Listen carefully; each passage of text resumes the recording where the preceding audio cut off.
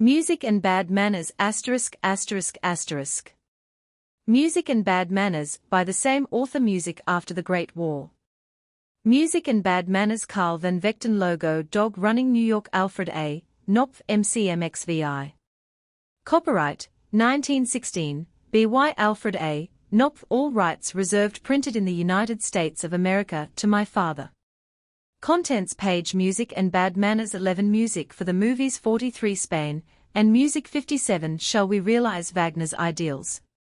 135. The Bridge Burners. 169. A New Principle, in Music 217. Leo Ornstein 229. Music and Bad Manners. Music and Bad Manners. Singers, musicians of all kinds, are notoriously bad-mannered. The storms of the Titan, Beethoven, the petty malevolences of Richard Wagner, the weak sulkiness of Chopin in displeasure was appalling, writes George Sand, and as with me he always controlled himself, it was as if he might die of suffocation, have all been recalled in their proper places in biographies and in fiction, but no attempt has been made heretofore, so far as I am aware, to lump similar anecdotes together under the somewhat castigating title I have chosen to head this article. Nor is it alone the performer who gives exhibitions of bad manners. As a matter of fact, once an artist reaches the platform, he is on his mettle, at his best. At home he, or she, may be ruthless in his passionate display of floods of temperament. I have seen a soprano throw a pork roast on the floor at dinner, the day before a performance of Wagner's consecrational festival play, with the shrill explanation, pork before Parsifal. On the street he may shatter the clouds with his lightnings, as, indeed, Beethoven is said to have done, but on the stage he becomes, as a rule, a superhuman being, an interpreter, a mere virtuoso. Of course, there are exceptions.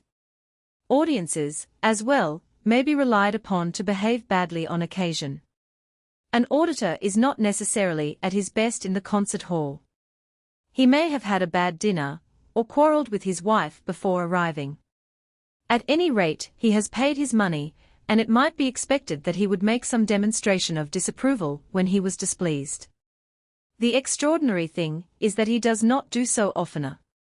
On the whole, it must be admitted that audiences remain unduly calm at concerts, that they are unreasonably polite, indeed, to offensively inadequate, or downright bad interpretations.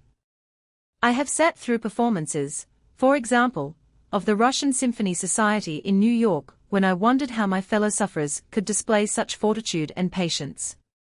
When Prince Igor was first performed at the Metropolitan Opera House, the ballet, danced in defiance of all laws of common sense or beauty, almost compelled me to throw the first stone. The parable saved me. Still, one doesn't need to be without sin to sling pebbles in an opera house. And it is a pleasure to remember that there have been occasions when audiences did speak up. In those immeasurably sad pages in which Henry Fothergill Chorley describes the last London appearance of Judita Pastor, recalling Pauline Viardot's beautiful remark, she, like Rachel, was hearing the great dramatic soprano for the first time. It is like the Cenacolo of Da Vinci at Milan, a wreck of a picture, but the picture is the greatest picture in the world. This great chronicler of the glories of the opera stage recalls the attitude of the French actress. There were artists present who had then, for the first time, to derive some impression of a renowned artist, perhaps, with the natural feeling that her reputation had been exaggerated. Among these was Rachel, whose bitter ridicule of the entire sad show made itself heard throughout the whole theatre, and drew attention to the place where she sat, one might even say, sarcastically enjoying the scene. Chorley's description of an incident in the career of the dynamic Mme Mara, a favorite in Berlin from 1771 to 1780, makes far pleasanter reading. On leave of absence being denied to her when she wished to recruit her strength by a visit to the Bohemian Baden, the songstress took the resolution of neglecting her professional duties, in the hope of being allowed to depart as worthless.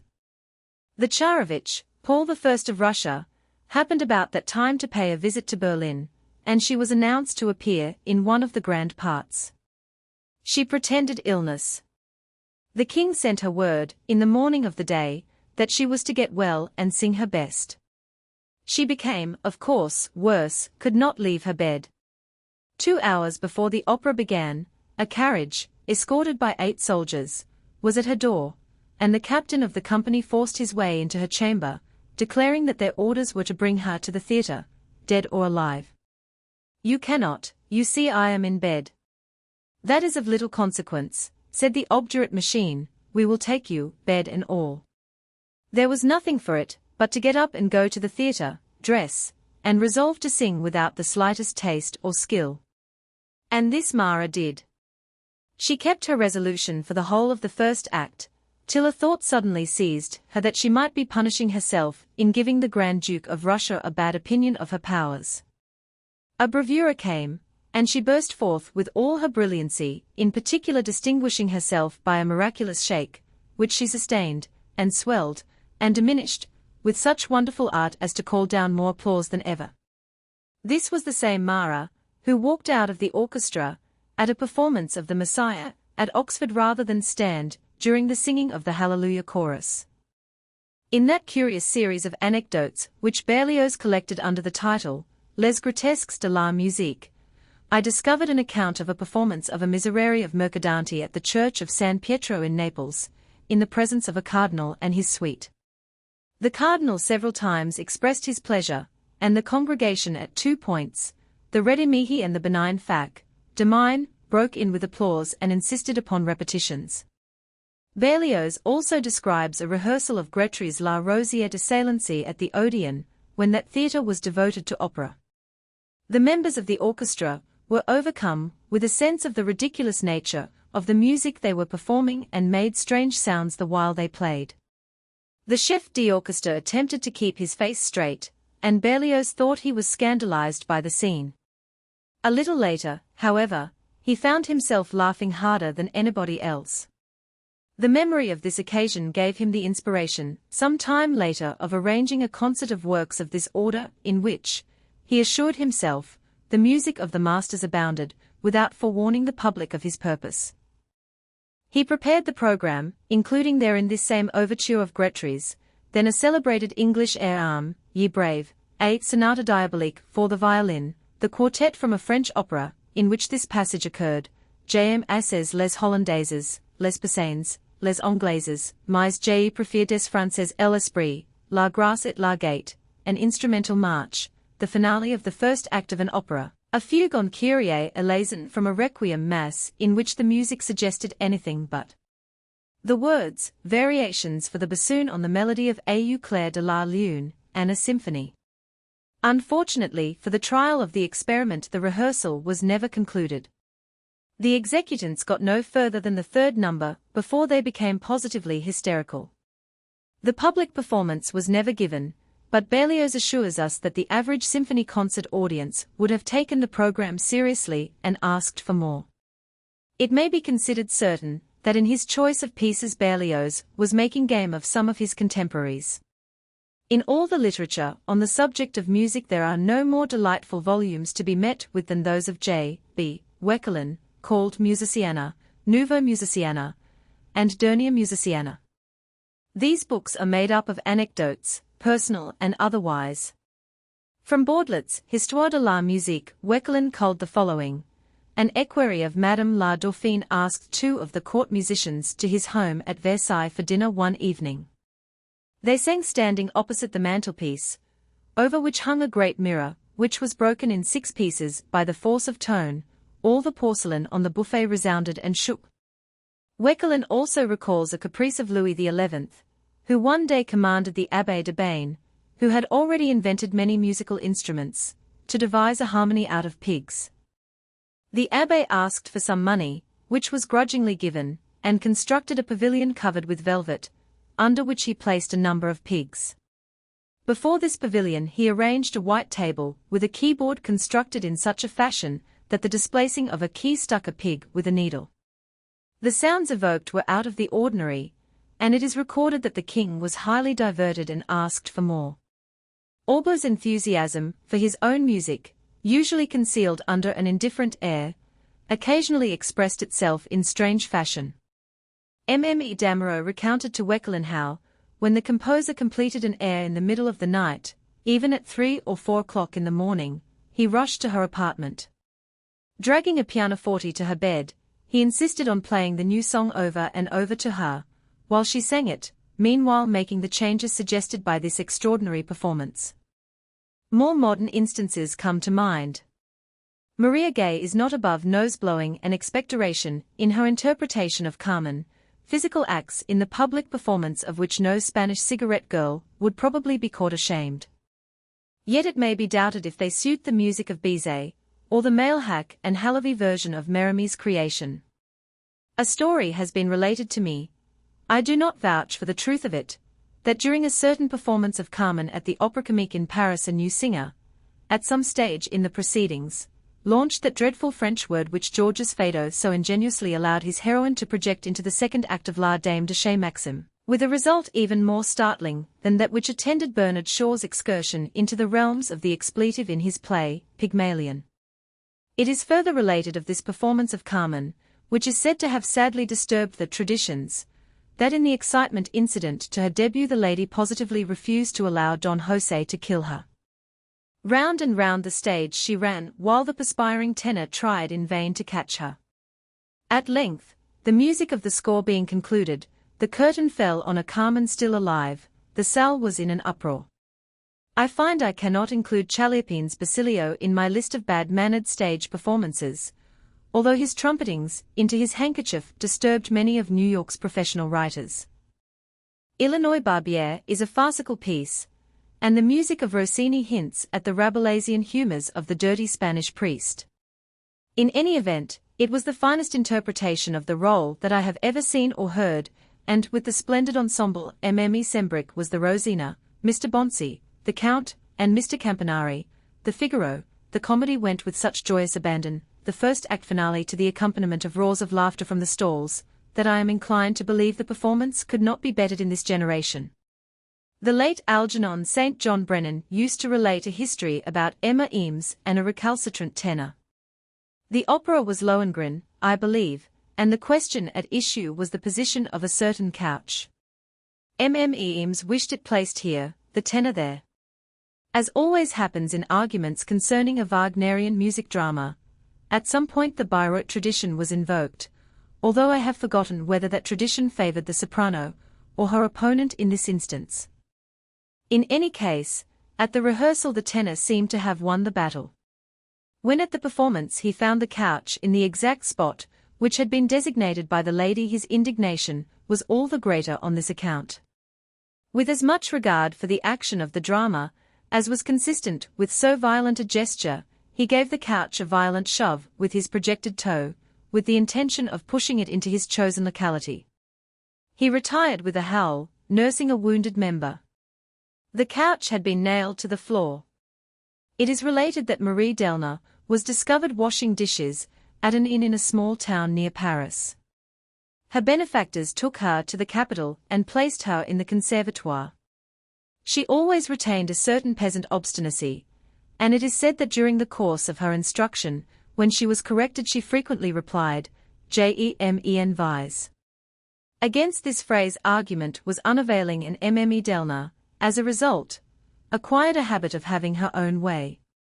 Her Orphée was, and still is, I should think, one of the notable achievements of our epoch.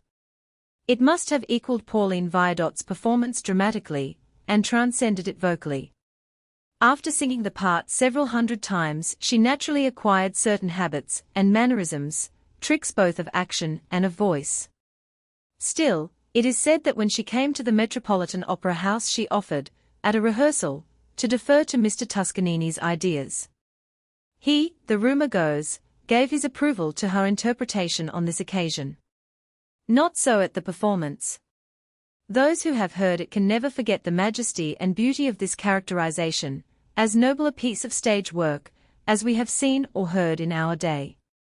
At her debut in the part in New York, Mme. Delna was superb, vocally and dramatically. In the celebrated air, Che Fero senza Eurydice, the singer followed the tradition, doubly established by the example of Mme. Viardot in the great revival of the mid-century, of singing the different stanzas of the air in different tempi. In her slowest adagio the conductor became impatient. He beat his stick briskly across his desk and whipped up the orchestra. There was soon a hiatus of 2 bars between singer and musicians. It was a terrible moment, but the singer won the victory.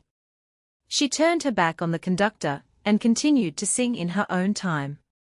The organ tones rolled out, and presently the audience became aware of a junction between the 2 great forces. Mr. Toscanini was vanquished, but he never forgave her. During the opera season of 1915-16, opera-goers were treated to a diverting exhibition. Mme. Geraldine Farrar, just returned from a fling at 3 five-reel cinema dramas, elected to instill a bit of moving picture realism into Carmen. Fresh with the memory of her prolonged and brutal scuffle in the factory scene, as it was depicted on the screen, Mme. Farrar attempted something like it in the opera, the first act of which was enlivened with sundry blows and kicks.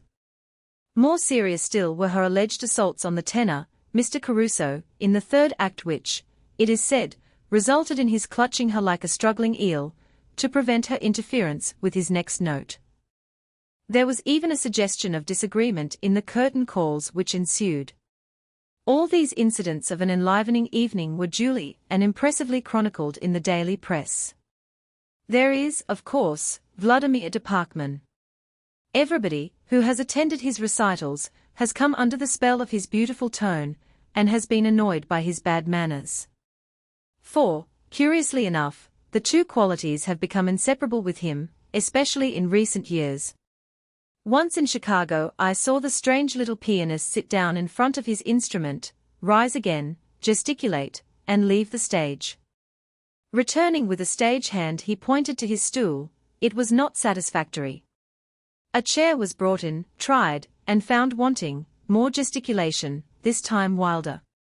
At length, after considerable discussion between Mr. de Parkman and the stagehand, all in view of the audience, it was decided that nothing would do, but that someone must fetch the artist's own piano bench from his hotel, which, fortunately, adjoined the concert hall. This was accomplished in the course of time. In the interval the pianist did not leave the platform.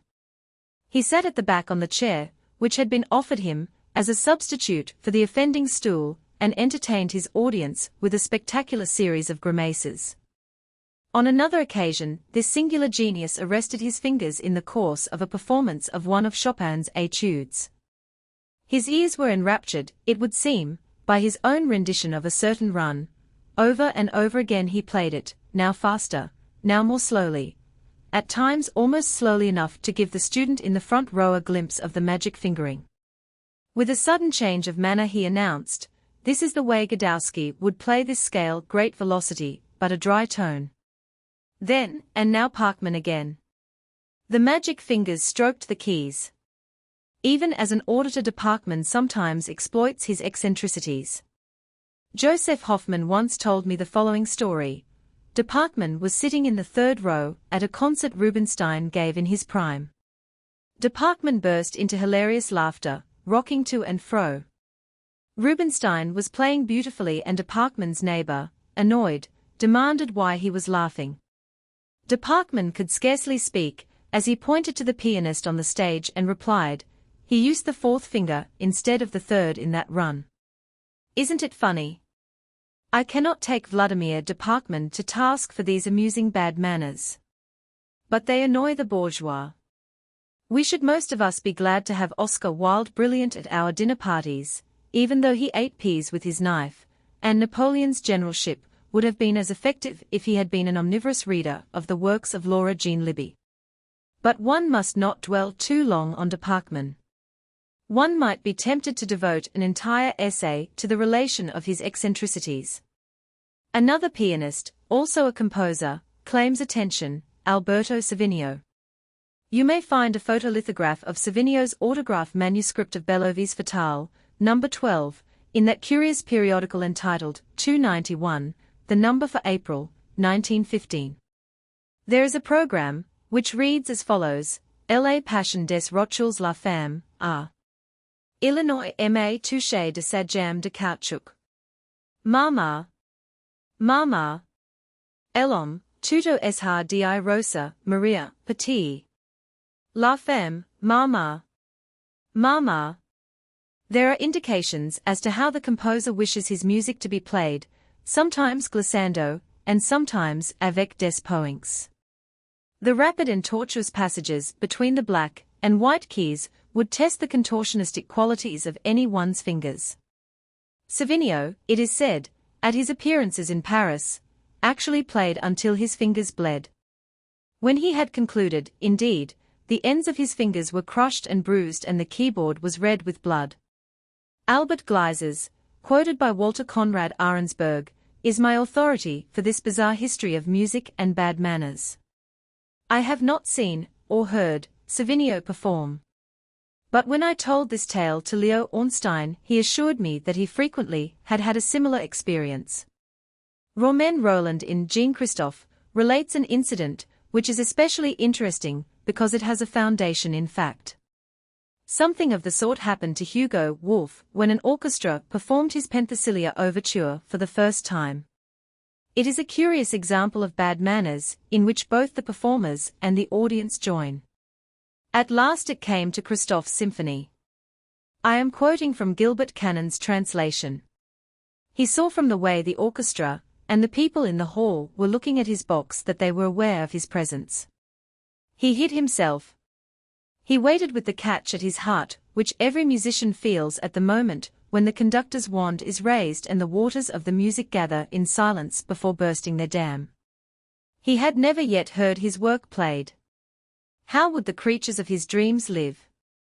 How would their voices sound? He felt their roaring within him, and he leaned over the abyss of sounds waiting fearfully for what should come forth. What did come forth was a nameless thing, a shapeless hodgepodge. Instead of the bold columns, which were to support the front of the building, the chords came crumbling down like a building in ruins. There was nothing to be seen but the dust of mortar. For a moment Christophe was not quite sure whether they were really playing his work. He cast back for the train, the rhythm of his thoughts. He could not recognize it. It went on babbling and hiccuping like a drunken man clinging close to the wall, and he was overcome with shame, as though he himself had been seen in that condition. It was to no avail to think that he had not written such stuff. When an idiotic interpreter destroys a man's thoughts, he has always a moment of doubt, when he asks himself in consternation if he is himself responsible for it. The audience never asks such a question. The audience believes in the interpreter, in the singers, in the orchestra whom they are accustomed to hear. As they believe in their newspaper, they cannot make a mistake. If they say absurd things, it is the absurdity of the author. This audience was the less inclined to doubt because it liked to believe. Christophe tried to persuade himself that the Kapellmeister was aware of the hash, and would stop the orchestra and begin again. The instruments were not playing together. The horn had missed his beat and had come in a bar too late. He went on for a few minutes, and then stopped quietly to clean his instrument.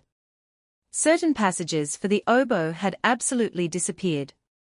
It was impossible for the most skilled ear to pick up the thread of the musical idea, or even to imagine there was one.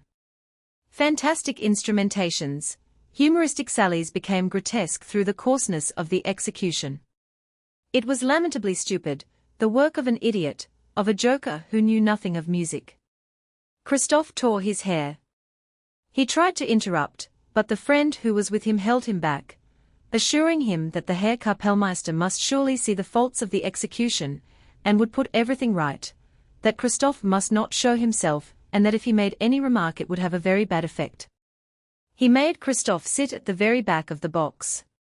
Christophe obeyed, but he beat his head with his fists, and every fresh monstrosity drew from him a groan of indignation and misery. The wretches! The wretches! He groaned and squeezed his hands tight to keep from crying out. Now mingled with the wrong notes there came up to him the muttering of the audience, who were beginning to be restless. At first it was only a tremor, but soon Christophe was left without a doubt. They were laughing. The musicians of the orchestra had given the signal. Some of them did not conceal their hilarity. The audience, certain then that the music was laughable, rocked with laughter. This merriment became general. It increased at the return of a very rhythmical motif, with the double basses accentuated in a burlesque fashion. Only the Kapellmeister went on through the uproar imperturbably beating time. At last they reached the end, the best things come to an end. It was the turn of the audience. They exploded with delight, an explosion which lasted for several minutes. Some hissed, others applauded ironically, the wittiest of all shouted encore. A bass voice coming from a stage box began to imitate the grotesque motif. Other jokers followed suit and imitated it also. Someone shouted author. It was long since these witty folk had been so highly entertained. When the tumult was calmed down a little, the Kapellmeister, standing quite impassive with his face turned towards the audience, though he was pretending not to see it, the audience was still supposed to be non-existent, made a sign to the audience that he was about to speak. There was a cry of SSH, and silence. He waited a moment longer, then, his voice was curt, cold, and cutting. Gentlemen, he said, I should certainly not have let that be played through to the end if I had not wished to make an example of the gentleman, who has dared to write offensively of the great Brahms. That was all. Jumping down from his stand he went out amid cheers from the delighted audience. They tried to recall him, the applause went on for a few minutes longer. But he did not return. The orchestra went away. The audience decided to go too. The concert was over. It had been a good day. Von Bülow once stopped his orchestra at a public performance to remonstrate with a lady with a fan in the front row of seats. Madam, he said gravely, I must beg you to cease fanning yourself in 3/4 time, while I am conducting in 4/4 time. Here are a few personal recollections of bad-mannered audiences. A performance of the Magic Flute in Chicago comes to mind. Fritzi Scheff, the Papagena, and Giuseppe Campanari, the Papageno, had concluded their duet in the last act amidst a storm of applause, in face of which the conductor sped on to the entrance of the Queen of the Night. Mme Sembrick entered and sang a part of her recitative unheard. One could see, however, that her jaws opened and closed with the mechanism incidental to tone production. After a few bars she retired defeated and the bad-mannered audience continued to shout and applaud until that unspeakable bit of nonsense which runs pa pa pa, etc., was repeated. Mme Sembrick appeared no more that day. Another stormy audience I encountered at a concert of the Cologne Orchestra in Paris. Those who sit in the gallery at these concerts at the Châtelet Theatre are notoriously opinionated. There the battles of Richard Strauss and Debussy have been fought. The gallery crowd always comes early because seats in the top of the house are unreserved. They cost a franc or two, I forget exactly how much, but I have often sat there. To pass the time until the concert begins, and also to show their indifference to musical literature and the opinions of others, the gallerites fashion a curious form of spill, with one end in a point and the other feathered like an arrow, out of the pages of the annotated programs. These are then sent sailing, in most instances with infinite dexterity and incredible velocity, over the heads of the arriving audience. The objective point is the very center of the back cloth on the stage, a spot somewhat above the kettledrum. A successful shot always brings forth a round of applause. But this is, or was, an episode incident to any Cologne concert. I am describing an occasion. The concert took place during the season of poor Cologne's final illness. Now he lies buried in that curiously remote avenue of Père Lachaise, where repose the ashes of Oscar Wilde. Gabriel Pien, his successor, had already assumed the baton, and he conducted the concert in question. Anton van Ruy was the soloist and he had chosen to sing two very familiar, and very popular in Paris, Wagner excerpts, Wotan's Farewell from Die Walküre, and the air which celebrates the Evening Star from Tannhäuser. In this connection I might state that in this same winter, 1908-9, Das Rheingold was given in concert form. It had not yet been performed at the opera, on 2 consecutive Sundays at the Lamoureux concerts in the Salle Gaveau to standing room only. The concert proceeded in orderly fashion until Mr. Van Ruy appeared, then the uproar began. The gallery hooted, and screamed, and yelled. All the terrible noises, which only a Paris crowd can invent, were hurled from the dark recesses of that gallery. The din was appalling, terrifying.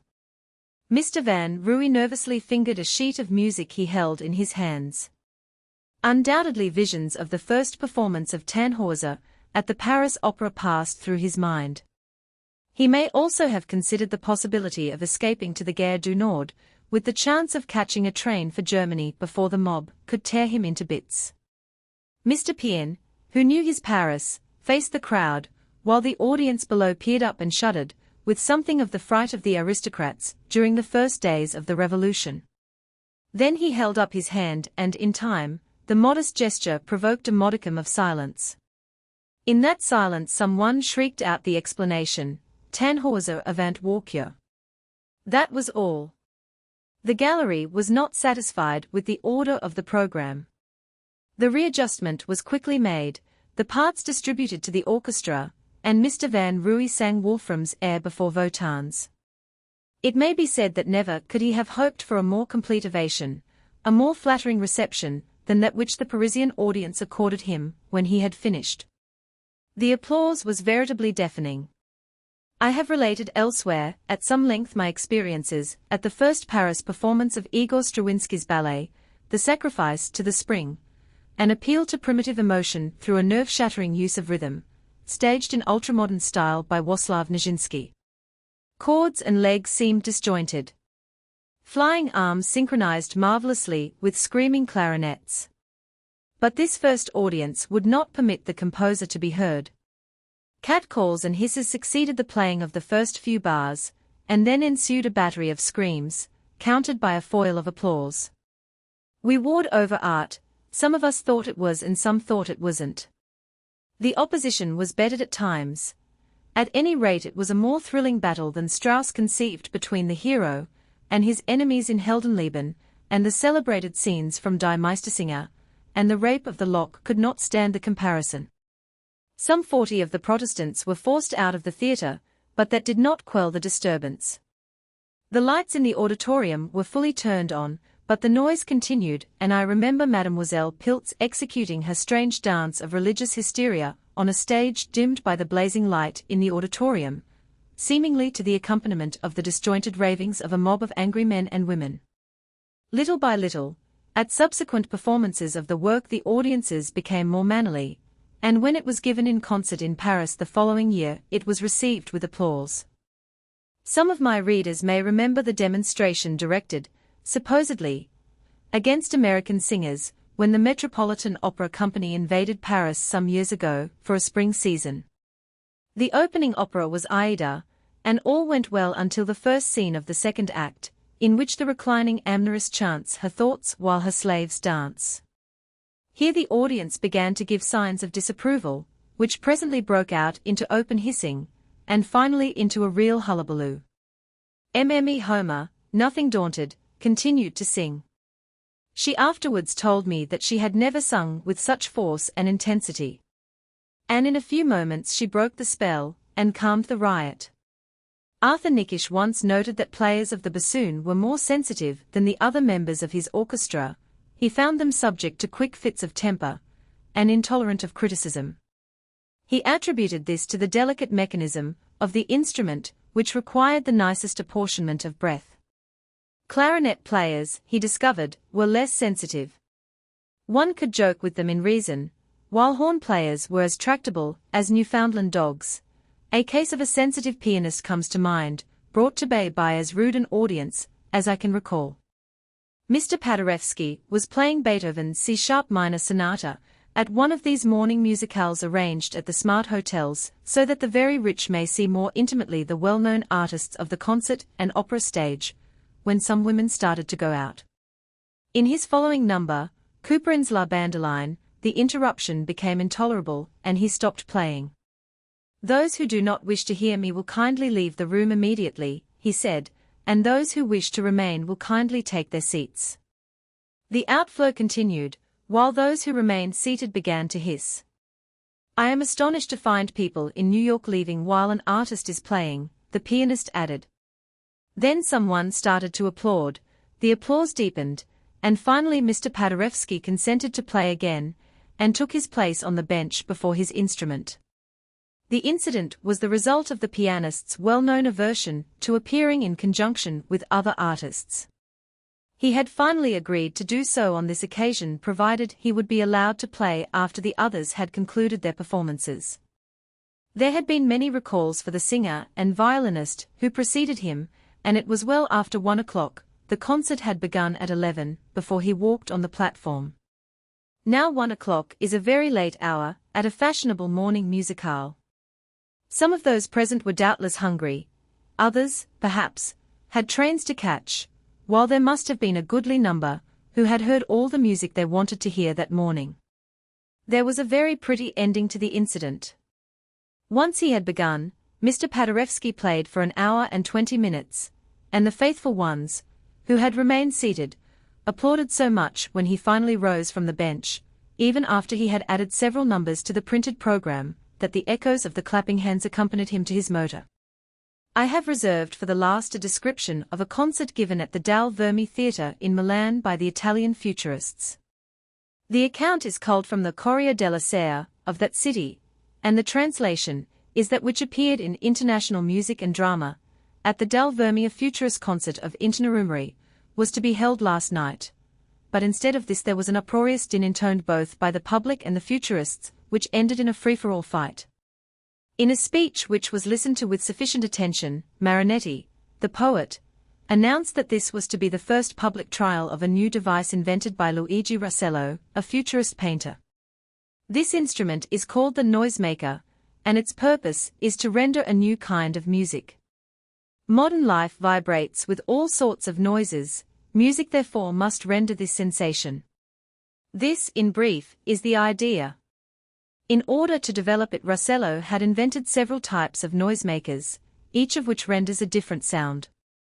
After Marinetti's speech the curtain went up, and the new orchestra appeared in all its glory amidst the bellowings of the public.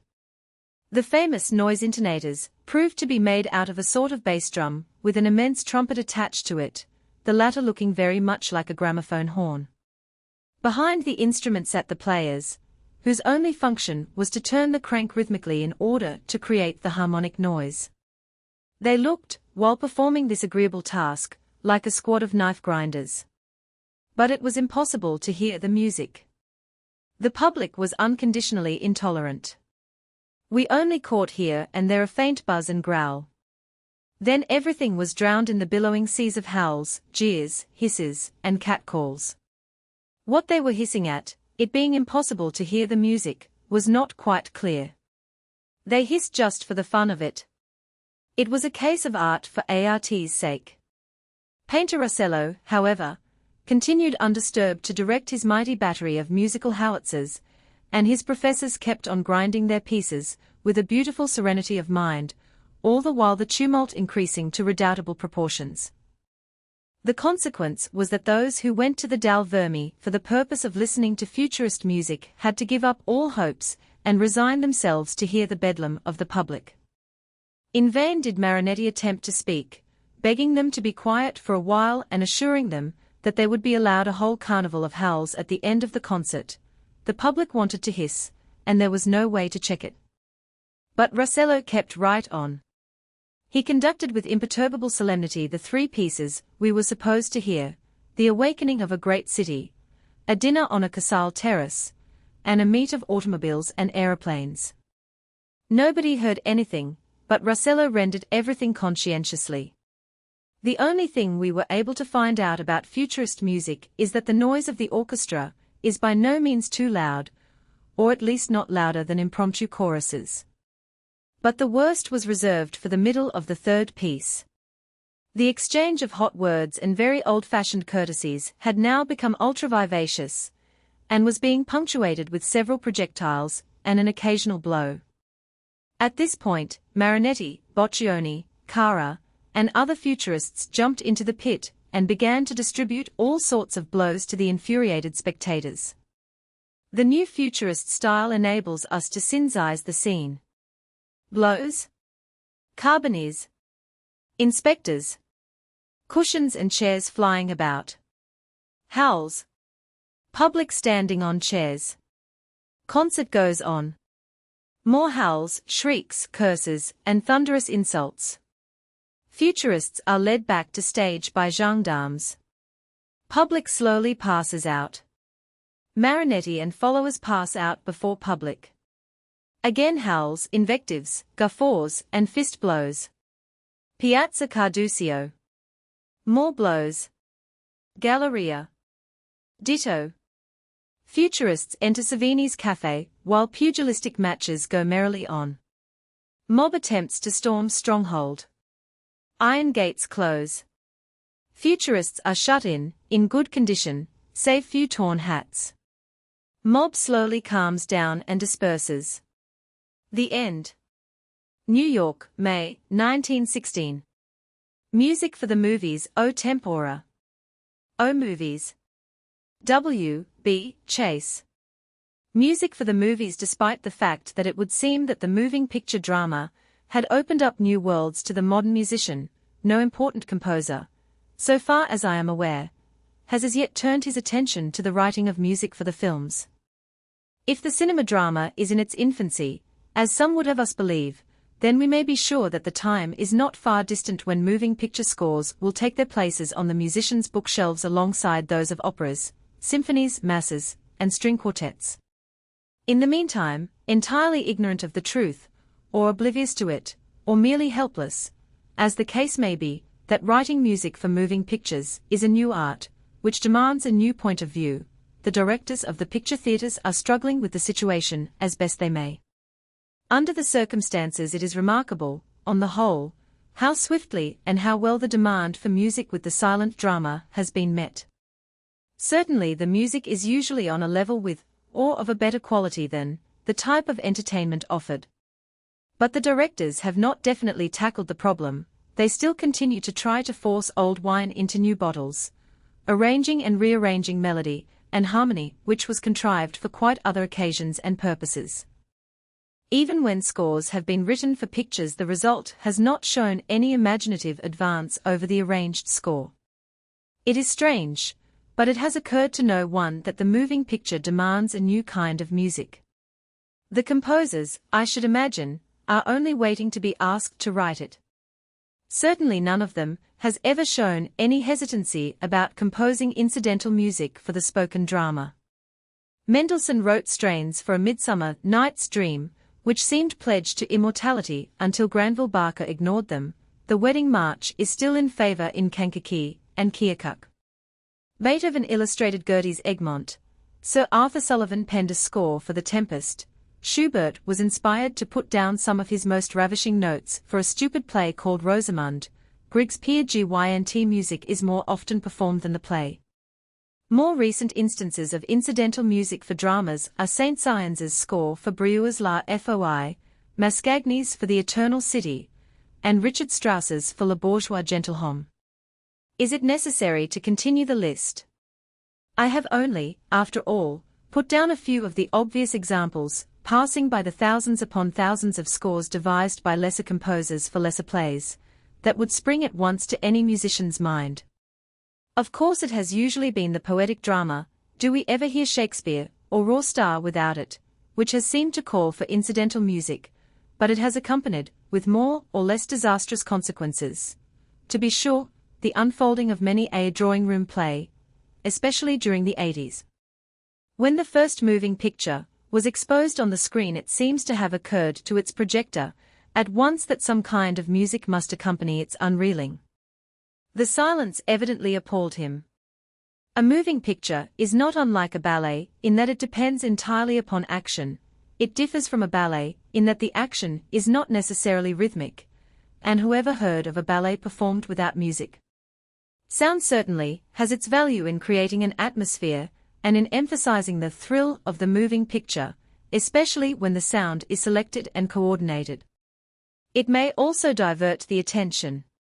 On the whole, more photographed plays follow the general lines of Lady Windermere's Fan or Peg O' My Heart than of poetic dramas such as Cymbeline or La Samaritaine. The problem here, however, is not the same as in the spoken drama. For in motion pictures a poetic play sheds its poetry and becomes, like its neighbor, a skeleton of action. There is no conceivable distinction in the movies beyond one created by preference, or taste, or the quality of the performance and the photography, between Dante's Inferno and a picture in which the beloved Charles Chaplin looms large. The directors of the moving picture companies have tried to meet this problem. That they have not wholly succeeded so far is not entirely their fault. It is no easy matter, for example, in a theatre in which the films are changed daily. This is the general rule even in the larger houses, for the musicians, or musician, to arrange a satisfactory accompaniment for 5,000 feet of action, which includes everything from an earthquake in Cuba to a dinner in Park Lane. And it is scarcely possible, even if the distributors be so inclined, as they frequently are nowadays, to furnish a music score which will answer the purposes of the different-sized bands, ranging from a full orchestra to an upright piano solo. As for the pictures without pre-arranged scores, the orchestra leaders and pianists must do the best they can with them. In some houses there is an attitude of total disrespect paid towards the picture by the chef d'orchestre. He arranges his musical program as if he were giving a concert, not at all with a view to effectively accompanying the picture. In a theatre on 2nd Avenue in New York, for example, I have heard an orchestra play the whole of Beethoven's First Symphony as an accompaniment to Irene Fenwick's performance of The Woman Next Door. As the symphony came to an end before the picture, it was supplemented by a Waldteufel waltz, Les Padineurs. The result, in this instance, was not altogether incongruous, or even particularly displeasing, and it occurred to me that if one had to listen to music while the third act of Hedda Gabler were being enacted, one would prefer to hear something like Boccherini's celebrated Minuet, or a light Mozart dance rather than anything ostensibly contrived to fit the situation. In the latter instance the result would be sure to be unbearable bathos. On the other hand, there are certain players for pictures who remind one by their methods of the anxiety of Richard Strauss to describe every peacock, and been mentioned in any of his opera books. If a garden is exposed on the screen, one hears the flowers that bloom in the spring. A love scene is the signal for un peu d'amour. A cross or any religious episode suggests the rosary to these ingenious musicians. Japan brings a touch of Madame Butterfly. A proposal of marriage. Oh, promise me. And a farewell, Torsty's goodbye. This expedient of appealing through the intellect to the emotions, it may be admitted, has the stamp of approval of no less a composer than Richard Wagner. Lacking the authority of real moving picture music, which a new composer must rise to invent, the safest way, not necessarily the best way, is the middle course, one method for this, another for that. One of the difficulties is to arrange a music score for a theatre with a large orchestra, where the leader must plan his score, or have it planned for him, for an entire picture before his orchestra can play a note. Music cues must be definite: 20 bars of Alexander's Ragtime Band, 17 of The Ride of the Valkyries, 10 of Visitate, etc. An ingenious young man has discovered a way by which music and action may be exactly synchronized. I feel the impulse to quote extensively from the somewhat vivid report of his achievement, published in one of the motion picture weekly journals. Here was a man-sized job: how to measure the action of the picture to the musical score, so that they would both come out equal at every part of the picture, and would be so exact that any orchestra might take the score and follow the movement of the play with absolute correctness. It was a question primarily of mathematics, but even so it was some time before a system of computation was devised before the undertaking was gotten down to a certainty. As an illustration, on the opening night of one of the most notable photoplay productions now before the public, the orchestra, notwithstanding a 3 weeks' rehearsal, found at the conclusion of the picture that it was a page and a half behind the play's action in the musical setting. Then we learn that Frank Stadler of New York provided the remedy for this condition of affairs. It is impossible to resist the temptation to quote further from this extremely racy account. He remembered that Beethoven had overcome the difficulty of proper timing for his sonatas by a mechanical arrangement known as the metronome, invented by a friend of his. This is an arrangement with a little bell attached which may be set for the movement of the music and used as an exact guide to the right measure, the bell giving warning at the expiration of each period so that the leader knows whether he is in time or not. Mr. Stadler then began the measurement of a film with a metronome, a stenographer, and a watch. He found that the film ran 10 feet to every 8 seconds, and he set the metronome for 8-second periods accordingly. The stenographer made a note of the action of the picture each time the bell rang, with the result that when the entire picture had been run, Mr. Stadler had a complete record of the production. All that was necessary and was to select from the classics and the popular melodies the music which would give a suitable atmosphere and a harmonious accompaniment to the theme of the play, so synchronizing the music with the 8-second periods that every bar of it fitted the spirit of the many score of scenes of the production. The single-man orchestra, the player of the upright piano, need not make so many preparatory gestures. He may with impunity, if he be of an inventive turn of mind, or if his memory be good, improvise his score as the picture unreels itself for the first time before what may very well be his astonished vision, and after that, he may vary his accompaniment, as the shows of the day progress, improving it here or there, or not, as the case may be, keeping generally as near to his original performance as possible. Of course he puts a good deal of reliance on rum-ti-tum shivery passages, known to orchestra leaders as agits, an abbreviation of agitato. A page or two of them is distributed to every member of a moving picture band to accompany moments of excitement. This music you will remember if you have ever attended a performance of a Lincoln J. Carter melodrama, in which a train was wrecked, or a hero rescued from the teeth of a saw, or a heroine pursued by bloodhounds. Those were the good old days. Recently I heard a pianist in a moving picture house on 14th Street in New York eke out a half hour with similar poundings on 2 or 3 well-used chords, well used even in the time of Haydn. The scenes represented the whole of a 2-act opera, and the ambitious pianist was trying to give his audience the effect of singers, principals and chorus, and orchestra with his 3 chords. Shades of Arnold Schoenberg. A certain periodical devoted to the interests of the moving picture trade conducts a department as first aid to the musical conductors and pianists who figure at these shows. In a recent number the editor of this department gives it as his solemn opinion that musicians who read fiction are the best equipped for picture playing. Then, with an almost tragic parenthesis, he continues, reading fiction is the last diversion that the average musician will follow. He feels that all the necessary romance is to be found in his music. Facts are dead, says this editor in substance, but fiction is living and should make you weep. When you cry, all that remains for you to do is to think of a tune which will synchronize with the cause of your tears. This will serve you later when a similar scene occurs in a film drama. There is one tune which any capable moving picture pianist has found will synchronize with any Keystone picture. For the benefit of the uninitiated I may state that in the Keystone farces someone gets kicked or knocked down or spat upon several times in almost every scene.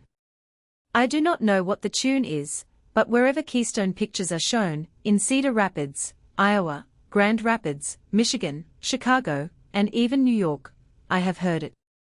When a character falls into the water, and at least 10 of them invariably do, the pianist may vary the tune by sitting on the piano, or by upsetting a chair. In one theater I have known him to cause glass to be shattered behind the screen at a moment when the picture exposed a similar scene. How Marinetti would like that. However, the day of this sort of thing is rapidly approaching its close, I venture to say. Some of the firms are already issuing arranged music scores for their productions. One may note in passing the score, which accompanied Geraldine Ferrard's screen performance of Carmen, largely selected from the music of Bizet's opera, and Victor Herbert's original score for The Fall of a Nation. A score which does not take full advantage of the new technique of the cinema drama. It will not be long before an enterprising director engages an enterprising musician to compose music for a picture. For the same reason that D'Annunzio, very early in the career of the moving picture, wrote a scenario for a film, I should not be surprised to learn that Richard Strauss was under contract to construct an accompaniment to a screen drama.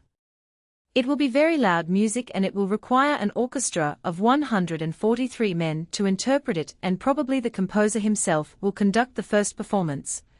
And later, excerpts will be given by the Boston Symphony Orchestra, and the critics will say, in spite of Philip Hale's diverting program notes, that this music should never be played except in conjunction with the picture for which it was written. Mascagni is another composer who should find an excellent field for his talent in writing tone poems for pictures, although he would contrive nothing more daring than a well-arranged series of illustrative melodies. But put Igor Stravinsky, or some other modern genius, to work on this problem and see what happens. The musician of the future should revel in the opportunity the moving picture gives him to create a new form.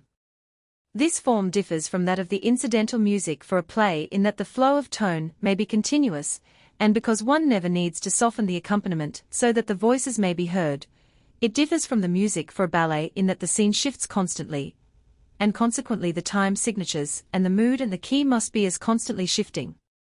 The swift flash from scene to scene, the cutback, the necessary rapidity of the action, all are adapted to inspire the futurist composer to brilliant effort.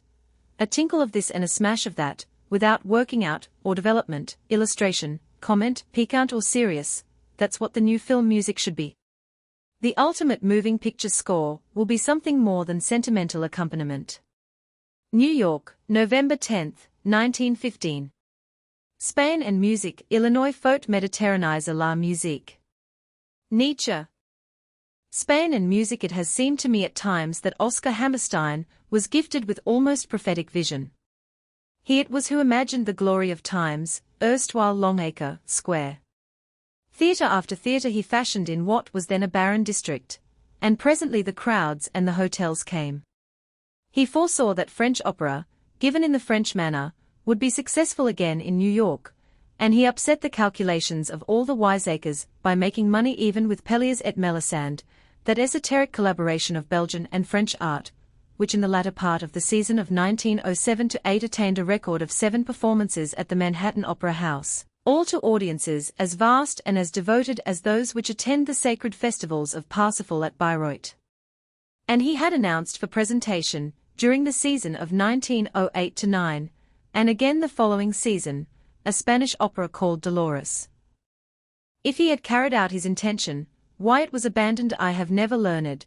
The scenery and costumes were ready, he would have had another honor thrust upon him, that of having been beforehand in the production of modern Spanish opera in New York, an honor which, in the circumstances, must go to Mr. Gaudí.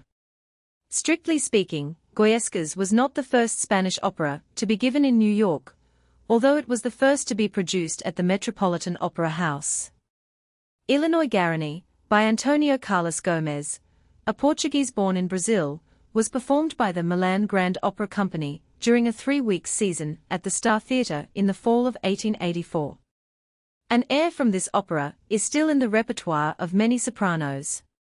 To go still farther back, 2 of Manuel Garcia's operas, sung of course in Italian, El Amante Astuto and La Figlia dell'Aria, were performed at the Park Theatre in 1825 with Maria Garcia, later to become the celebrated Mme. Malibran, in the principal roles.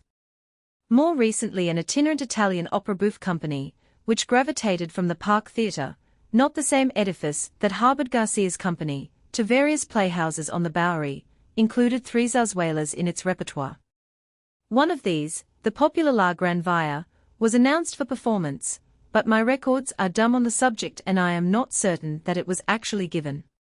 There are probably other instances. Mr. Hammerstein had previously produced 2 operas about Spain, when he opened his first Manhattan Opera House on the site now occupied by Mace's department store with Moskowski's Boabdil, quickly followed by Beethoven's Fidelio. The Malagueña from Boabdil is still a favorite morceau with restaurant orchestras, and I believe I have heard the entire ballet suite performed by the Chicago Orchestra under the direction of Theodore Thomas. New York's real occupation by the Spaniards, however, occurred after the close of Mr. Hammerstein's brilliant seasons, although the earlier vogue of Carmencita, whose celebrated portrait by Sargent in the Luxembourg Gallery in Paris will long preserve her fame, the interest in the highly colored paintings by Sorolla and Zuloaga, many of which are still on exhibition in private and public galleries in New York, the success here achieved, in varying degrees, by such singing artists as Emilio de Gagorza, Andrea de Segurola, and Lucrezia Borri, the performances of the piano works of Albeniz, Turina, and Granados by such pianists as Ernest Schelling, George Copeland, and Leo Ornstein, and the amazing Spanish dances of Anna Pavlova, who in attempting them was but following in the footsteps of her great predecessors of the 19th century, Fanny Elsler and Taglioni, all fanned the flames. The winter of 1915–16 beheld the Spanish blaze. Enrique Granados, one of the most distinguished of contemporary Spanish pianists and composers, a man who took a keen interest in the survival and artistic use of national forms, came to this country to assist at the production of his opera Goyescas, sung in Spanish at the Metropolitan Opera House for the first time anywhere, and was also heard several times here in his interpretative capacity as a pianist. Pablo Casals, the Spanish cellist, gave frequent exhibitions of his finished art, as did Miguel Lobet, the guitar virtuoso. La Argentina, Señora Paz of South America, exposed her ideas, somewhat classicized, of Spanish dances. A Spanish soprano, Maria Barrientos, made her North American debut and justified, in some measure, the extravagant reports which had been spread broadcast about her singing. And finally the decree of Paris, still valid in spite of Paul Poiret's reported absence in the trenches, led all our womenfolk into the wearing of Spanish garments, the hip-hoops of the Velázquez period, the lace flounces of Goya's Duchess of Alba, and the mantillas, the combs, and the accroche-goers of Spain. In addition, one must mention Mme. Farrar's brilliant success, deserved in some degree, as Carmen, both in Bizet's opera and in a moving picture drama. Miss Theda Barra's film appearance in the same part, made with more atmospheric suggestion than Mme. Farrar's, even if less effective, as an interpretation of the moods of the Spanish cigarette girl. Mr. Charles Chaplin's eccentric burlesque of the same play, the continued presence in New York of Andrea de Segurola, as an opera and concert singer. Maria Gay, who gave some performances in Carmen and other operas, and Lucrezia Borri, although she was unable to sing during the entire season owing to the unfortunate result of an operation on her vocal cords. In Chicago, Miss Supervia appeared at the opera and Mme. Kuznetsov, the Russian, danced Spanish dances, and at the New York Winter Garden Isabel Rodriguez appeared in Spanish dances, which quite transcended the surroundings, and made that stage as atmospheric, for the few brief moments in which it was occupied by her really entrancing beauty, as a maison de danse in Seville. The tango, too, in somewhat modified form, continued to interest ballroom dancers, danced to music provided in many instances by Señor Valverde, an indefatigable producer of popular tunes, some of which have a certain value as music owing to their close allegiance to the folk dances and songs of Spain. In the art world there was a noticeable revival of interest in Goya and El Greco. But if Mr. Gatteka Sarza, with the best intentions in the world, should desire to take advantage of any of this reclaim by producing a series of Spanish operas at the Metropolitan Opera House, say 4 or 5 more, he would find himself in difficulty.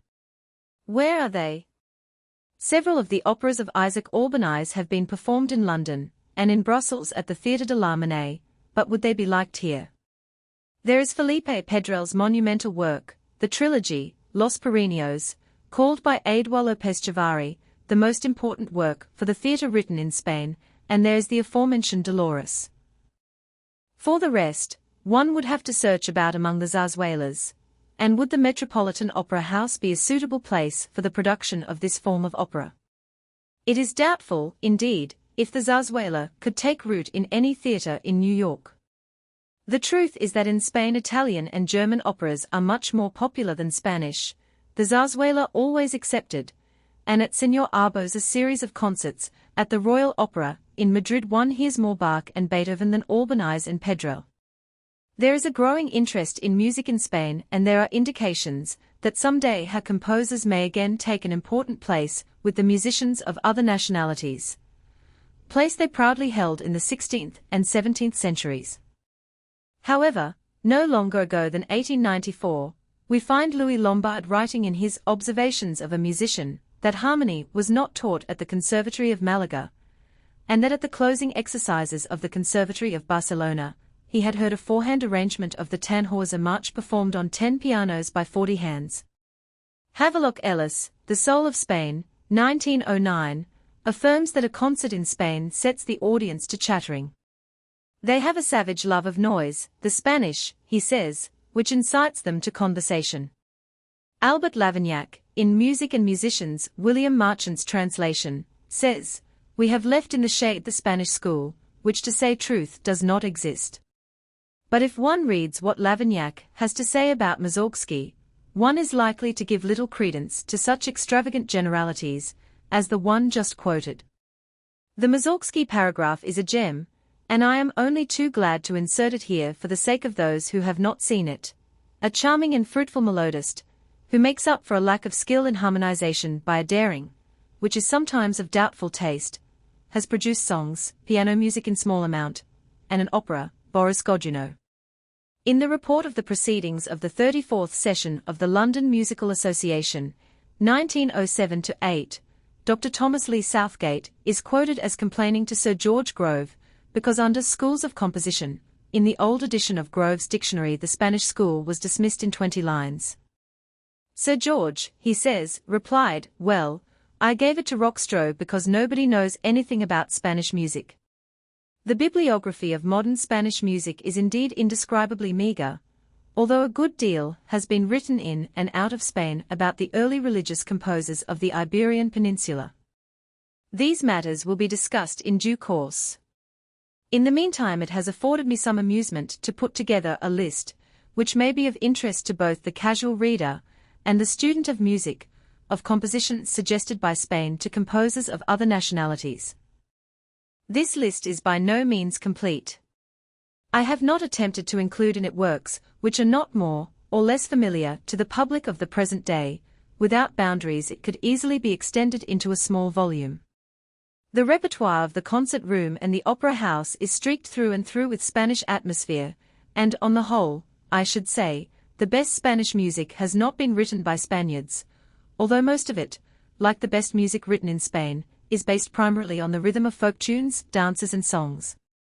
Of orchestral pieces, I think I must put at the head of the list Chabria's Rhapsody, España, as colorful and rhythmic a combination of tone as the auditor of a symphony concert is often bidden to hear.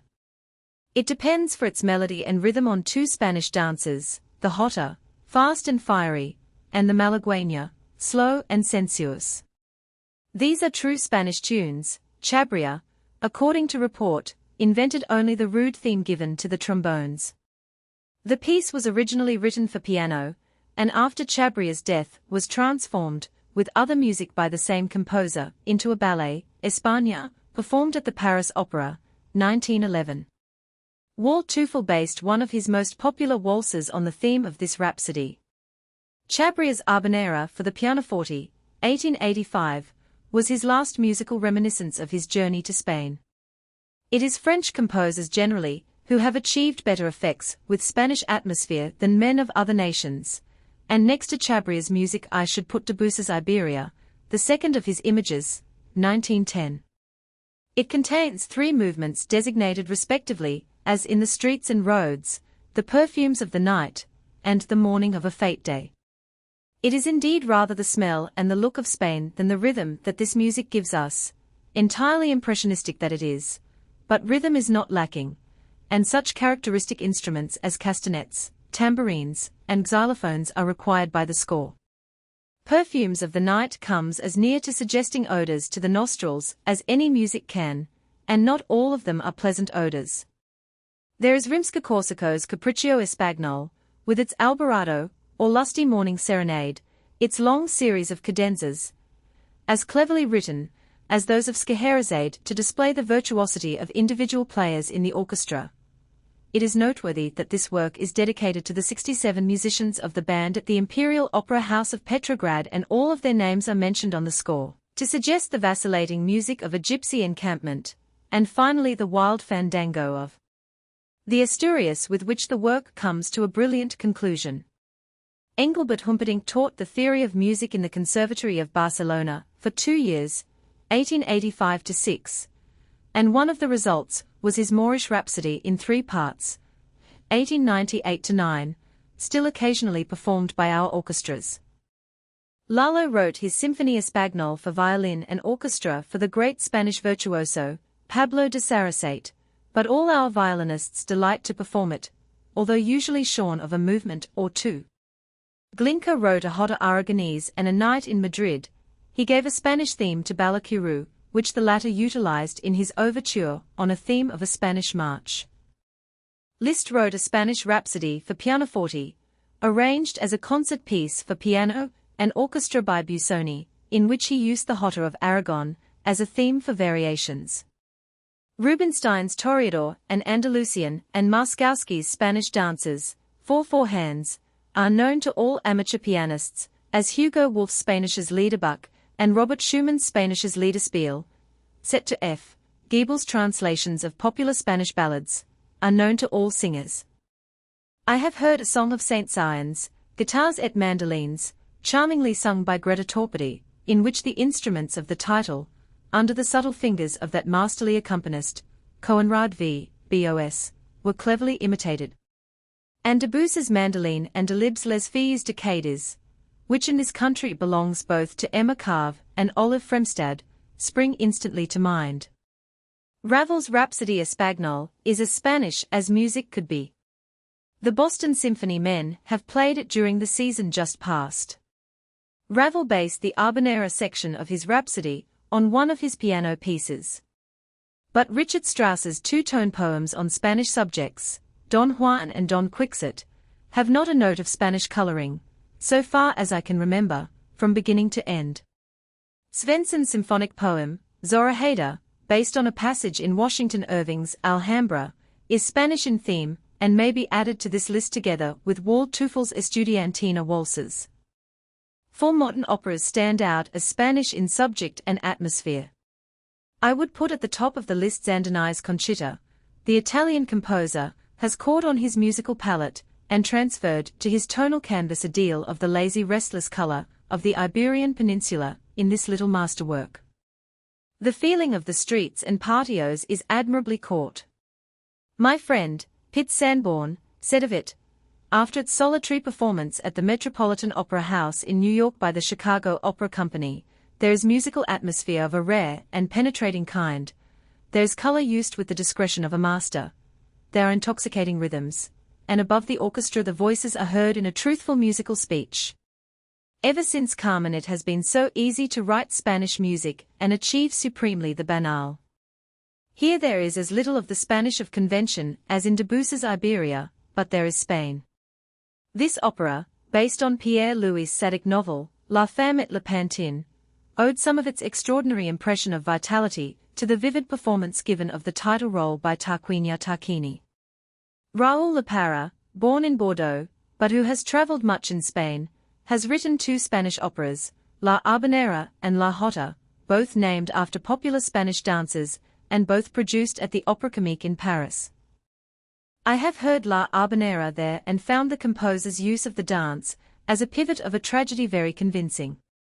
Nor shall I forget the first act close, in which a young man, seated on a wall facing the window of a house where a most bloody murder has been committed, sings a wild Spanish ditty, accompanying himself on the guitar, crossing and recrossing his legs in complete abandonment to the rhythm, while in the house rises the wild treble cry of a frightened child. I have not heard La Jota, nor have I seen the score. I do not find Emile Vuillermoz enthusiastic in his review, S.I.M., May 15, 1911, une danse transforme le premier acte en un kaleidoscope frénétique et le combat dans l'église doit donner.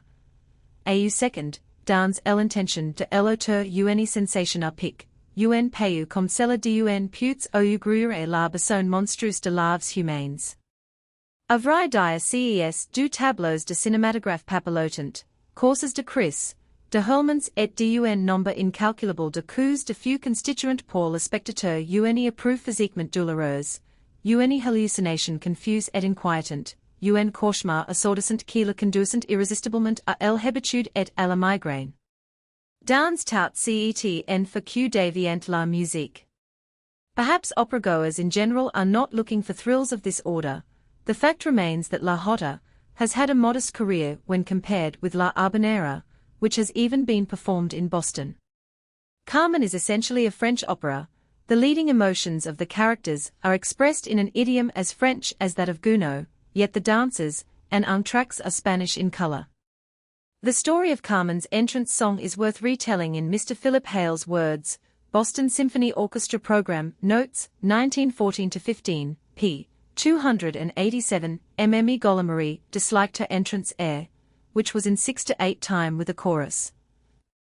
She wished something more audacious, a song in which she could bring into play the whole battery of her perversites artistiques, to borrow Charles Pigot's phrase, caressing tones and smiles, voluptuous inflections, killing glances, disturbing gestures.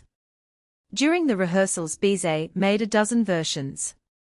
The singer was satisfied only with the 13th, the now familiar Habanera, based on an old Spanish tune that had been used by Sebastian Iridia.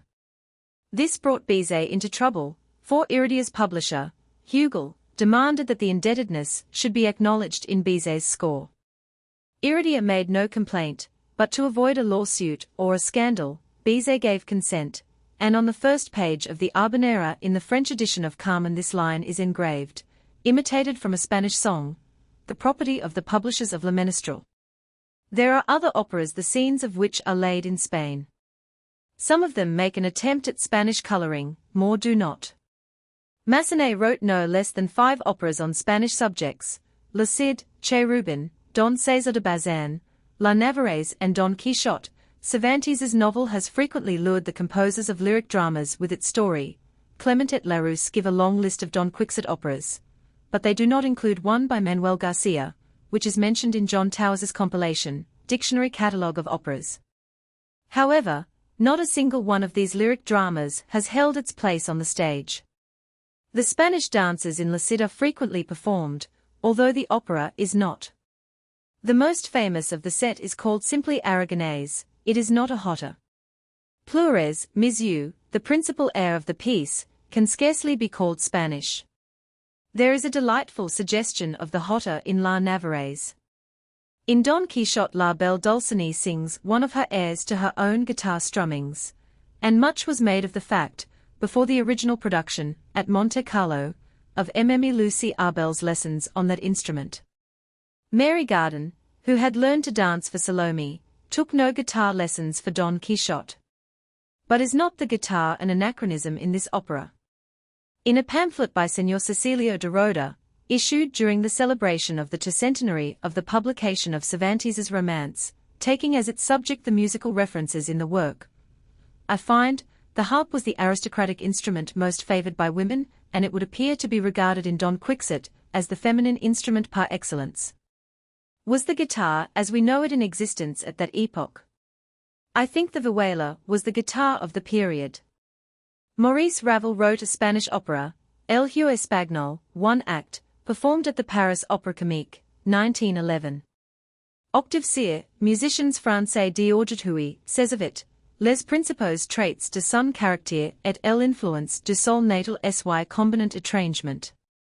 De l'alliance de la mer et du Pays basque, Ravel was born in the Basses Pyrenees, near the sea, ist né une musique à la fois fluide et nerveusement rythmée, mobile, chatoyante. Ami du pittoresque et dont le trait net et précis ist plus incisive que profonde. Hugo Wolf's opera Der Corregidor is founded on the novel, Illinois Sombrero de Tres Picos, of the Spanish writer, Pedro de Alarcón, 1833-91. His unfinished opera Manuel Venegas also has a Spanish subject, suggested by Alarcón's El Nino de la Bola. Other Spanish operas are Beethoven's Fidelio, Beowulf's The Rose of Castile, Verdi's Ernani and Illinois Trovatore, Rossini's Illinois Barbiere di Siviglia, Mozart's Don Giovanni, and La Nozze di Figaro, Weber's Preciosa, but really a play with incidental music, Dargomitsky's The Stone Guest, Pushkin's version of the Don Juan story. This opera, by the way, was one of the many retouched and completed by Rimsky-Korsakov, Reznicek's Donna Diana, and Wagner's Parsifal. The American composer John Knowles Payne's opera Zara, dealing with a Moorish subject, has, I think, never been performed. Two the early religious composers of Spain deserve a niche all to themselves, be it ever so tiny, as in the present instance. There is, to be sure, some doubt as to whether their inspiration was entirely peninsular, or whether some of it was wafted from Flanders, and the rest gleaned in Rome, for in their service to the Church most of them migrated to Italy and did their best work there. It is not the purpose of the present chronicler to devote much space to these early men, or to discuss in detail their music. There are no books in English devoted to a study of Spanish music, and few in any language, but what few exist take good care to relate at considerable length, some of them with frequent musical quotation, the state of music in Spain in the 16th, 17th, and 18th centuries, the Golden Period. To the reader, who may wish to pursue this phase of our subject, I offer a small bibliography.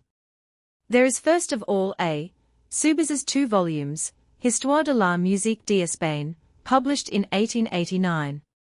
The second volume takes us through the 18th century. The religious and early secular composers are catalogued in these volumes, but there is little attempt at detail, and he is a happy composer who is awarded an entire page. Subiz does not find occasion to pause for more than a paragraph on most of his subjects. Occasionally, however, he lightens the plodding progress of the reader, as when he quotes Father Bermudo's Declaration de Instrumentos, 1548. The 1555 edition is in the Library of Congress at Washington. There are 3 kinds of instruments in music. The first are called natural, these are men, of whom the song is called musical harmony. Others are artificial and are played by the touch, such as the harp, the vihuela, the ancient guitar, which resembles the lute, and others like them. The music of these is called artificial or rhythmic. The third species is pneumatic and includes instruments such as the flute, the doucan, a species of oboe, and the organ. There may be some to dispute this ingenious and highly original classification. The best known, and perhaps the most useful, because it is easily accessible, history of Spanish music is that written by Mariano Soriano Futis, in 4 volumes, Historia de la Música Española desde la venida de los Fenicios hasta el año de 1850, published in Barcelona and Madrid in 1855. There is further the Diccionario Técnico, Histórico, y Biográfico de la Música, by José Parada y Barreto, Madrid, 1867. This, of course, is a general work on music, but Spain gets her full due. For example, a page and a half is devoted to Beethoven, and 9 pages to Eslava. It is to this latter composer to whom we must turn for the most complete and important work on Spanish church music, Lira Sacrohispana, Madrid, 1869, in 10 volumes, with voluminous extracts from the composer's works. This collection of Spanish church music from the 16th century through the 18th, with biographical notices of the composers, is out of print and rare. There is a copy in the Congressional Library at Washington. As a complement to it I may mention Felipe Pedrel's Hispania Scola Musica Sacra, begun in 1894, which has already reached the proportions of Eslava's work. Pedrel, who was the master of Enrique Granados, has also issued a fine edition of the Music of Victoria. The Spanish composers had their full share in the process of crystallizing music into forms of permanent beauty during the 16th and 17th centuries. Rockstro asserts that during the early part of the 16th century nearly all the best composers for the great Roman choirs were Spaniards. But their greatest achievement was the foundation of the school of which Palestrina was the crown. On the music of their own country their influence is less perceptible. I think the name of Cristoforo Morales, 1512–53, is the first important name in the history of Spanish music. He preceded Palestrina in Rome, and some of his masses and motets are still sung in the papal chapel there, and in other Roman Catholic edifices, and by choral societies. Francesco Guerrero, 1528–99, these dates are approximate, was a pupil of Morales. He wrote settings of the Passion choruses according to St. Matthew and St. John, and numerous masses and motets. Thomas Louis de Victoria is, of course, the greatest figure in Spanish music, and next to Palestrina, with whom he worked contemporaneously, the greatest figure in 16th-century music. Subiz writes, "One might say that on his musical palette he has entirely at his disposition, in some sort, the glowing color of Zurbarán, the realistic and transparent tones of Velázquez, the ideal shades of Juan de Juarez and Murillo. His mysticism is that of Santa Teresa and San Juan de la Cruz. The music of Victoria is still very much alive and may be heard even in New York, occasionally, through the medium of the Musical Arts Society. Whether it is performed in churches in America or not I do not know, the Roman choirs still sing it. The list might be extended indefinitely, but the great names I have given. There are Cabezon, whom Pedrell calls the Spanish Bach, Navarro, Casida, Combs, Ribeira, Castillo, Lobo, Giron, Romero, Juarez. On the whole I think these composers had more influence on Rome. The Spanish nature is more reverent than the Italian, than on Spain. The modern Spanish composers have learned more from the folksong and dance than they have from the church composers. However, there are voices which dissent from this opinion. G. Tebaldini, Revista Musicale, Volume 4, pp. 267 and 494, says that Pedrell in his studies learned much which he turned to account in the choral writing of his operas. And Felipe Pedrell himself asserts that there is an unbroken chain between the religious composers of the 16th century and the theatrical composers of the 17th. We may follow him thus far without believing that the theatrical composers of the 17th century had too great an influence on the secular composers of the present day. 3. All the world dances in Spain, at least it would seem so, in reading over the books of the Marco Polos who have made voyages of discovery on the Iberian Peninsula. Guitars seem to be as common there as pea shooters in New England, and strumming seems to set the feet a-tapping and voices a-singing, what, they care not. Havelock Ellis says, "It is not always agreeable to the Spaniard to find that dancing is regarded by the foreigner as a peculiar and important Spanish institution." Even Valera, with his wide culture, could not escape this feeling. In a review of a book about Spain by an American author entitled The Land of the Castanet, a book which he recognized as full of appreciation for Spain, Valera resented the title. "It is," he says, "as though a book about the United States should be called The Land of Bacon." Oriental color is streaked through and through the melodies and harmonies, many of which betray their Arabian origin, others are flamenco, or gypsy. The dances, almost invariably accompanied by song, are generally in 3 to 4 time, or its variants such as 6 to 8, or 3 to 8. The tango, of course, is in 2 to 4. But the dancers evolve the most elaborate interrhythms out of these simple measures, creating thereby a complexity of effect which defies any comprehensible notation on paper.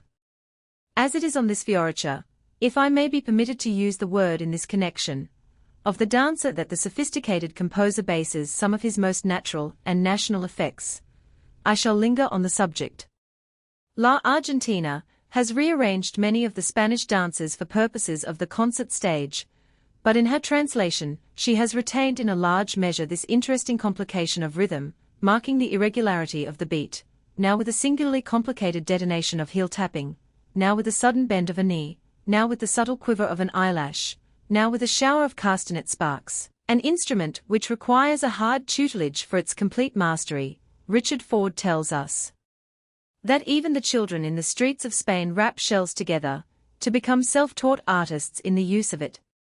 Chabrier, in his visit to Spain with his wife in 1882, attempted to note down some of these rhythmic variations achieved by the dancers while the musicians strummed their guitars, and he was partially successful. But all in all he only succeeded in giving in a single measure each variation. He did not attempt to weave them into the intricate pattern which the Spanish women contrived to make of them. There is a singular similarity to be observed between this heel tapping and the complicated drum tapping of the African Negroes of certain tribes. In his book, Afro-American Folksongs, H.E. Krebel thus describes the musical accompaniment of the dancers in the Dahomey Village at the World's Columbian Exposition in Chicago. These dances were accompanied by choral song and the rhythmical and harmonious beating of drums and bells, the song being in unison. The harmony was a tonic major triad broken up rhythmically in a most intricate and amazingly ingenious manner. The instruments were tuned with excellent justness. The fundamental tone came from a drum made of a hollowed log about 3 feet long with a single head, played by one who seemed to be the leader of the band, though there was no giving of signals. This drum was beaten with the palms of the hands. A variety of smaller drums, some with 1, some with 2 heads, were beaten variously with sticks and fingers. The bells, 4 in number, were of iron and were held mouth upward and struck with sticks. The players showed the most remarkable rhythmical sense and skill that ever came under my notice. Berlioz in his supremest effort, with his army of drummers produced nothing to compare in artistic interest with the harmonious drumming of these savages. The fundamental effect was a combination of double and triple time, the former kept by the singers, the latter by the drummers, but it is impossible to convey the idea of the wealth of detail achieved by the drummers by means of exchange of the rhythms, syncopation of both simultaneously, and dynamic devices. Only by making a score of the music could this have been done.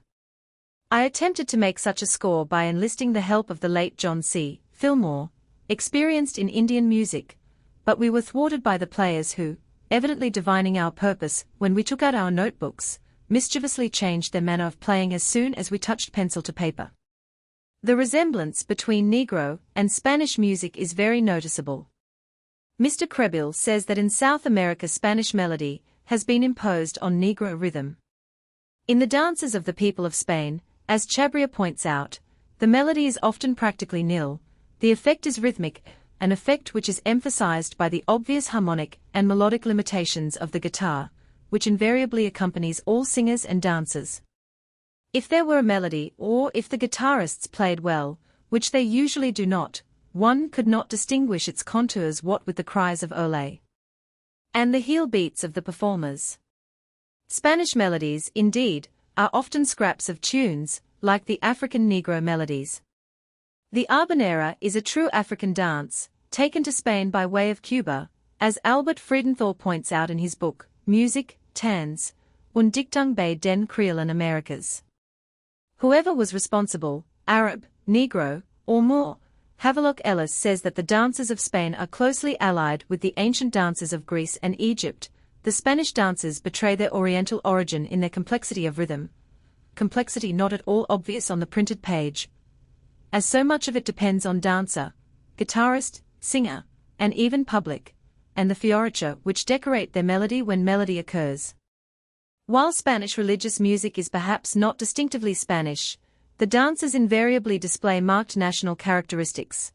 It is on these, then some in greater, some in less degree, that the composers in and out of Spain have built their most atmospheric inspirations, their best pictures of popular life in the Iberian Peninsula. A good deal of the interest of this music is due to the important part the guitar plays in its construction. The modulations are often contrary to all rules of harmony, and yet, some would say, the music seems to be effervescent with variety and fire. Of the guitarists, Richard Ford, Gatherings from Spain, says, "The performers seldom are very scientific musicians.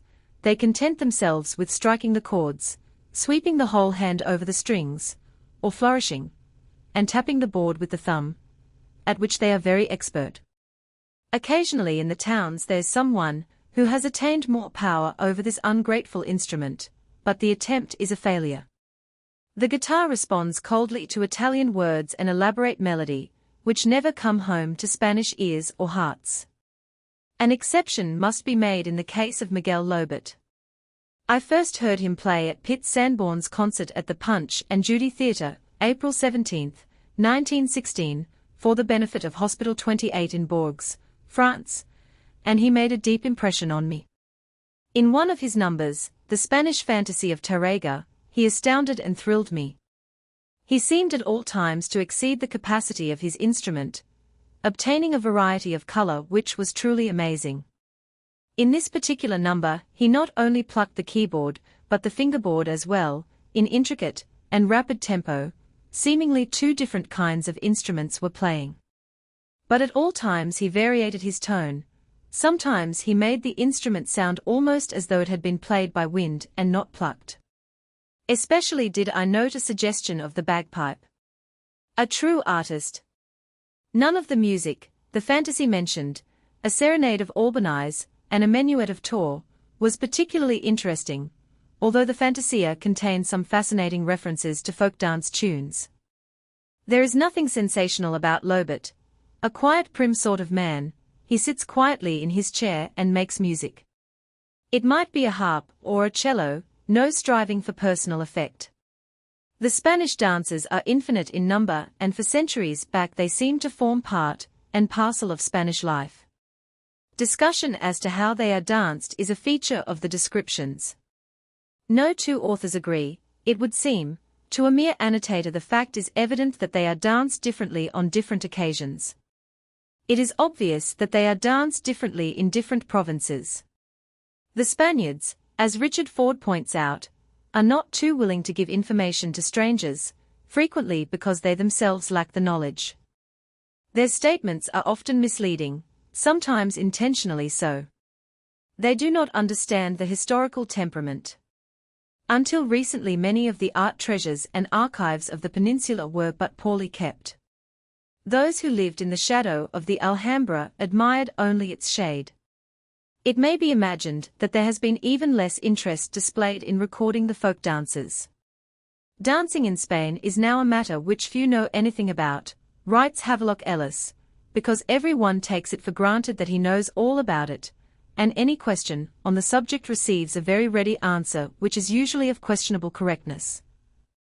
Of the music of the dances we have many records, and that they are generally in 3 to 4 time, or its variants, we may be certain.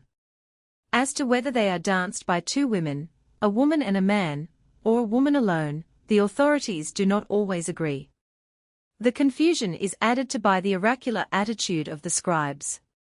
It seems quite certain to me that this procedure varies. That the animated picture almost invariably possesses great fascination, there are only too many witnesses to prove. I myself can testify to the marvel of some of them, set to be sure in strange frames, the Feria in Paris, for example, but even without the surroundings, which Spanish dancers demand, the diablerie, the shivering intensity of these fleshly women, always wound tight with such shawls as only the mistresses of kings might wear in other countries, have drawn taut the real thrill.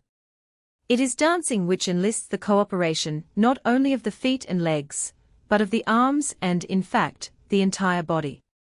The smart world in Spain today dances much as the smart world does anywhere else, although it does not, I am told, hold a brief for our tango, which Mr. Krebil suggests is a corruption of the original African habanera.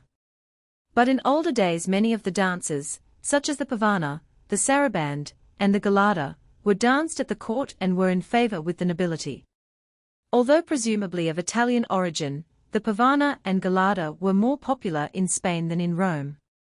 Futis says that the saraband was invented in the middle of the 16th century by a dancer called Zarabanda, who was a native of either Seville or Guayaquil. The pavana, an ancient dance of grave and stately measure, was much in vogue in the 16th and 17th centuries. An explanation of its name is that the figures executed by the dancers bore a resemblance to the semicircular wheel-like spreading of the tail of a peacock. The galada, French, galade, was usually danced as a relief to the pavana, and indeed often follows it in the dance suites of the classical composers in which these forms all figure.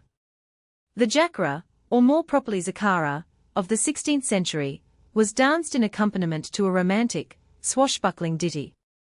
The Spanish folias were a set of dances danced to a simple tune treated in a variety of styles with very free accompaniment of castanets and bursts of song.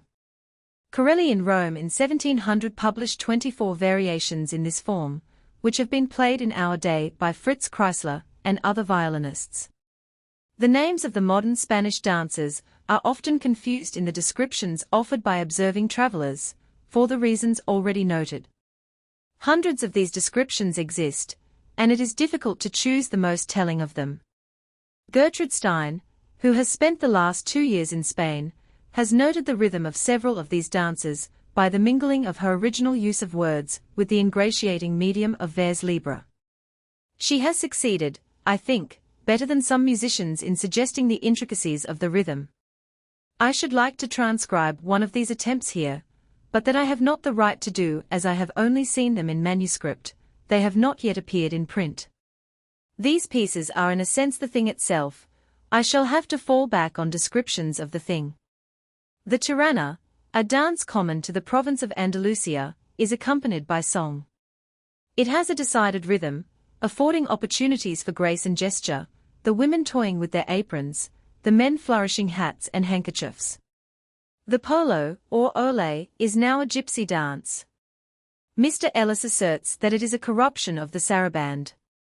He goes on to say, the so-called gypsy dances of Spain are Spanish dances which the Spaniards are tending to relinquish, but which the gypsies have taken up with energy and skill. This theory might be warmly contested. The bolero, a comparatively modern dance, came to Spain through Italy. Mr. Philip Hale points out the fact that the bolero and the cachucha, which, by the way, one seldom hears of nowadays, were the popular Spanish dances when Mesdames Faviani and Dolores Tesseray, and their followers, Mademoiselle Narblet and Fanny Elsler, visited Paris. Fanny Elsler indeed is most frequently seen pictured in Spanish costume, and the cachucha was danced by her as often, I fancy, as Mme Pavlova dances La Signa of St. Sion's. Ana de Camargo, who acquired great fame as a dancer in France in the early 18th century, was born in Brussels, but was of Spanish descent. She relied, however, on the Italian classic style for her success rather than on national Spanish dances. The seguidilla is a gypsy dance which has the same rhythm as the bolero, but is more animated and stirring. Examples of these dances, and of the jota, fandango, and the sevillana, are to be met with in the compositions listed in the first section of this article, in the appendices of Soriano Futis's History of Spanish Music, in Grove's Dictionary, in the numbers of S. I. M., in which the letters of Emmanuel Chabria occur, and in collections made by P. Lacombe, published in Paris. The jota is another dance in 3 to 4 time. Every province in Spain has its own jota, but the most famous variations are those of Aragon, Valencia, and Navarre. It is accompanied by the guitar, the banderia, similar to the guitar, small drum, castanets, and triangle. Mr. Hale says that its origin in the 12th century is attributed to a Moor named Alban Jot who fled from Valencia to Aragon. The jota, he continues, is danced not only at merrymakings, but at certain religious festivals and even in watching the dead. One called the Natividad del Señor, Nativity of Our Lord, is danced on Christmas Eve in Aragon, and is accompanied by songs, and jotas are sung and danced at the crossroads, invoking the favor of the Virgin, when the festival of Our Lady del Pilar is celebrated at Saragossa. Havelock Ellis's description of the jota is worth reproducing. The Aragonese jota, the most important and typical dance outside Andalusia, is danced by a man and a woman, and is a kind of combat between them. Most of the time they are facing each other, both using castanets and advancing and retreating in an apparently aggressive manner, the arms alternately slightly raised and lowered, and the legs, with a seeming attempt to trip the partner, kicking out alternately somewhat sidewise, as the body is rapidly supported first on one side and then on the other. It is a monotonous dance, with immense rapidity and vivacity in its monotony, but it has not the deliberate grace and fascination, the happy audacities of Andalusian dancing. There is, indeed, no faintest suggestion of voluptuousness in it, but it may rather be said, in the words of a modern poet, Salvador Rueda, to have in it the sound of helmets and plumes and lances and banners, the roaring of cannon, the neighing of horses, the shock of swords. Chabria, in his astounding and amusing letters from Spain, gives us vivid pictures and interesting information. This one, written to his friend, Edouard Moule, from Granada, November 4, 1882, appeared in S. I. M. April 15, 1911. I have omitted the musical illustrations, which, however, possess great value for the student. In a month I must leave adorable Spain, and say goodbye to the Spaniards, because I say this only to you, they are very nice, the little girls. I have not seen a really ugly woman since I have been in Andalusia. I do not speak of the feet, they are so small that I have never seen them, the hands are tiny and well kept and the arms of an exquisite contour. I speak only of what one can see, but they show a good deal. Add the arabesques, the side curls, and other ingenuities of the coiffure, the inevitable fan, the flower and the comb in the hair, placed well behind, the shawl of Chinese crepe, with long fringe and embroidered in flowers, knotted around the figure, the arm bare, and the eye protected by eyelashes which are long enough to curl, the skin of dull white or orange color, according to the race, all this smiling, gesticulating, dancing, drinking, and careless to the last degree. That is the Andalusian. Every evening we go with Alice to the cafe concerts where the malagueñas, the soldas, the zapateados, and the petaneras are sung, then the dances, absolutely Arab, to speak truth. If you could see them wriggle, unjoint their hips, contortion, I believe you would not try to get away. At Malaga the dancing became so intense that I was compelled to take my wife away. It wasn't even amusing anymore. I can't write about it, but I remember it and I will describe it to you. I have no need to tell you that I have noted down many things. The tango, a kind of dance in which the women imitate the pitching of a ship, la tangent du navire, is the only dance in 2/time. All the others, are in 3-4 Seville, or in 3-8 Malaga and Cadiz. In the north it is different. There's some music in 5-8, very curious. The 2-4 of the tango is always like the habanera. This is the picture. 1 or 2 women dance, 2 silly men play it doesn't matter what on their guitars, and 5 or 6 women howl, with excruciating voices, and in triplet figures impossible to note down because they change the air, every instant a new scrap of tune. They howl a series of figurations with syllables, words, rising voices, clapping hands which strike the 6 quavers, emphasizing the 3rd and the 6th, cries of anda. Anda. La salad. Eso es la mariquita. Gracia, nacionalidad. Baila, la chiquilla. Anda. Anda. Consuelo. Ole, la Lola, ole la Carmen. Que gracia. Que elegancia. All that to excite the young dancer. It is vertiginous, it is unspeakable. The Sevillana is another thing. It is in 3-4 time, and with castanets.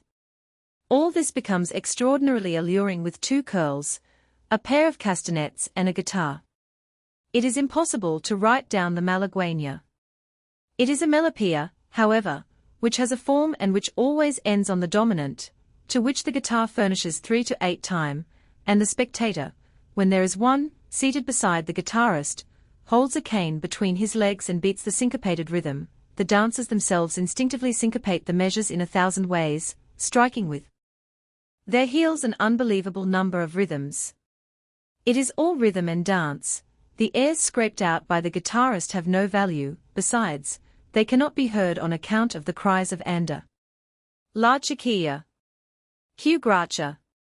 Que elegancia. Anda. Ole. Ole. La chiquiritita. And the more the cries the more the dancer laughs with her mouth wide open, and turns her hips, and is mad with her body, as it is on these dances that composers invariably base their Spanish music, not alone Albanize, Chapi, Breton, and Granados, but Chabria, Ravel, La Parra, and Bizet, as well. We may linger somewhat longer on their delights. The following compelling description is from Richard Ford's highly readable, Gatherings from Spain, the dance, which is closely analogous to the Gauci of the Egyptians, and the Nautch of the Hindus, is called the Ole by Spaniards, the Romalis by their gypsies. The soul and essence of it consists in the expression of a certain sentiment, one not indeed of a very sentimental or correct character. The ladies, who seem to have no bones, resolve the problem of perpetual motion, their feet having comparatively a sinecure, as the whole person performs a pantomime, and trembles like an aspen leaf. The flexible form and terpsichore figure of a young Andalusian girl, be she gypsy or not, is said, by the learned, to have been designed by nature as the fit frame for her voluptuous imagination. Be that as it may, the scholar and classical commentator will every moment quote Martial, etc., when he beholds the unchanged balancing of hands, raised as if to catch showers of roses, the tapping of the feet, and the serpentine quivering movements. A contagious excitement seizes the spectators, who, like Orientals, beat time with their hands in measured cadence, and at every pause applaud with cries and clappings. The damsels, thus encouraged, continue in violent action until nature is all but exhausted, then aniseed brandy, wine, and alpistras are handed about, and the fete, carried on to early dawn, often concludes in broken heads, which here are called gypsies' fair. These dances appear, to a stranger from the chilly north, to be more marked by energy than by grace, nor have the legs less to do than the body, hips, and arms. The sight of this unchanged pastime of antiquity, which excites the Spaniard to frenzy, rather disgusts an English spectator, possibly from some national malorganisation, for, as Molière says, L'Angleterre a produit des grands hommes dans les sciences et les beaux-arts, mais pas un grand danseur, à les lire l'histoire. A fact as true in our day, as it was in Molière's. On certain days the Sevillana is danced before the high altar of the cathedral at Seville. The Reverend Henry Carte de la Fontaine, Proceedings of the Musical Association, London, 33rd Session, 1906-7, gives the following account of it, quoting a French author: while Louis XIII was reigning over France, the Pope heard much talk of the Spanish dance called the Sevillana. He wished to satisfy himself, by actual eyewitness, as to the character of this dance, and expressed his wish to a bishop of the diocese of Seville, who every year visited Rome. Evil tongues make the bishop responsible for the primary suggestion of the idea. Be that as it may, the bishop, on his return to Seville, had 12 youths well instructed in all the intricate measures of this Andalusian dance. He had to choose youths, for how could he present maidens to the horrified glance of the Holy Father? When his little troupe was thoroughly schooled and perfected, he took the party to Rome, and the audience was arranged. The Sevillana was danced in one of the rooms of the Vatican. The Pope warmly complimented the young executants, who were dressed in beautiful silk costumes of the period. The bishop humbly asked for permission to perform this dance at certain fêtes in the cathedral church at Seville, and further pleaded for a restriction of this privilege to that church alone. The Pope, hoist by his own petard, did not like to refuse, but granted the privilege with this restriction, that it should only last so long as the costumes of the dancers were wearable. Needless to say, these costumes are, therefore, objects of constant repair, but they are supposed to retain their identity even to this day. And this is the reason why the 12 boys who dance the Sevillana before the high altar in the cathedral on certain feast days are dressed in the costume belonging to the reign of Louis XIII. This is a very pretty story, but it is not uncontradicted. Has any statement been made about Spanish dancing or music which has been allowed to go uncontradicted? Look upon that picture and upon this. As far as it is possible to ascertain from records, says Rhoda G. Edwards in the Musical Standard, this dance would seem always to have been in use in Seville Cathedral. When the town was taken from the Moors in the 13th century, it was undoubtedly an established custom, and in 1428 we find the 6 boys recognized as an integral part of the chapter by Pope Eugenius IV. The dance is known as the Los Sizes, or Dance of the 6 Boys who, with 4 others, dance it before the high altar at benediction on the 3 evenings before Lent and in the octaves of Corpus Christi and La Purissima, the Conception of Our Lady. The dress of the boys is most picturesque, page costumes of the time of Philip III being worn, blue for La Purissima, and red satin doublets slashed with blue for the other occasion. White hats with blue and white feathers are also worn whilst dancing. The dance is usually of 25 minutes duration, and in form seems quite unique, not resembling any of the other Spanish dance forms, or in fact those of any other country. The boys accompany the symphony on castanets, and sing a hymn in 2 parts whilst dancing. From another author we learn that religious dancing is to be seen elsewhere in Spain than at Seville Cathedral. At one time, it is said to have been common. The pilgrims to the shrine of the Virgin at Montserrat were wont to dance, and dancing took place in the churches of Valencia, Toledo, and Jerez. Religious dancing continued to be common, especially in Catalonia up to the 17th century. An account of the dance in the Seville Cathedral may be found in Los Españoles Pintados por sí mismos, pages 287-91. This very incomplete and rambling record of Spanish dancing should include some mention of the fandango. The origin of the word is obscure, but the dance is obviously one of the gayest and wildest of the Spanish dances. Like the Malagueña, it is in 3 to 8 time, but it is quite different in spirit from that sensuous form of terpsichorean enjoyment. La Argentina informs me that fandango in Spanish suggests very much what bacchanale does in English or French. It is a very old dance, and may be a survival of a Moorish dance, as Desrat suggests.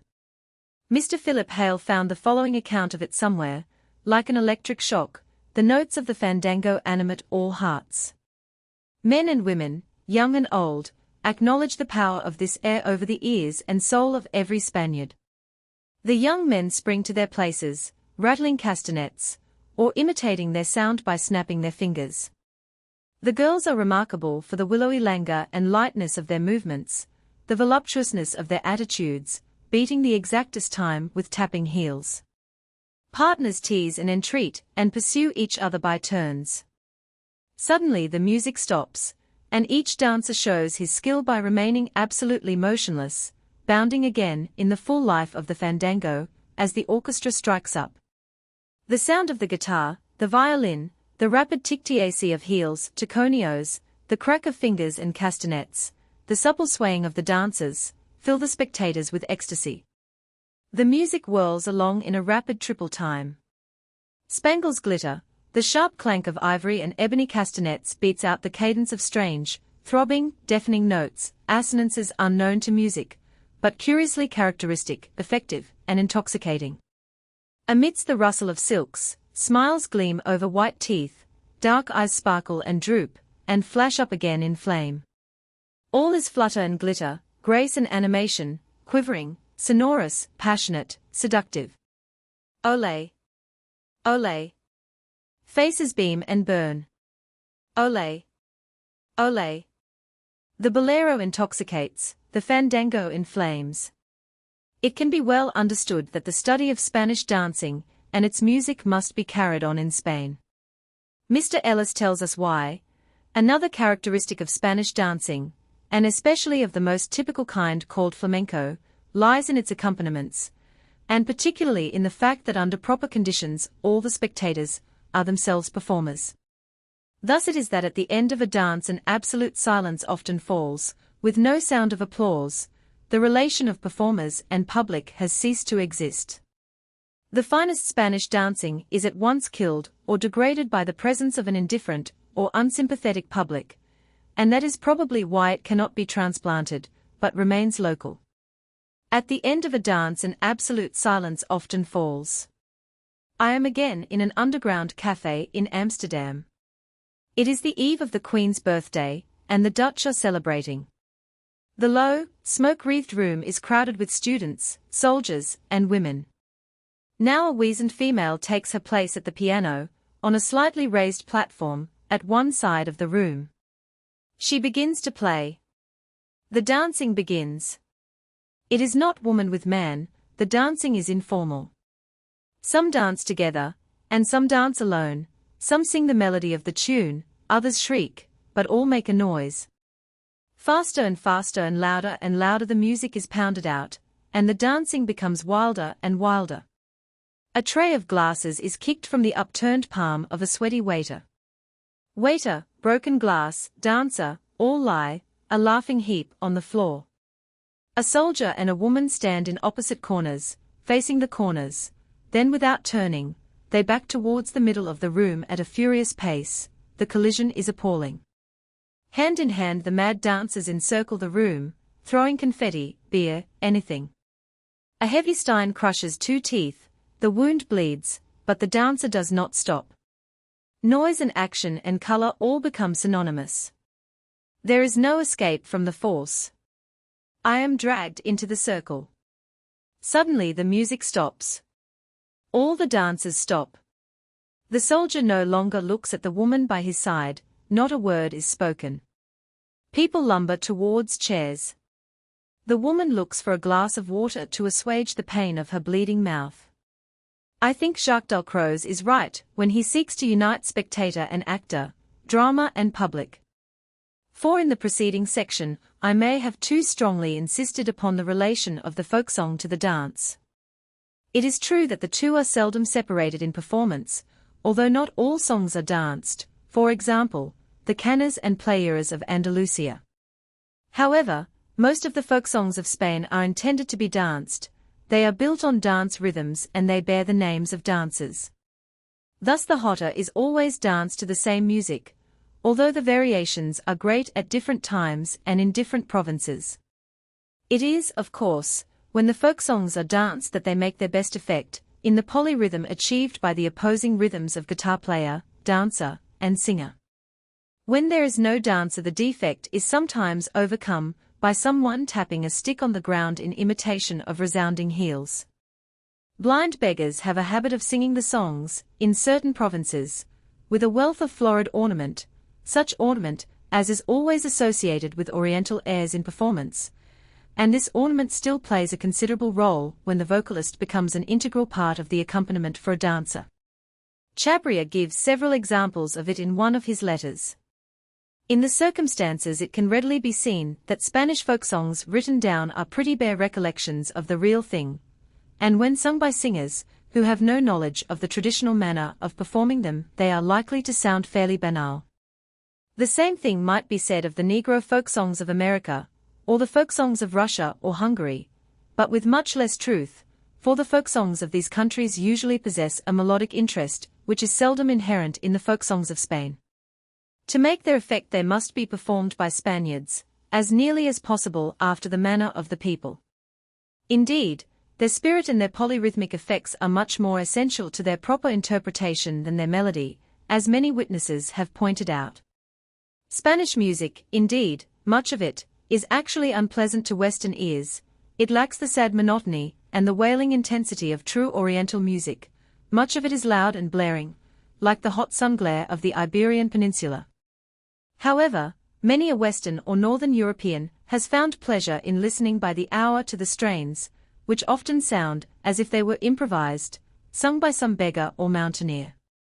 The collections of these songs are not in any sense complete, and few of them attempt more than a collocation of the songs of one locality or people. Deductions have been drawn. For example, it is noted that the Basque songs are irregular in melody and rhythm and are further marked by unusual tempos, 5-8, or 7-4. In Aragon and Navarre, the popular song and dance is the jota. In Galicia, the seguidilla. The Catalonian songs resemble the folk tunes of southern France. The Andalusian songs, like the dances of that province, are the most beautiful of all, often truly Oriental in their rhythm and fluidity. In Spain, the gypsy has become an integral part of the popular life, and it is difficult at times to determine what is flamenco and what is Spanish. However, collections, few to be sure, have been attempted of gypsy songs. Elsewhere in this rambling article, I have touched on the villancicos and the early songwriters. To do justice to these subjects would require a good deal more space and a different intention. Those who are interested in them may pursue these matters in Pedrell's various works. The most available collection of Spanish folk tunes is that issued by P. Lacombe and J. Puig y Alcibiade, Paris, 1872. There are several collections of Basque songs: Demófilo's Collection de Cantos Flamencos, Seville, 1881, Cecilio Acan's collection of Andalusian folk songs, and F. Rodriguez Marin's Cantos Populares Españoles, Seville, 1882-3, may also be mentioned. After the bullfight, the most popular form of amusement in Spain is the zarzuela, the only distinctive art form which Spanish music has evolved, but there has been no progress. The form has not changed, except perhaps to degenerate, since its invention in the early 17th century. Soriano Futis and other writers have devoted pages to grieving because Spanish composers have not taken occasion to make something grander and more important out of the zarzuela. The fact remains that they have not, although small and great alike, they have all taken a hand at writing these entertainments. But as they found the zarzuela, so they have left it. It must be conceded that the form is quite distinct from that of opera, and should not be confused with it. And the Spaniards are probably right when they assert that the zarzuela is the mother of the French opera bouffe. At least it must be admitted that Offenbach and Leclerc and their precursors owe something of the germ of their inspiration to the Spanish form. Today the melody chests of the zarzuela markets are plundered to find tunes for French revues, and such popular airs as La Paraguaya and Y. Como la Va were originally danced and sung in Spanish theatres. The composer of these airs, J. Valverde Fils, indeed found the French markets so good that he migrated to Paris, and for some time has been writing musique mélange, une moitié de chaque nation. So La Rose de Grenade, composed for Paris, might have been written for Spain, with slight melodic alterations and Tauromacchian allusions in the book. The zarzuela is usually a one-act piece, although sometimes it is permitted to run into 2 or more acts, in which the music is freely interrupted by spoken dialogue, and that in turn gives way to national dances. Very often the entire score is danced as well as sung.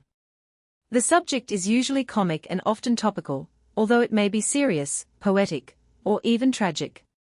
The actors often introduce dialogue of their own, gagging freely. Sometimes they engage in long impromptu conversations with members of the audience. They also embroider on the music after the fashion of the great singers of the old Italian opera. Diaz de la Fontaine asserts that Spanish audiences, even in cabarets, demand embroidery of this sort. The music is spirited and lively, and in the dances, Andalusian, flamenco, or Sevillan, as the case may be, it attains its best results. H. V. Hamilton, in his essay on the subject in Grove's Dictionary, says, "The music is apt to be vague in form when the national dance and folksong forms are avoided. The orchestration is a little blatant." It will be seen that this description suits Granados's Goyescas, the opera, which is on its safest ground during the dances and becomes excessively vague at other times, but Goyescas is not a zarzuela, because there is no spoken dialogue. Otherwise it bears the earmarks. A zarzuela stands somewhere between a French revue and opera comique. It is usually, however, more informal in tone than the latter and often decidedly more serious than the former. All the musicians in Spain since the form was invented, excepting, of course, certain exclusively religious composers, and most of the poets and playwrights, have contributed numerous examples. Thus Calderón wrote the first zarzuela, and Lope de Vega contributed words to entertainments much in the same order. In our day Spain's leading dramatist, Echegaray, died 1916, has written one of the most popular zarzuelas, Gigantes y Cabezudos, the music by Caballero. The subject is the fiesta of Santa Maria del Pilar. It has had many a long run, and is often revived. Another very popular zarzuela, which was almost, if not quite, heard in New York, is La Gran Via, by Valverde, Pere, which has been performed in London in extended form. The principal theatres for the zarzuela in Madrid are, or were until recently, that of the Cale de Jovellanos, called the Teatro de Zarzuela, and the Apollo. Usually 4 separate zarzuelas are performed in one evening before as many audiences. La Gran Via, which in some respects may be considered a typical zarzuela, consists of a string of dance tunes, with no more homogeneity than their national significance would suggest. There is an introduction and polka, a waltz, a tango, a jota, a mazurka, a schottische, another waltz, and a 2-step paso doble. The tunes have little distinction, nor can the orchestration be considered brilliant. There is a great deal of noise and variety of rhythm, and when presented correctly the effect must be precisely that of one of the dance halls described by Chabria. The zarzuela, to be enjoyed, in fact, must be seen in Spain. Like Spanish dancing, it requires a special audience to bring out its best points. There must be a certain electricity, at least an element of sympathy, to carry the thing through successfully. Examination of the scores of zarzuelas, many of them have been printed and some of them are to be seen in our libraries, will convince anyone that Mr. Ellis is speaking mildly when he says that the Spaniards love noise. However, the combination of this noise with beautiful women, dancing, elaborate rhythm, and a shouting audience, seems to almost equal the café concert dancing and the Tauromacchian spectacles in Spanish popular affection. Of course, as I have suggested, there are zarzuelas more serious melodically and dramatically, but as La Gran Via is frequently mentioned by writers as one of the most popular examples, it may be selected as typical of the larger number of these entertainments. H. V. Hamilton says that the first performance of a zarzuela took place in 1628. Pedrell gives the date as October 29, 1629, during the reign of Felipe IV, in the Palace of the Zarzuela, so called because it was surrounded by zarzas, brambles. It was called El Jardín de la Reina. The text was by the great Calderón and the music by Juan Risco, chapelmaster of the cathedral at Cordova, according to Mr. Hamilton, who doubtless follows Soriano Futis on this detail. Subiz, following the more modern studies of Pedrell, gives José Peiro the credit. Pedrell, in his richly documented work, Teatro Lírico Española Anterior al Siglo XIX, attributes the music of this zarzuela to Peiro, and gives an example of it. The first Spanish opera dates from the same period, Lope de Vega's La Selva sin Amor, 1629.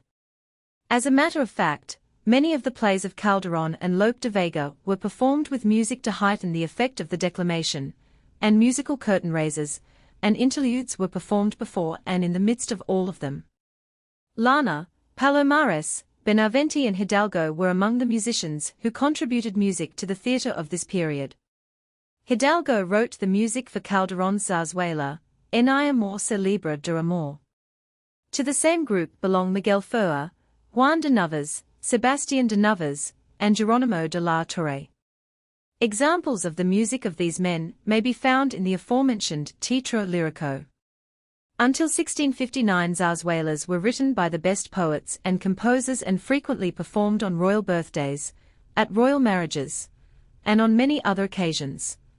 But after that date the art fell into a decline and seems to have been in eclipse during the whole of the 18th century. According to Soriano Futis, the beginning of the reign of Felipe V marked the introduction of Italian opera into Spain, more popular than Spanish opera there to this day, and the decadence of nationalism. Whole pages of Futis read very much like the plaints of modern English composers about the neglect of national composers in their country.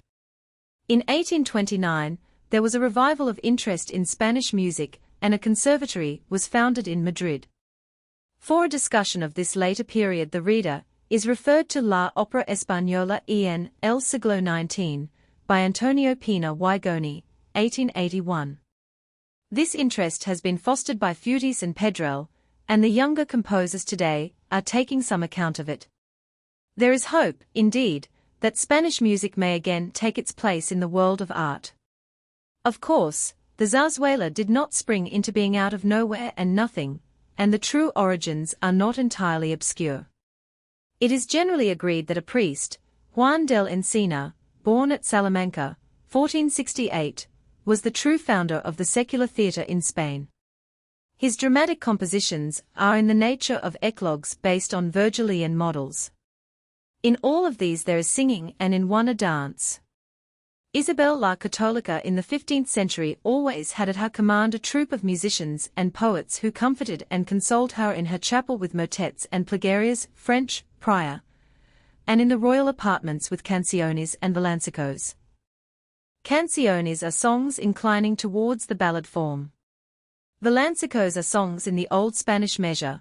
They receive their name from their rustic character, as supposedly they were first composed by the villanos or peasants for the nativity and other festivals of the church. It is necessary to search for the true origins of the Spanish musical spectacle, states Subiz, in the villancicos and cantasillos which alternated with the dialogue in the works of Juan del Encina and Lucas Fernandez, without forgetting the ensaladas, the jacaras, etc., which served as intermezzi and curtain raisers.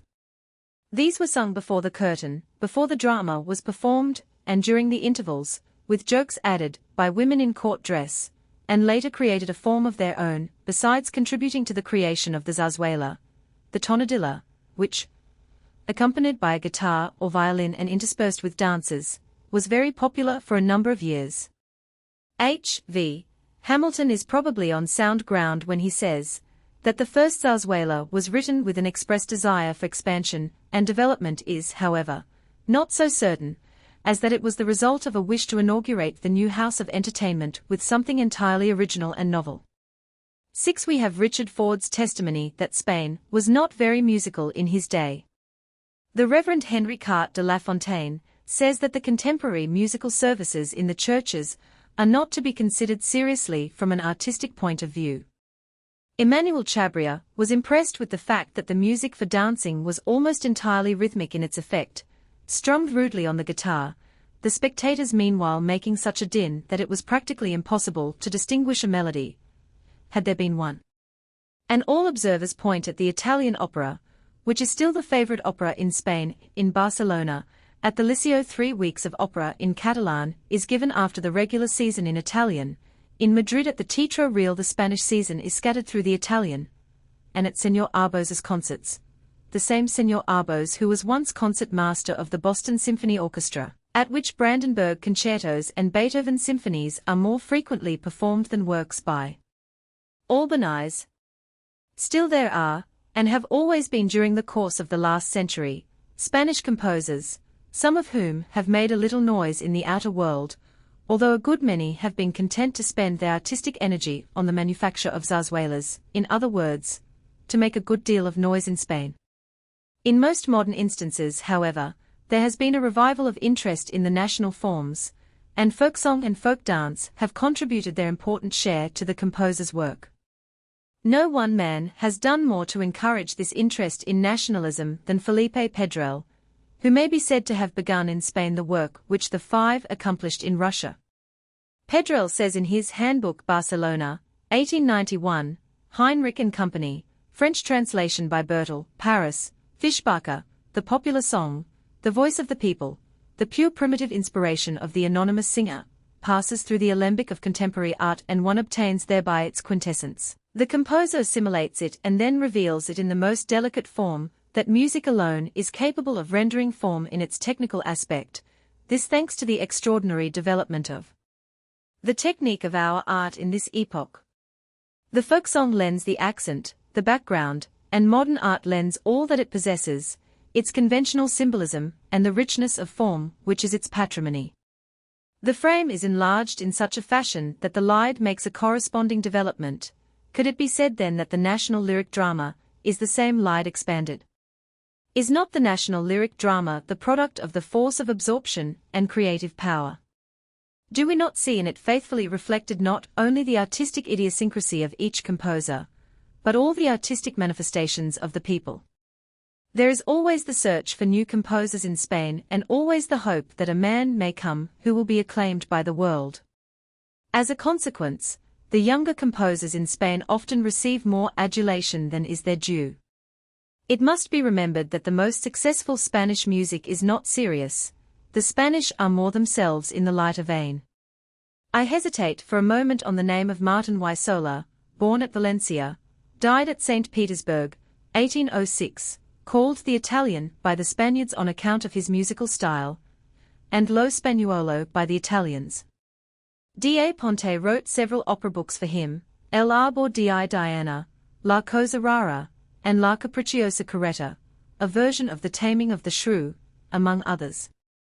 It is to be seen that he is without importance if considered as a composer distinctively Spanish, and I have made this slight reference to him solely to recount how Mozart quoted an air from one of his operas in the supper scene of Don Giovanni. At the time Martin y Soler was better liked in Vienna than Mozart himself, and the air in question was as well known as say Musetta's waltz is known to us. Juan Crisostomo Arriaga, born in Bilbao 1808, died 1828, these dates are given in Grove, 1806 to 1826, is another matter. He might have become better known had he lived longer. As it is, some of his music has been performed in London and Paris, and perhaps in America, although I have no record of it. He studied in Paris at the Conservatoire, under Fétis for harmony, and Baillot for violin. Before he went to Paris even, as a child, with no knowledge of the rules of harmony, he had written an opera. Cherubini declared his fugue for 8 voices on the words in the Credo, Et Vitam Venturi, a veritable chef d'oeuvre, at least there is a legend to this effect. In 1824 he wrote 3 quartets, an overture, a symphony, a mass, and some French cantatas and romances. Garcia considered his opera Los Esclavos Felices so good that he attempted, unsuccessfully, to secure for it a Paris hearing. It has been performed in Bilbao, which city, I think, celebrated the centenary of the composer's birth. Manuel Garcia is better known to us as a singer, an impresario, and a father, than as a composer. Still he wrote a good deal of music, so did Mme. Marley Brand, For a list of the diva's compositions, I must refer the reader to Arthur Pugin's biography. Fettes enumerates 17 Spanish, 19 Italian, and 7 French operas by Garcia. He had works produced in Madrid, at the Opera in Paris, La Mort du Tas and Flores Tan, at the Italians in Paris, Fazzoletto, at the Opera Comique in Paris, Du Contrats, and at many other theatres. However, when all is said and done, Manuel Garcia's reputation still rests on his singing and his daughters. His compositions are forgotten, nor was his music, much of it, probably, truly Spanish. However, I have heard a polo serenade from an opera called El Poeta Calculista, which is so Spanish in accent and harmony, and so beautiful, that it has found a place in a collection of folk tunes. Miguel Hilarion Eslava, born in Balada, October 21, 1807, died at Madrid, July 23, 1878, is chiefly famous for his compilation, the Lira Sacra Hispana, mentioned heretofore. He also composed over 140 pieces of church music, masses, motets, songs, etc., after he had been appointed chapelmaster of Queen Isabella in 1844, and several operas, including Illinois Solitario, La Tregua di Tolmade, and Pedro el Cruel. He also wrote several books of theory and composition, Metodo de Solfeo, 1846, and Escuela de Armonia y Composition in 3 parts, Harmony, Composition, and Melody. He edited, 1855-6, the Gaceta Musical de Madrid. There is the celebrated virtuoso, Pablo de Sarasate, who wrote music, but his memory is perhaps better preserved in Whistler's diabolical portrait than in his own compositions. Felipe Pedrell, born February 19, 1841, is also perhaps more important as a writer on musical subjects, and for his influence on the younger school of composers. He teaches in the Conservatory of Barcelona, and his attitude towards nationalism has already been discussed, than he is as a composer. Still, Eduardo López Chavarri does not hesitate to pronounce his trilogy Los Perineos, Barcelona, 1902. The prologue was performed in Venice in 1897, the most important work for the theatre written in Spain. His first opera, El Último Abencerraje, was produced in Barcelona in 1874. Some of his other works are Quasimodo, 1875, El Tasso of Ferrara, Cleopatra, Mazeppa, Madrid, 1881, Celestine, 1904, and La Matinada, 1905. J. A. Fuller Maitland says that the influence of Wagner is traceable in all his stage work. Wagner is adored in Spain. Parsifal was given 18 times in 1 month at the Liceo in Barcelona. If this be true, his case will be found to bear other resemblances to that of the Russian Five, who found it difficult to exorcise all foreign influences in their pursuit of nationalism. He was made a member of the Spanish Academy in 1894, and shortly thereafter became professor of musical history and aesthetics at the Royal Conservatory at Madrid. Besides his Hispaniae Schola Musica Sacra, he has written a number of other books, and translated Richter's treatise on harmony into Spanish. He has made several excursions into the history of folklore, and the principal results are contained in Musicos Anónimos and Por Nuestra Música. Other works are Teatro Lírico Español Anterior al Siglo XIX, Lírica Nacionalizada, De Música Religiosa, Musiquerias y más Musiquillas. One of his books, Músicos Contemporáneos y de Otros Tempos, in the library of the Hispanic Society of New York, is very Catholic in its range of subject. It includes essays on the Don Quixote of Strauss, the Boris Godunov of Mussorgsky, Smetana, Manuel Garcia, Edward Elgar, Jacques Dalcroze, Bruckner, Mahler, Albeniz, Palestrina, Busoni, and the 10th Symphony of Beethoven. In John Towers's extraordinary compilation, Dictionary Catalogue of Operas, it is stated that Manuel Fernández Caballero, born in 1835, wrote 62 operas, and the names of them are given. He was a pupil of Futis, harmony, and Eslava, composition, at the Madrid Conservatory and later became very popular as a writer of zarzuelas. I have already mentioned his Gigantes y Cabezudos, for which Echegaray furnished the libretto. Among his other works in this form are Los Dineros del Sacristan, Los Africanistas, Barcelona, 1894, El Cabo Primero, Barcelona, 1895, and La Rueda de la Fortuna, Madrid, 1896. At a concert given in the New York Hippodrome, April 3, 1911, Mme Tetrazzini sang a Spanish song, which was referred to the next day by the reviewers of the New York Times and the New York Globe. To say truth, the soprano made a great effect with the song, although it was written for a low voice. It was Carceleras, from Ruperto Chappi's Zarzuela Hija del Zebedeo. Chappi was one of the most prolific and popular composers of Spain during the last century. He produced countless zarzuelas and 9 children. He was born at Villena March 27, 1851, and he died March 25, 1909, a few months earlier than his compatriot Isaac Albéniz. He was admitted to the Conservatory of Madrid in 1867 as a pupil of piano and harmony. In 1869, he obtained the first prize for harmony, and he continued to obtain prizes until in 1874 he was sent to Rome by the Academy of Fine Arts.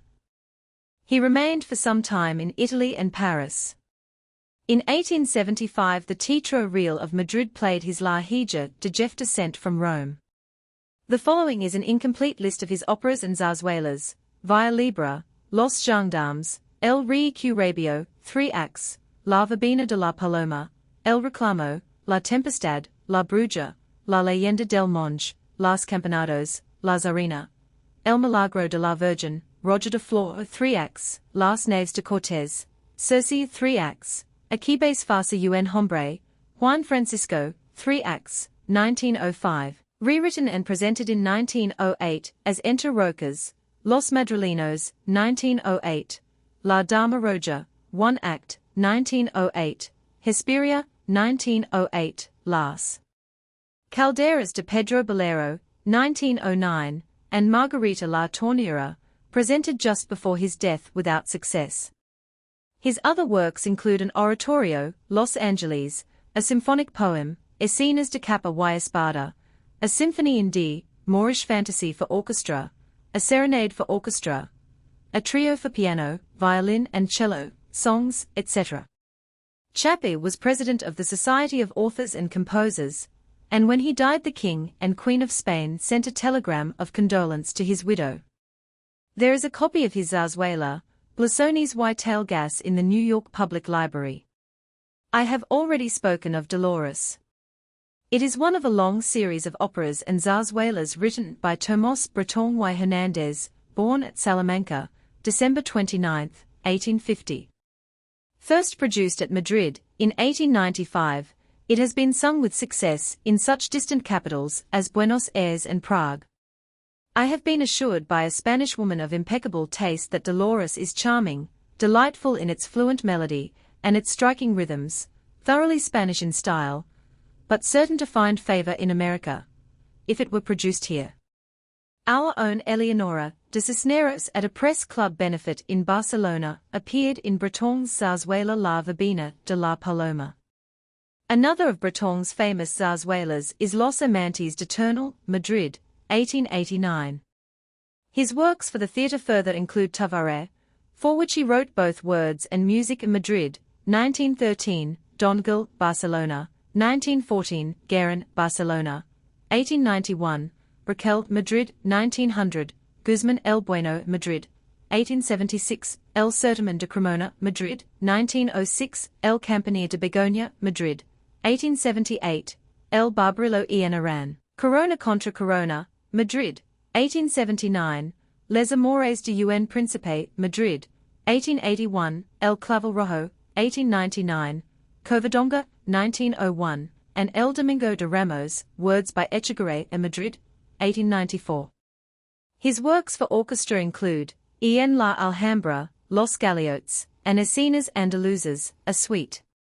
He has written 3 string quartets, a piano trio, a piano quintet, and an oratorio in 2 parts, El Apocalypsis.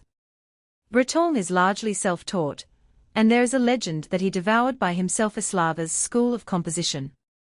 He further wrote the music and conducted for a circus for a period of years.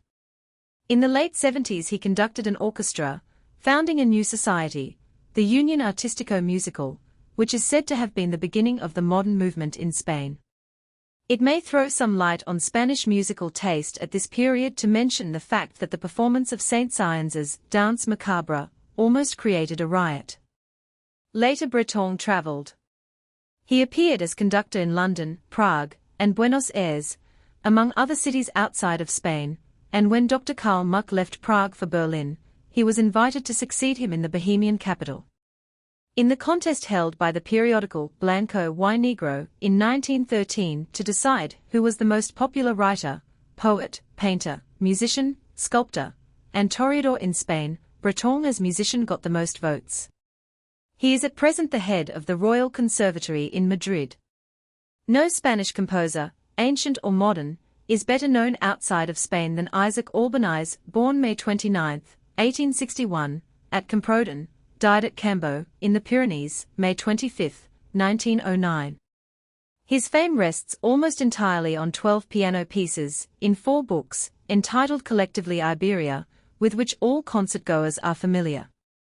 They have been performed here by Ernest Schelling, Leo Ornstein, and George Copeland, among other virtuosi. I think 1 or 2 of these pieces must be in the repertoire of every modern pianist. Albéniz did not imbibe his musical culture in Spain, and to the day of his death, he was more friendly with the modern French group of composers than with those of his native land. In his music he sees Spain with French eyes. He studied at Paris with Marmontel, at Brussels with Louis Brassens, and at Weimar with Liszt. He is mentioned in the long list of pupils in Hanneke's biography of Liszt, but there is no further account of him in that book. He studied composition with Jadassohn, Joseph Dupont, and F. Cufferath. His symphonic poem, Catalonia, has been performed in Paris by the Cologne Orchestra. I have no record of any American performance. For a time he devoted himself to the piano. He was a virtuoso and he has even played in London, but later in life he gave up this career for composition. He wrote several operas and zarzuelas, among them a light opera, The Magic Opal, produced in London, 1893, Enrico Clifford, Barcelona, 1894, later heard in London, Pepita Jiménez, Barcelona, 1895, afterwards given at the Theatre de la Monnaie in Brussels, and San Anton de la Florida are produced in Brussels as El Hermitage Fleury. He left unfinished at his death another opera destined for production in Brussels at the Monnaie, Merlin El Enchanteur. None of his operas, with the exception of Pepita Jiménez, which has been performed, I am told, in all Spanish countries, achieved any particular success, and it is Iberia and a few other piano pieces which will serve to keep his memory green. Juan Bautista Pujol, 1836 to 1898, gained considerable reputation in Spain as a pianist and as a teacher of and composer for that instrument. He also wrote a method for piano students entitled Nuevo Mecanismo del Piano. His further claim to attention is due to the fact that he was one of the teachers of Granados. The names of Pajisa, both as conductor and composer, one of his symphonic works is called The Combat, Garcia Robles, represented by an epithalame, and Gibbet, with 2 Marines, occur on the programs of the 2 concerts devoted in the main to Spanish music, at the second of which Barcelona, 1910, conductor Franz Beidler, Granados' Dante was performed. E. Fernández Arbós, born in Madrid, December 25, 1863, is better known as a conductor and violinist than as composer. Still, he has written music, especially for his own instrument. He was a pupil of both Vieuxtemps and Joachim, and he has traveled much, teaching at the Hamburg Conservatory, and acting as concertmaster for the Boston Symphony and the Glasgow orchestras. He has been a professor at the Madrid Conservatory for some time, giving orchestral and chamber music concerts, both there and in London. He has written at least 1 light opera, presumably a zarzuela, El Centro de la Tierra, Madrid, December 22, 1895, 3 trios for piano and strings, songs, and an orchestral suite. I have already referred to the Valverdes, father and son. The father, in collaboration with Federico Chueca, wrote La Gran Via. Many another popular zarzuela is signed by him. The son has lived so long in France that much of his music is cast in the style of the French music hall, too it is in a popular vein. Still in his best tangos he strikes a Spanish folk note not to be despised. He wrote the music for the play, La Maison de Danse, produced, with Pelaire, at the Vaudeville in Paris, and two of his operettas, La Rose de Grenade and L'Amour en Espagne, have been performed in Paris, not without success, I am told by La Argentina, who danced in them. Other modern composers who have been mentioned to me are Manuel de Falla, Joaquin Turina, George Copeland has played his A Los Toros, Yuzan de Haga, who died in 1915, the composer of Los Golondrinos, Oscar Erpler, Conrado del Campo, and Enrique Morera. Enrique Granados was perhaps the first of the important Spanish composers to visit North America. His place in the list of modern Iberian musicians is indubitably a high one, though it must not be taken for granted that all the best music of Spain crosses the Pyrenees. For reasons already noted, it is evident that some Spanish music can never be heard to advantage outside of Spain, and it is by no means to be taken for granted that Granados was a greater musician than several who dwell in Barcelona and Madrid without making excursions into the outer world. In his own country I am told Granados was admired chiefly as a pianist, and his performances on that instrument in New York stamped him as an original interpretative artist, one capable of extracting the last tonal meaning out of his own compositions for the pianoforte, which are his best work. Shortly after his arrival in New York he stated to several reporters that America knew nothing about Spanish music, and that Bizet's Carmen was not in any sense Spanish. I hold no brief for Carmen being Spanish, but it is effective, and that Goyescas as an opera is not. In the first place, its muddy and blatant orchestration would detract from its power to please. This opinion might conceivably be altered were the opera given under Spanish conditions in Spain.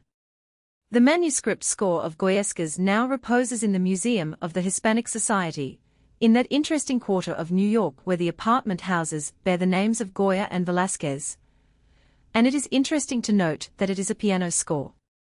What has become of the orchestral partition, and who was responsible for it, I do not know. It is certain, however, that the miniature charm of the Goyescas becomes more obvious in the piano version, performed by Ernest Schelling, or the composer himself, than in the opera house. The growth of the work is interesting. Fragments of it took shape in the composer's brain and on paper 17 years ago, the result of the study of Goya's paintings in the Prado. These fragments were molded into a suite in 1909, and again into an opera in 1914, or before then.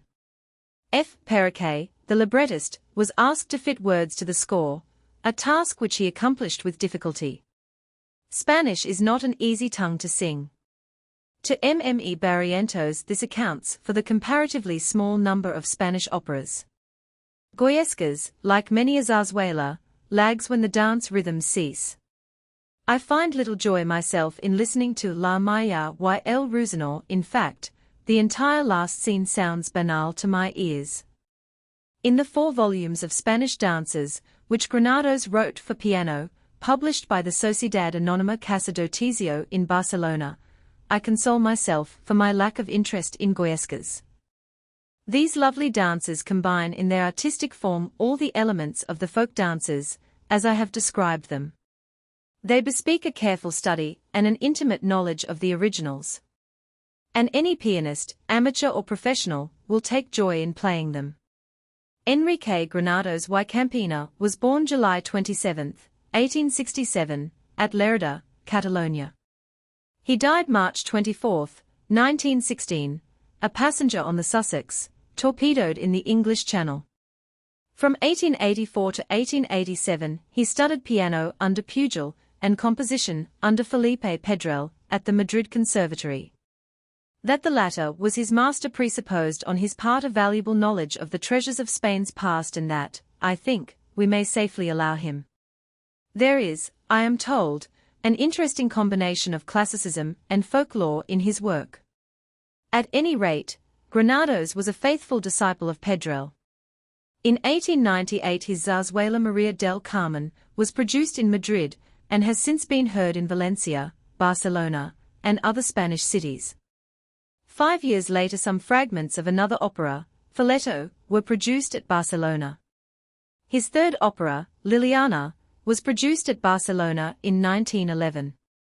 He wrote numerous songs to texts by the poet, Apelles Mestos, Galician songs, 2 symphonic poems, La Nit del Mort and Dante, performed by the Chicago Symphony Orchestra for the first time in America at the concerts of November 5 and 6, 1915, a piano trio, string quartet, and various books of piano music y danzas españolas, valses poéticos, besitos, etc. New York, March 20, 1916. Shall we realize Wagner's ideals? Shall we realize Wagner's ideals? Historians of operatic phenomena have observed that fashions in music change. The popular Donizetti and Bellini of one century are suffered to exist during the next only for the sake of the opportunity they afford to some brilliant songstress. New tastes arise, new styles in music. Dukas is generally unrelished, and occasionally highly appreciated. Ariane et Barbe Bleue may not be powerful enough to establish a place for itself in the repertoire, but its direct influence on composers, and its indirect influence on auditors make this lyric drama highly important, as an indication of the future of opera, as a fine art. Mussorgsky's Boris Godunov, first given in this country some 40 years after its production in Russia, is another matter. That score contains a real thrill in itself, a thrill which, once felt, makes it difficult to feel the intensity of a Wagner drama again, because Wagner is becoming just a little bit old-fashioned. Lohengrin and Tannhäuser are becoming a trifle shop-worn. They do not glitter with the glory of a Don Giovanni or the invincible splendor of an Armide. There are parts of Die Walküre which are growing old. Now Wagner, in many ways the greatest figure, as opera composer which the world has yet produced, could hold his place in the singing theatres for many decades to come if some proper effort were made to do justice to his dramas, the justice which in a large measure has been done to his music. This effort at present is not being made. In the Metropolitan Opera House season of 1895-6, when Jean de Reschke first sang Tristan in German, the opportunity seemed to be opened for further breaks, with what a Munich critic once dubbed Die Bayreuther Tradition oder der Missverstand in Wagner. For up to that time, in spite of some isolated examples, it had come to be considered, in utter misunderstanding of Wagner's own wishes and doctrines, as a part of the technique of performing a Wagner music drama to shriek, howl, or bark the tones, rather than to sing them. There had been, I have said, isolated examples of German singers, and artists of other nationalities singing in German, who had sung their phrases in these lyric plays, but the appearance in the Wagner roles, in German, of a tenor whose previous appearances had been made largely in works in French and Italian which demanded the use of what is called bel canto, it means only good singing, brought about a controversy, which even yet is raging in some parts of the world. Should Wagner be sung, in the manner of Jean de Reschke, or shouted in the traditional manner? Was it possible to sing the music and make the effect the master expected? In answer it may be said that never in their history have Siegfried, Tristan und Isolde, and Lohengrin met with such success, as when Jean de Reschke and his famous associates appeared in them, and it may also be said that since that time there has been a consistent effort on the part of the management of the Metropolitan Opera House, and other theatres as well, to provide artists for these dramas who could sing them, and sing them as Italian operas are sung, an effort to which opera directors have been spurred by a growing insistence on the part of the public. It was the first break with the Bayreuth bugbear tradition, and it might have been hoped that this tradition would be stifled in other directions, with this successful precedent in mind, but such has not been the case.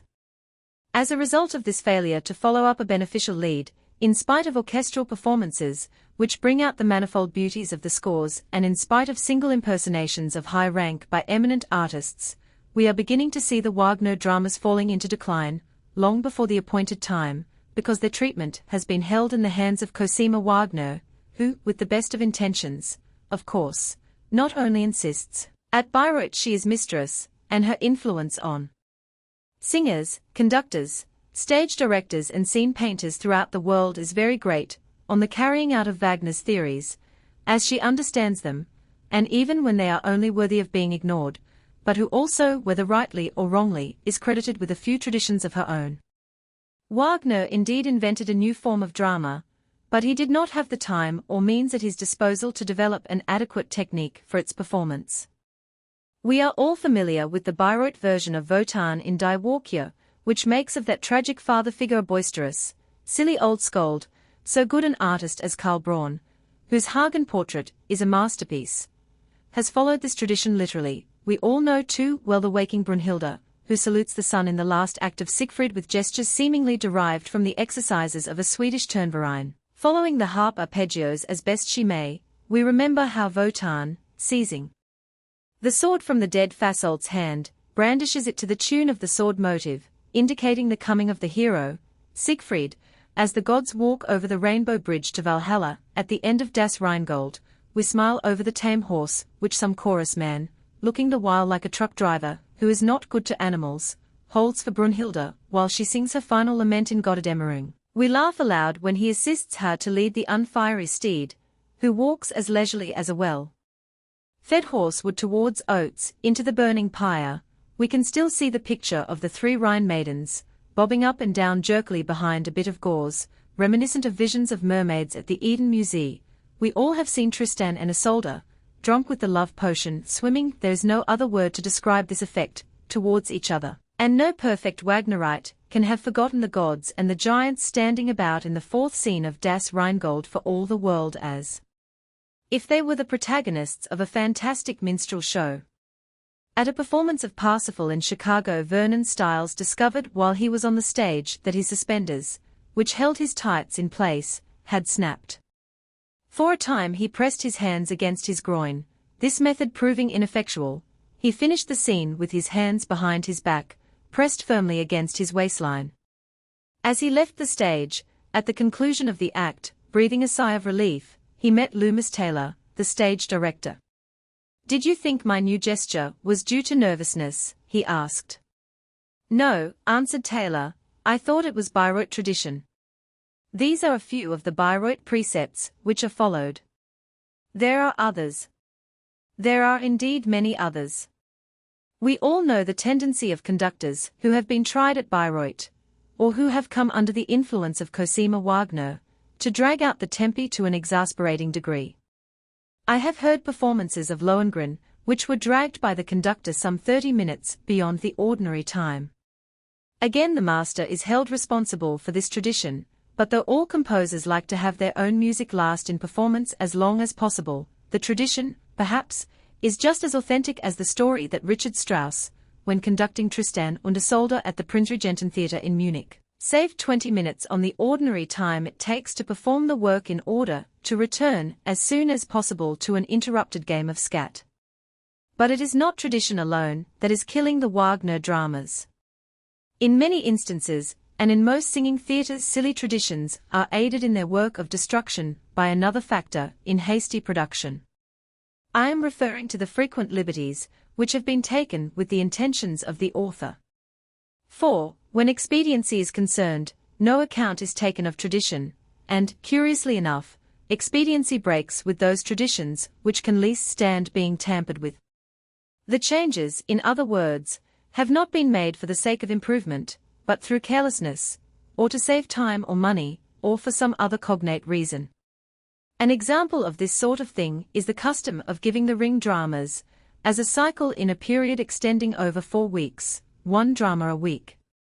It is also customary at the Metropolitan Opera House in New York to entrust the role of Brunhilde, or of Siegfried, to a different interpreter in each drama, so that the Brunhilde, who wakes in Siegfried is not at all the Brunhilde, who goes to sleep in Die Walküre.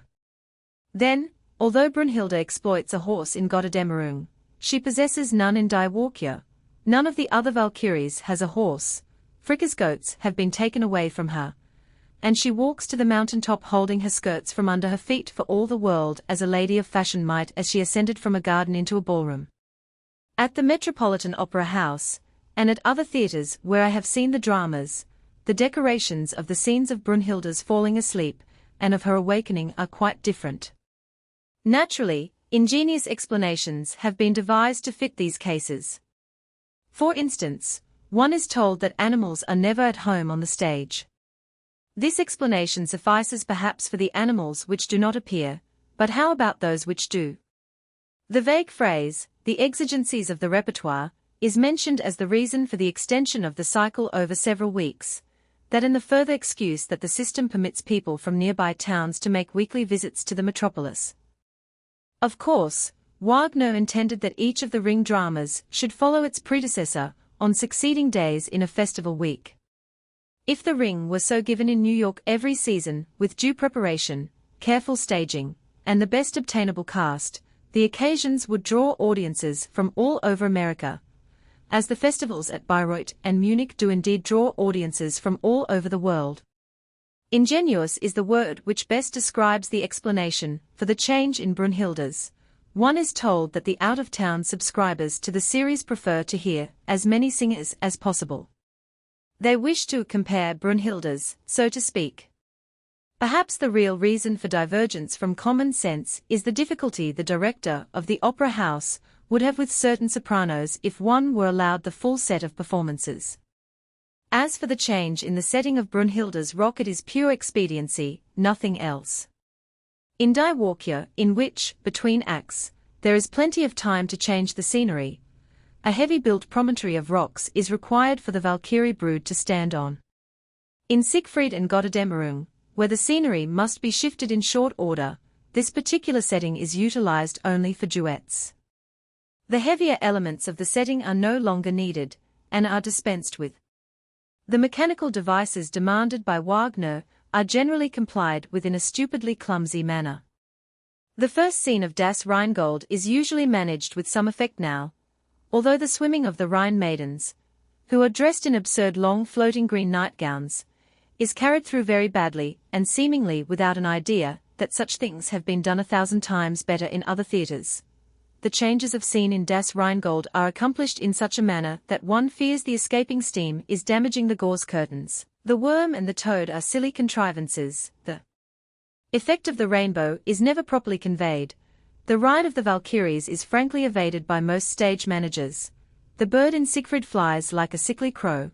The final scene in Götterdämmerung would bring a laugh from a Bowery audience. Some flat scenery flaps over. A number of chorus ladies fall on their knees. There's much bulging about of a canvas sea, and a few red lights appear in the sky. The transformation scenes in Parsifal are carried out with as little fidelity to symbolism, or truth, or beauty, and the throwing of the lance in Parsifal is always seemingly a wire trick rather than a magical one. The scenery for the Wagner dramas, in all the theatres where I have seen and heard them, has been built, and a great deal of it in recent years from new designs, with a seemingly absolute ignorance, or determined evasion of the fact that there are artists who are now working in the theatre. In making this statement, I can speak personally of performances I have seen at the Metropolitan Opera House, New York, the Auditorium, Chicago, Covent Garden Theatre, London, La Scala, Milan, the Opera, Paris, and the Prinzregenten Theatre in Munich. Are there theatres where the Wagner dramas are better given? I do not think so. Compare the scenery of Götterdämmerung at the Metropolitan Opera House with that of Boris Godunov, and you will see how little care is being taken of Wagner's ideals. In the one case, the flimsiest sort of badly painted and badly lighted canvas, mingled indiscriminately with plastic objects, boughs, branches, etc., placed next to painted boughs and branches, an effect calculated to throw the falsity of the whole scene into relief. In the other case, an example of a scene painter's art wrought to give the highest effect to the drama it decorates. Take the decoration of the hall of the Gibbicks, in which long scenes are enacted in both the first and last acts of Götterdämmerung. The Gibbicks are a savage, warlike, sinister, primitive race. Now it is not necessary that the setting in itself be strong, but it must suggest strength to the spectator. There is no need to bring stone blocks or wood blocks on the stage. The artist may work in black velvet if he wishes. It was of this material that Professor Roller contrived a dungeon cell in Fidelio, which seemed to be built of stone 10 feet thick. It will be admitted, I think, by any one who has seen the setting in question, that it is wholly inadequate to express the meaning of the drama.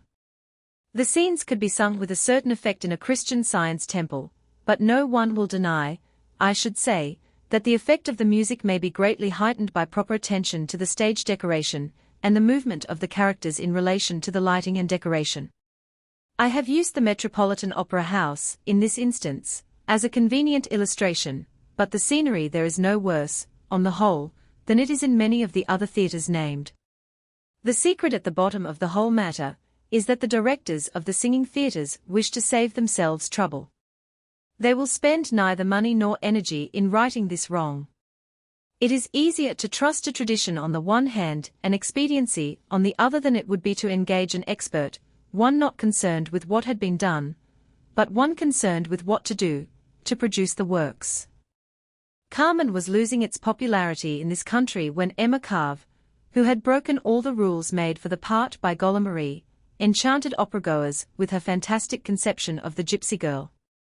Bizet's work had dropped out of the repertoire again, when Mme Bresler-Giannoli arrived and carried it triumphantly through nearly a score of performances during the first season of Oscar Hammerstein's Manhattan Opera House. Geraldine Farrar and Toscanini resuscitated the Spanish jade a third time.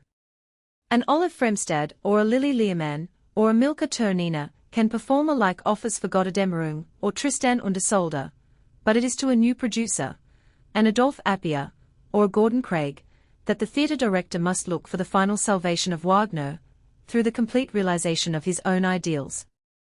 It must be obvious to anyone that the more completely the meaning of his plays is exposed by the decoration, the lighting and the action, the greater the effect. Adolphe Appia wrote a book called Die Musik und die Inszenierung, which was published in German in 1899. An earlier work, La mise en scène du drame Wagnerian, appeared in Paris in 1893. Since then his career has been strangely obscure, for one whose effect on artists working at stage decoration has been greater than that of any other single man. In the second edition of his book, On the Art of the Theatre, Gordon Craig, in a footnote, speaks thus of Appia, Appia, the foremost stage decorator of Europe, the italics are mine, is not dead. I was told that he was no more with us, so, in the first edition of this book, I included him among the shades. I first saw 3 examples of his work in 1908, and I wrote a friend asking, "Where is Appia, and how can we meet?" My friend replied, "Poor Appia died some years ago." This winter, 1912, I saw some of Appia's designs in a portfolio belonging to Prince Wolkonsky. They were divine, and I was told that the designer was still living. Loomis Taylor, who, during the season of 1914-15, staged the Wagner operas at the Metropolitan Opera House, and it was not his fault that the staging was not improved. There's no stage director now working who has more belief in and knowledge of the artists of the theatre than Loomis Taylor, has written me, in response to a query, the following regarding Appia. Adolphe Appia, I think, is a French Swiss. He is a young man. The title of the book which made him famous, in its German translation, is Die Musik und die Inszenierung. It was translated from the French by Princess Cantacuzene. 5 years ago, I was told by Mrs. Houston Stewart Chamberlain that Appia was slowly but surely starving to death in some picturesque surroundings in Switzerland. I then tried to get various people in Germany interested in him, also proposing him to Hagemann as scenic artist for Mannheim. 2 years later, before his starving process had reached its conclusion, I heard of him as collaborator with Jacques Delcroze at his Temple of Rhythm on the banks of the Elbe, outside of Dresden, where, I think, up to the outbreak of the war, Appia was doing very good work, but what has become of him since I do not know. His book is very valuable. His suggestions go beyond the possibilities of the average Hof theatre, while in Bayreuth they have a similar effect to a drop of water upon a stone, sunburned by the rays of Cosima's traditions. By being one of the first, if not the first, to put in writing the inconsistency of using painted perspective scenery and painted shadows with human beings on the stage, Appia became the fighter for plastic scenery. His sketch of the Walküren Rock is the most beautiful scenic conception of Act 3, Die Walküre, I know of or could imagine. To my knowledge no theatre has ever produced anything in conformity with Appier's sketches. In a letter to me, Hiram Kelly Motherwell, whose book, The Theatre of Today, is the best exposition yet published of the aims and results of the artists who are working in the theatre, writes as follows in regard to Appier. Appier is now with Delcros at Hellerau, and I believe has designed and perhaps produced all the things that have been done there in the last year or two. Previous to that I am almost certain he had done no actual stage work. Nobody else would give him free rein. But, as you know, he thought everything out carefully, as though he were doing the actual practical stage work. By this time he has hit his third manner. It's all cubes and parallelograms. It sounds like hell on paper, but Maurice Brown told me it is very fine stuff. Brown says it is as much greater than Craig as Craig is greater than anybody else. All the recent Hellerau plays are in this third manner.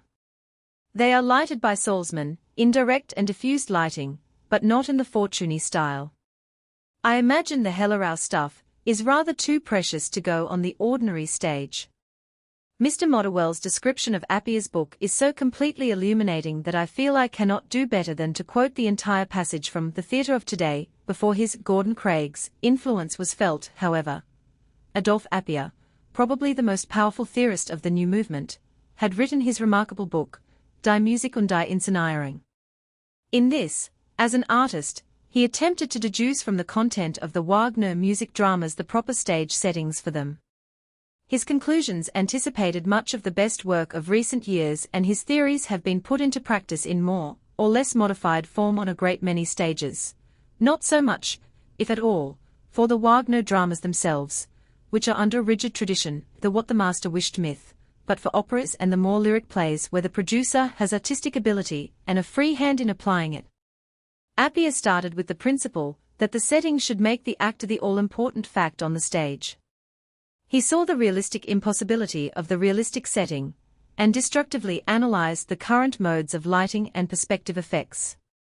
But, unlike the members of the more conventional modern school, he insisted that the stage is a three-dimension space, and must be handled so as to make its depth living.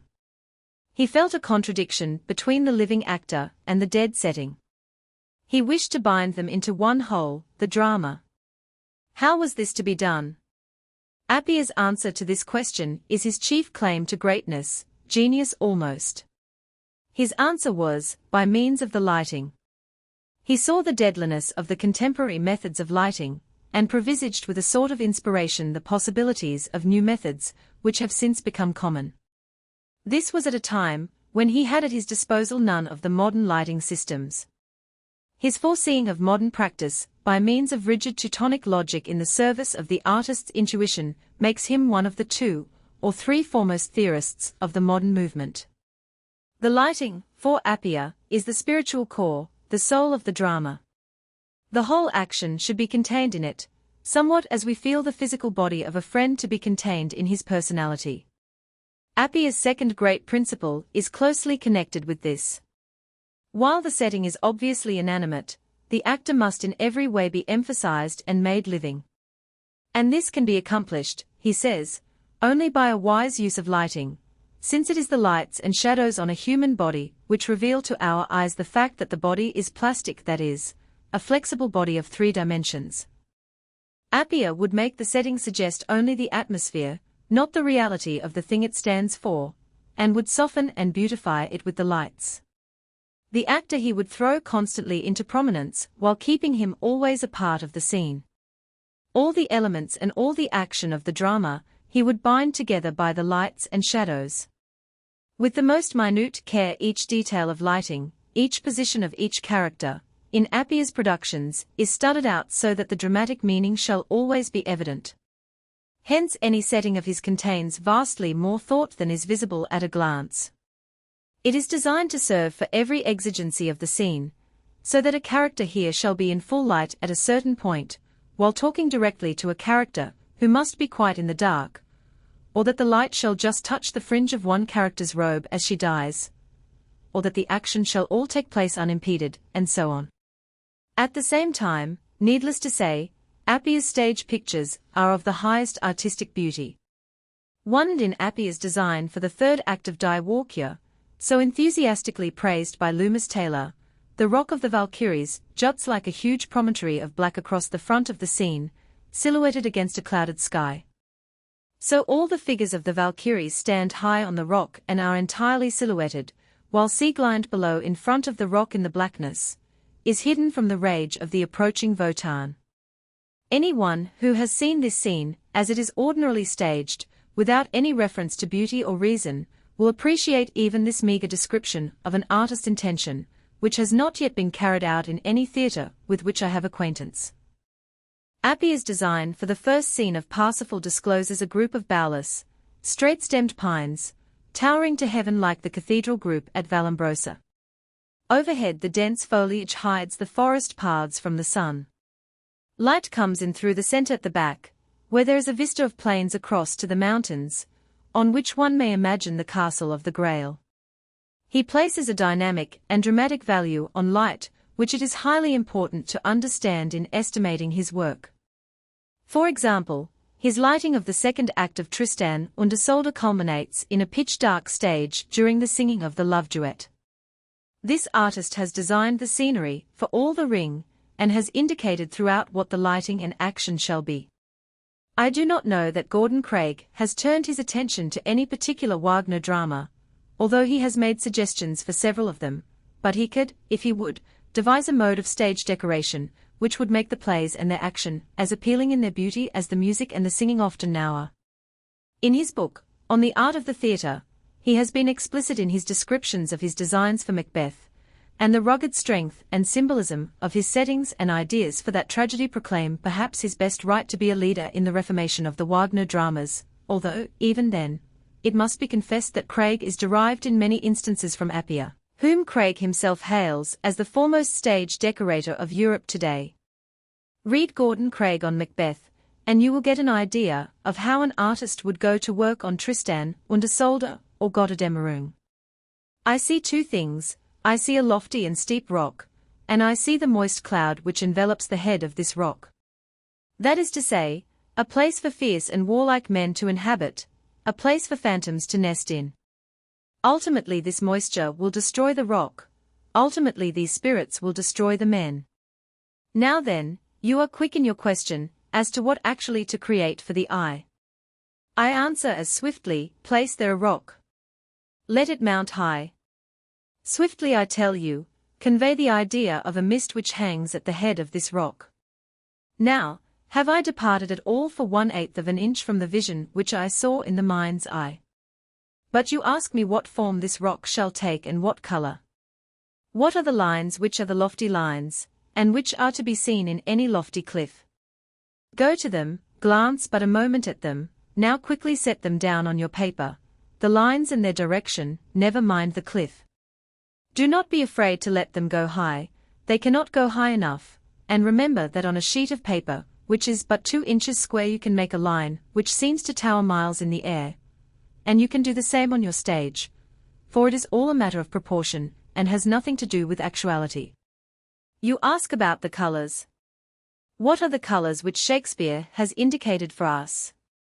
Do not first look at nature, but look at the play of the poet. 2, 1 for the rock, the man, 1 for the mist, the spirit. Now, quickly, take and accept this statement from me. Touch not a single other color, but only these 2 colors through your whole progress of designing your scenes and your costumes, yet forget not that each color contains many variations. If you are timid for a moment and mistrust yourself, or what I tell, when the scene is finished you will not see with your eye the effect you have seen with your mind's eye when looking at the picture which Shakespeare has indicated. The producers of the Wagner music dramas do not seem to have heard of Adolphe Appier. Gordon Craig is a myth to them. Reinhard does not exist. Have they ever seen the name of Stanislavski? Do they know where his theatre is? Would they consider it sensible to spend 3 years in mounting Hamlet? Is the name of Falcon known to them? Of Bakst, N. Rurik, Natalie Goncharova, Alexandra Benoit, Theodore Fedorowski. One could go on naming the artists of the theatre. Recently there have been evidences of an art movement in the theater in America. Joseph Urban, first in Boston with the Boston Opera Company, and later in New York with various theatrical enterprises, may be mentioned as an important figure in this movement. His settings for Mona Vanna were particularly beautiful, and he really seems to have revolutionized the staging of revues and similar light musical pieces. Robert Jones has done some very good work. I think he was responsible for the imaginative staging in Gordon Craig's manner, to be sure, of the inner scenes in the Shakespeare Masque, Caliban. But I would give the Washington Square players credit for the most successful experiments which have been made in New York. In every instance they have attempted to suit the staging to the mood of the drama, and have usually succeeded admirably, at slight expense. They have developed a good deal of previously untried talent in this direction. Lee Simonson, in particular, has achieved distinctive results. I have seldom seen better work of its kind on the stage than his settings for the Magical City, Pierre Patelin, and the Seagull. At the Metropolitan Opera House no account seems to be taken of this art movement, although during the season of 1915-16 in The Taming of the Shrew an attempt was made to emulate the very worst that has been done in modern Germany. For several years the Russian ballet, under the direction of Serge Diaghilev, has been presenting operas and ballets in the European capitals, notably in London and Paris for long seasons each summer. The ballet has been seen in America since this article was written. A number of artists and a number of stage directors have been working together in staging these works, which, as a whole, may be conceded to be the most completely satisfying productions which have been made on the stage during the progress of this new movement in the theatre. One or two of the German productions, or Gordon Craig's Hamlet in Stanislavski's theatre, may have surpassed them in the sterner qualities of beauty, the serious truth of their art, but none has surpassed them in brilliancy, in barbaric splendor, or in their almost complete solution of the problems of mingling people with painted scenery. The Russians have solved these problems by a skillful, and passionately liberal, use of color and light. The painted surfaces are mostly flat, to be sure, and crudely painted, but the tones of the canvas are so divinely contrived to mingle with the tones of the costumes that the effect of an animated picture is arrived at with seemingly very little pother. This method of staging is not, in most instances, it must be admitted, adapted to the requirements of the Wagner dramas. Bakst, I imagine, would find it difficult to cramp his talents in the field of Wagnerism, though he should turn out a very pretty edition of Das Rheingold. Roerich, on the other hand, who designed the scenery and costumes for Prince Igor, as it was presented in Paris and London in the summer of 1914, would find no difficulty in staging Götterdämmerung. The problem is the same, to convey an impression of barbarism and strength. One scene I remember in Borodin's opera in which an open window, exposing only a clear stretch of sky, the rectangular opening occupied half of the wall at the back of the room, was made to act the drama. A few red lights skillfully played on the curtain representing the sky made it seem as if in truth a city were burning, and I thought how a similar simple contrivance might make a more imaginative final scene for Götterdämmerung. It is, however, in their handling of mechanical problems that the Russians could assist the new producer of the Wagner dramas to his greatest advantage. In Rimsky-Korsako's opera, The Golden Cock, for instance, the bird of the title has several appearances to make. Now there was no attempt made, in the Russian stage version of this work, to have this bird jiggle along a supposedly invisible wire, in reality quite visible, flapping his artificial wings, and wiggling his insecure feet, as in the usual productions of Siegfried. Instead the bird was built solid like a bronze cock for a drawing-room table. He did not flap his wings. His feet were motionless. When the action of the drama demanded his presence he was let down on a wire. There was no pretense of a lack of machinery.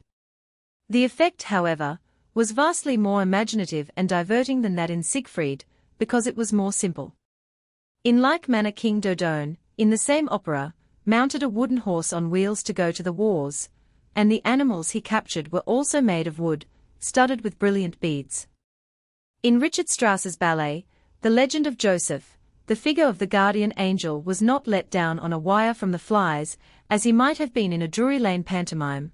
the naive nature of the work was preserved by his nonchalant entrance across the loggia and down a flight of steps, exactly the entrance of all the human characters of the ballet. I do not mean to suggest that these particular expedients would fit into the Wagner dramas so well as they do into works of a widely different nature. They should, however, indicate to stage directors the possibility of finding a method to suit the case in each instance. And I do assert, without hope or fear of contradiction, that Brunhilde with a wooden horse would challenge less laughter than she does with the sorry nags, which are put at her disposal, and which Siegfried later takes down the river with him.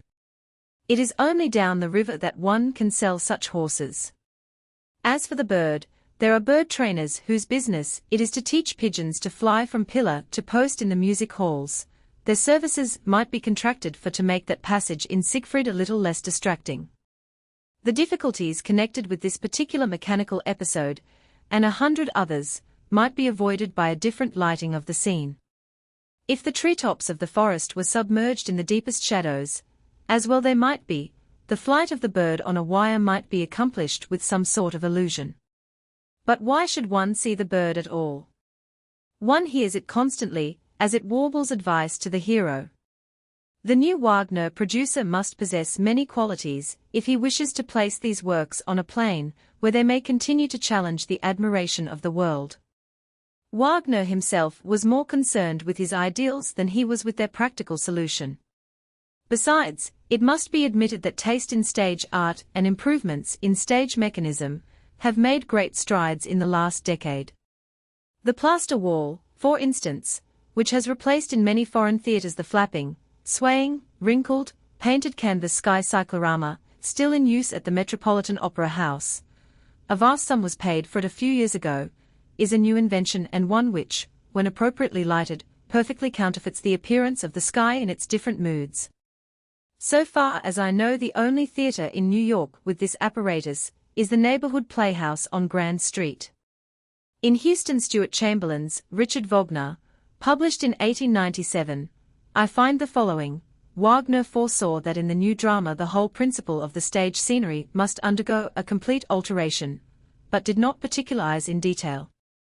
The Meister says that music resolves the rigid immovable groundwork of the scenery into a liquid, yielding, ethereal surface, capable of receiving impressions, but to prevent a painful conflict between what is seen and what is heard, the stage picture, too, must be relieved from the curse of rigidity which now rests upon it. The only way of doing this is by managing the light in a manner which its importance deserves, that its office may no longer be confined to illuminating painted walls. I am convinced that the next great advance in the drama will be of this nature, in the art of the eye, and not in music. The passage quoted further refers to Appier's first book, published in French. Chamberlain was a close friend of Appier, and Die Musik und die Inszenierung is dedicated to him. It must also be understood that Wagner in some instances, when the right medium of his expression was clear to him, made concessions to what he considered the unintelligence of the public. Wotan's waving of the sword is a case in point. The motive without the object he did not think would carry out the effect he intended to convey, although the absurdity of Wotan's founding his new humanity on the power of the degenerate giants must have been apparent to him. Sometimes the master changed his mind. Paris would have none of Tannhäuser without a ballet, and so Wagner rewrote the first act, and now the Paris version of the opera is the accepted one. In any case, it must be apparent that what Wagner wanted was a fusion of the arts, and a completely artistic one. So that if any one can think of a better way of presenting his dramas than one based on the very halting staging which he himself devised, with the limited means at his command, as perhaps the best possible to exploit his ideals, that person should be hailed as Wagner's friend. It must be seen, at any current presentation of his dramas, that his way, or Cosima's, is not the best way. The single performances, which have made the deepest impression on the public, have deviated the farthest from tradition. Olive Fremstad's Isolde was far from traditional. Her very costume of deep green was a flaunt in the face of Wagner's conventionally white-robed heroine. In the first act, after taking the love potion, she did not indulge in any of the swimming movements usually employed by sopranos to pass the time away until the occasion came to sing again. She stood as a woman dazed, passing her hands futilely before her eyes, and it was to be noted that in some instances her action had its supplement in the action of the tenor, who was singing with her, although, in other instances, he would continue to swim in the most highly approved Bayreuth fashion. But Olive Fremstad, artist that she was, could not completely divorce herself from tradition. In some cases she held to it against her judgment. The stage directions for the second act of Parsifal, for example, require Kundry to lie on her couch, tempting the hero, for a very long time. Great as Fremstad's Kundry was, it might have been improved if she had allowed herself to move more freely along the lines that her artistic conscience dictated. Her Elsa was a beautiful example of the molding of the traditional playing of a role into a picturesque, imaginative figure, a feat similar to that which Mary Garden accomplished in her delineation of Marguerite in Faust. Mme. Fremstad always sang Brunhilde in Gotterdämmerung throughout with the fire of genius. This was surely some wild creature, a figure of Greek tragedy, a Norse Electra. The superb effect she wrought, at her first performance in the role, with the scene of the spear, was never tarnished in subsequent performances. The thrill was always there. In face of acting and singing like that, one can afford to ignore Wagner's theory about the wedding of the arts. A Fremstad or a Lehmann can carry a Wagner drama to a triumphant conclusion with few, if any, accessories, but great singing artists are rare, nor does a performance of this kind meet the requirements of the Wagner ideal, in which the picture, the word, and the tone shall all be a part of the drama Werktondrama. Wagner invented a new form of stage art, but only in a small measure did he succeed in perfecting a method for its successful presentation. The artist-producer must arise to repair this deficiency, to become the dominating force in future performances, to see that the scenes are painted in accordance with the principles of beauty and dramatic fitness, to see that they are lighted to express the secrets of the drama, as Appiah says they should be, to see that the action is sympathetic with the decoration, and that the decoration never encumbers the action, that the lighting assists both. There never has been a production of The Ring which has in any sense realized its true possibilities, the ideal of Wagner. June 24, 1915. Footnotes 1. For a further discussion of Appiah's work and its probable influence on Gordon Craig, see an article, Adolf Appiah and Gordon Craig, in my book Music After the Great War. The Bridge Burners ziehen. Ich kann dich nicht halten. Der Wanderer. The Bridge Burners. It is from the enemy that one learns. Richelieu and other great men have found it folly to listen to the advice of friends when rancor, hatred, and jealousy inspired much more helpful suggestions. And it occurred to me recently that the friends of modern music were doing nothing by way of describing it. They are content to like it. I must confess that I have been one of these. I have heard first performances of works by Richard Strauss and Claude Debussy on occasions when the program notes gave one cause for dread. At these times I have often been pleasurably excited, and I have never lacked for at least a measured form of enjoyment except when I found those gods growing a bit old. The English critics were right when they labeled The Legend of Joseph Handelian. The latest recital of Leo Ornstein's, which I heard, made me realize that even the extreme modern music evidently protrudes no great perplexities into my ears. They accept it all, a good deal of it with avidity, some with the real tribute of astonishment which goes only to genius. On the whole, I think, I should have found it impossible to write this article which, with a new light shining on my paper, is dancing from under my darting typewriter keys, if I had not stumbled by good luck into the camp of the enemy. For I find misunderstanding, lack of sympathy, and enmity towards the new music to a certain degree inspirational. These qualities, projected, have crystallized impressions in my mind, which might, under other circumstances, have remained vague, and in a sense, I think I may make bold to say, they have made it possible for me to synthesize to a greater degree than has hitherto been attempted, the various stimuli and progressive gestures of modern music. I can more clearly say now why I like it. If I were to tell others how to like it, I should be forced to resort to a single sentence. open your ears. A good deal of this new insight has come to me through assiduous perusal of Mr. Richard Aldrich's comment on musical doings in the columns of the New York Times. Mr. Aldrich, like many another, has been bewildered and annoyed by a good deal of the modern music played. Heaven knows that there is little enough modern music played in New York. Up to date, April 16, 1916, there has been nothing of Arnold Schoenberg performed this season later than his Pelleas und Melisande and his Kammersymphonie of Stravinsky. Aside from the 3 slight pieces for string quartet, nothing later than Petruchka. Such new works as John Alden Carpenter's Adventures in a Perambulator and Enrique Granados' Goyescas, as an opera, do not seriously overtax the critical ear. But he has done more than some others by way of expressing the causes of this bewilderment and this annoyance. Some critics neglect the subject altogether, but Mr. Aldrich at least attempts to be explanatory. My first excerpt from his writings is clipped from an article in the New York Times of December 5, 1915, devoted to the string quartet music of Stravinsky, performed by the Flanzales at Aeolian Hall in New York on the evening of November 30. So far as this particular type of futurist music is concerned, it seems to be conditioned on an accompaniment of something else to explain it from beginning to end. Is this a reproach? The context would seem to indicate that it is.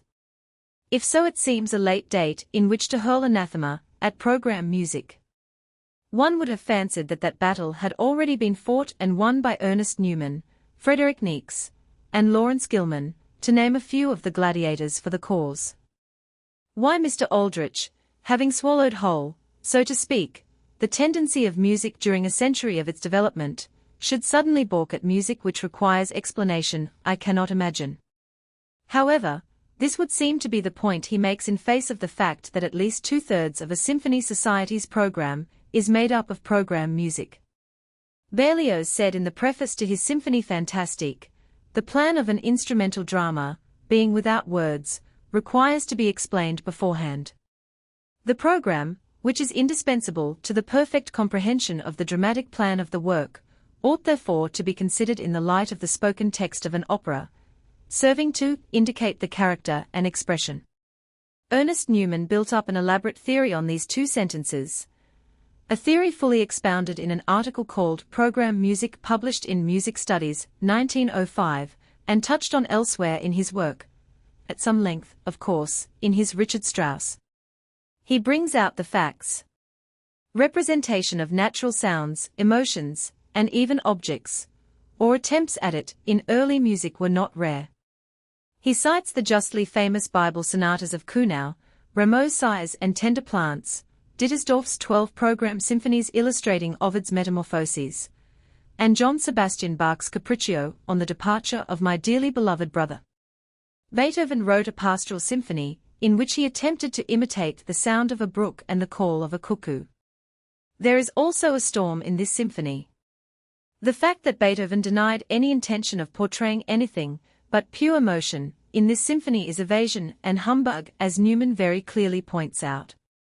From what do these emotions arise? The answer is, from the contemplation of country scenes. The auditor without a program will not find the symphony so enjoyable as the one who knows what awakened the emotions in the composer. Beethoven wrote a Battle Symphony 2, a particularly bad one, I believe. I have never seen it announced for performance. It is true, however, that most of the composers of the great period were content to number their symphonies and to call their piano pieces impromptus, sonatas, valses, and nocturnes. Nous avons changé tout cela. Schumann was one of the first of the composers of the 19th century to write music with titles. In the Carnaval, for example, each piece is explained by its title. And explanations, or shadows of explanations, cathedral, Rhenish, spring, etc., hover about the 4 symphonies. Berlioz, of course, carried the principle of program music to a degree that was considered absurd in his own time. He wrote symphonies like the Romeo and Juliet and the Fantastique, which had to be explained from beginning to end.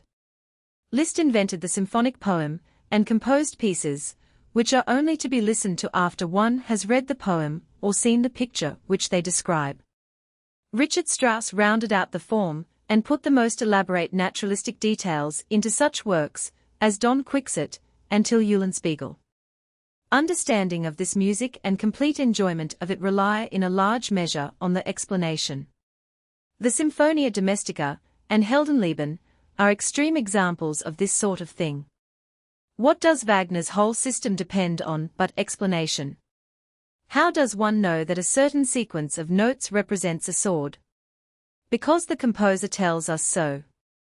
How does one discover that another sequence of notes represents Albrich's curse? Through the same channel. Bernard Shaw says in The Perfect Wagnerite, to be able to follow the music of the Ring, all that is necessary is to become familiar enough with the brief musical phrases out of which it is built to recognize them and attach a certain definite significance to them, exactly as any ordinary Englishman recognizes and attaches a definite significance to the opening bars of God Save the Queen. Modern music is full of this sort of thing. It leans more and more heavily on titles, on mimed drama, on explanation.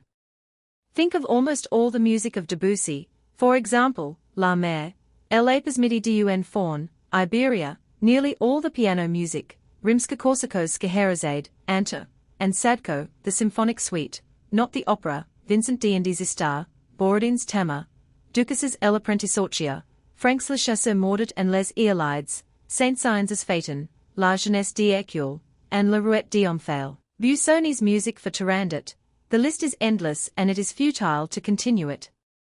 But, Mr. Aldrich would object, in most of these instances the music stands by itself, and it is possible to enjoy it without reference to the titles.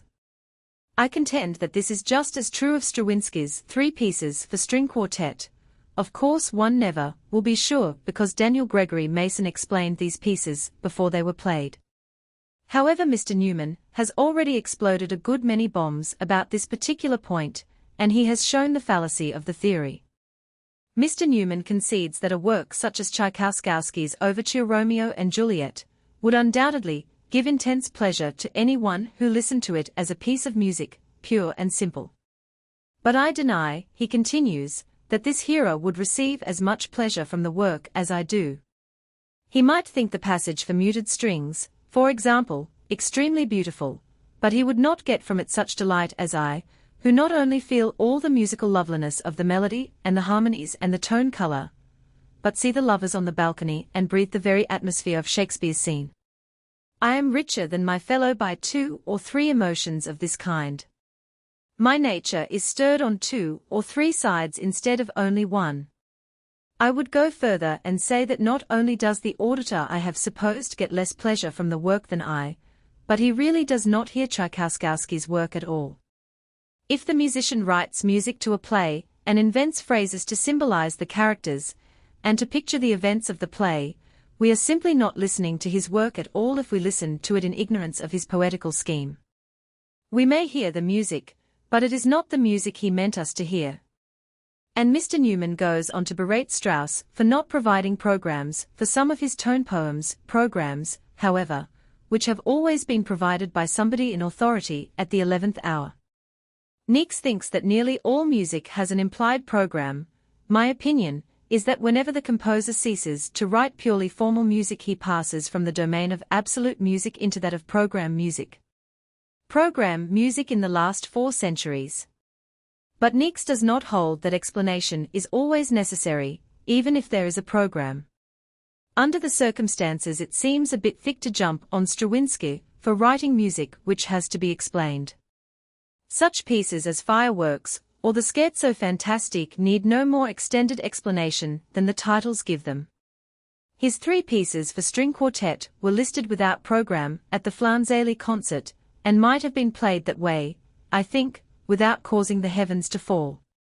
But Stravinsky had told someone that their general title was Grotesques, and that he had composed each of them with a program in mind, which was divulged. When the music was played, in the circumstances, what he was driving at was as plain as A, B, C. There was no further demand made on the auditor than that he prepare himself, as Schumann asked auditors to prepare themselves to listen to the Carnaval, by thinking of the titles. In Stravinsky's opera, The Nightingale, the text of the opera serves as the program. There are no representative themes, there is no working out. You are not required to remember leitmotif in order to familiarize your emotions with the proper capers to cut at particular moments when these motifs are repeated. You are asked simply to follow the course of the lyric drama with open ears, open mind, and open heart. Albert Gleizes, the post-impressionist painter, once told me that he considered the title an essential part of a picture. It is a point to depart, he said. In painting a picture, I always have some idea or object in mind in the beginning. In my completed picture, I may have wandered far away from this.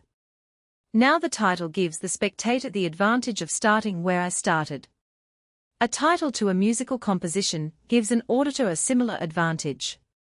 No doubt Stravinsky's fireworks would make a nice blaze without the name, but the title gives us a picture to begin with, just as Wagner gives us scenery and text and action, to say nothing of. A Handbook of Representative Themes, to explain the music of Die Walküre. An important point has been overlooked by those who have watched painting and music develop during the past century. While painting has become less and less an attempt to represent nature, music has more and more attempted concrete representation. There has seemed, at times, to be an interchange in progress in the values of the arts. Hugues Cézanne is the first of the great painters to treat color deliberately as music.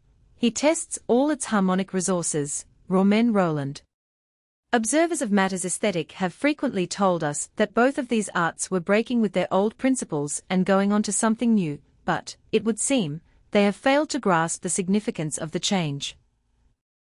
Music, as it drops its classic outline and form, the cliché of the studio and the academy, becomes more and more like nature, because natural sounds are not coordinated into symphonies with working out sections and codas, first and second subjects, etc., while in painting, in some of its later manifestations, the resemblance to things seen has entirely disappeared. This fact, at least one phase of it, was realized in concrete form by the Futurists in Italy, who asserted that polyphony, fugue, etc., were contraptions of a bygone age when the stagecoach was in vogue. Machinery has changed the world. We are living in a dynasty of dynamics. A certain number of futurists even give concerts of noise machines in which a definite attempt is made to imitate the sounds of automobiles, aeroplanes, etc. At a concert given at the Dal Vermi in Milan, for example, the pieces were called The Awakening of a Great City, a dinner on the Casale Terrace, doubtless with an imitation of the guests eating soup, and a meet of automobiles and aeroplanes.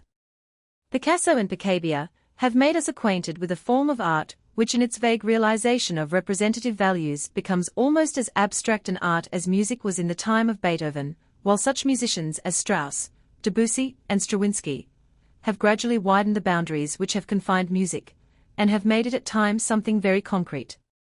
Debussy's La Mer, for example, is a much more definite picture. In leaning over the rail of the gallery of the Salle Gaveau in Paris, during a performance of this piece I actually became seasick, than Marcel Duchamp's painting of the Enu descendant L'Escalier.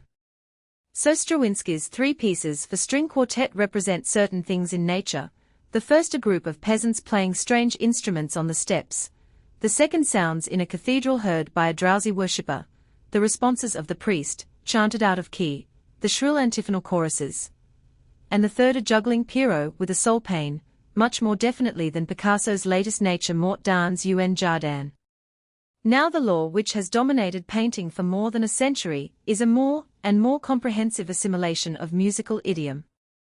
Even Delacroix spoke of the mysterious effects of line and color which, alas, only a few adepts feel, like interwoven themes in music, and Baudelaire, in another connection, wrote, harmony, melody, and counterpoint are to be found in color. Ingres also remarked to his disciples, if I could make you all musicians you would be better painters. Renoir, who journeyed to Sicily to paint Wagner's portrait and to translate Tannhäuser, is a musical enthusiast and his work is music. Maurice Denis tells us that his pals at Julien's Academy, those who were to found Cinzism with him, never tired of discussing Lamoureux's concerts, where they were enthusiastic habitués. Gagin announced that painting is a musical phase. He speaks continually of the music of a picture, When he wants to analyze his work, he divides it into the literary element, to which he attaches less importance, and the musical element, which he schemes first. Cézanne, whom Gagin compared to César Franck, said, not model, but modulate. Metzinger invokes the right of Cubist painters to express all emotions as music does. And one of the aestheticians of the new school writes, the goal of painting is perhaps a music of nature, visual music to which traditional painting would have somewhat the status that sacred or dramatic music has compared to concert music. This, then, is the revolution in the art of line and color which has become aware of its intrinsic power, independent of any subject. In truth, even among the Venetians, as has been well said, the subject was only the background upon which the painter relied to develop his harmonies, but the mentality of spectators clings to this background, as to the libretto of an opera. At present, an end to librettos, pure music. Those who wish to comprehend it must first of all master its idiom, for color is learned as music is. Romain Rolland, The Unbroken Chain, Lee Simonson's translation. So far, in spite of the protestations of horror made by the academicians, the pedants, and the Philistines, which would lead one to suppose a state of complete chaos, there has not been a complete abandonment of coordination, of selection, or of intention, in either art. In fact, it seems to me that the qualities of intention and selection are more powerful adjuncts of the artist than they have been for many generations. In painting, color and form are cunningly contrived to give us an idea, if not a photograph, and in music natural, as well as unnatural, sounds are still arranged, perhaps to a more extreme extent than ever before. Too, I wonder if all the suggestion music gives us is associative. Sometimes I think so. Was it Berlioz who remarked that the slightest quickening of tempo would transform the celebrated air in Orphée from J.I. Perdu mon Eurydice to J.I. Trouve mon Eurydice? Rossini found an overture, which he had formerly used for a tragedy quite suitable for Illinois Barbiere di Siviglia, and the interchangeable values which Handel gave to secular and sacred tunes are familiar to all music students. Are minor keys really sad? Are major keys always suggestive of joy? We know that this is not true, although one will be more sure of a ready response of tears from a Western audience by resorting to a minor key. In our music, wedding marches are usually in the major and funeral marches usually in the minor modes. But almost all Eastern music is in a minor key, love songs and even cradle songs. Recall, or play over on your piano, the Smyrnan Lullaby, made familiar by Mme Sembrick, which occurs in the collection of Grecian and Oriental melodies edited by L. A. Bourgogne-Coudray. Even the composers who do not call their pieces by name and who scorn the use of a program, depend for some of their most powerful effects on emotion created by association, and a new composer, be he indefatigable enough, can rouse new associations in us. Why, if 3 or 4 composers would meet together and decide that the use of a certain group of notes stood for the town pump, in time it would be quite easy for other composers to use this phrase in that connection, with no explanation whatever. 3. It is a mistake of much popular criticism, says Walter Pater, in the first 2 sentences of his essay on The School of Giorgione, to regard poetry, music, and painting, all the various products of art, as but translations into different languages of one and the same fixed quantity of imaginative thought, supplemented by certain technical qualities of color, in painting, of sound, in music, of rhythmical words, in poetry. In this way, the sensuous element in art, and with it almost everything in art that is essentially artistic, is made a matter of indifference, and a clear apprehension of the opposite principle, that the sensuous material of each art brings with it a special phase or quality of beauty, untranslatable into the forms of any other, an order of impressions distinct in kind, is the beginning of all true aesthetic criticism. Stravinsky, in a sense, is quite done with program music, at least he says that this is so. La musique est trop bête pour exprimer autre chose que la musique, is his pregnant phrase, which I cannot quote often enough. And in an interview with Stanley Wise, which appeared in the columns of the New York Tribune, he further says, program music has been obviously discontinued as being distinctly an uncouth form, which already has had its day, but music, nevertheless, still drags out its life in accordance with these false notions and conceptions. Without absolutely defying the program, musicians still draw upon sources foreign to their art. The true inwardness of music being purely acoustic, the art so expresses itself without being concerned with feelings alien to its nature. Music in the theatre is still held in bondage to other elements. Wagner, in particular, is responsible for this servitude in which music labors today. The greater part of Igor Stravinsky's music, up to date, is written to a program, but these remarks of the composer should not be incomprehensible on that account. Somewhat later than the performance of the three pieces for string quartet, The Firebird and Petrushka were performed in New York and were hailed by the critics, en masse, as most delightful works. But the music depends for its success, they said, on the stage action to explain it. I fancy this is true of many operas, which were written for the stage. Siegfried, as a whole, would be pretty tiresome in concert form, and so would La Fille du Regiment. And read what Henry Fothergill Chorley has to say about the works of Gluck, modern German music. The most experienced and imaginative of readers will derive from the closest perusal of the scores of Gluck's operas feeble and distant impressions of their power and beauty. The delicious charm of Mozart's melody, the expressive nobility of Handel's ideas, may in some measure be comprehended by the student at the pianoforte, and the eye may assure the reader how masterly is the symmetry of the vocal score with one, how rich and complete is the management of the instrumental score, with the other master. But this is in no respect the case with Alceste, the two Iphigenies and Armide, it may be added, with almost any opera written according to the canons of French taste.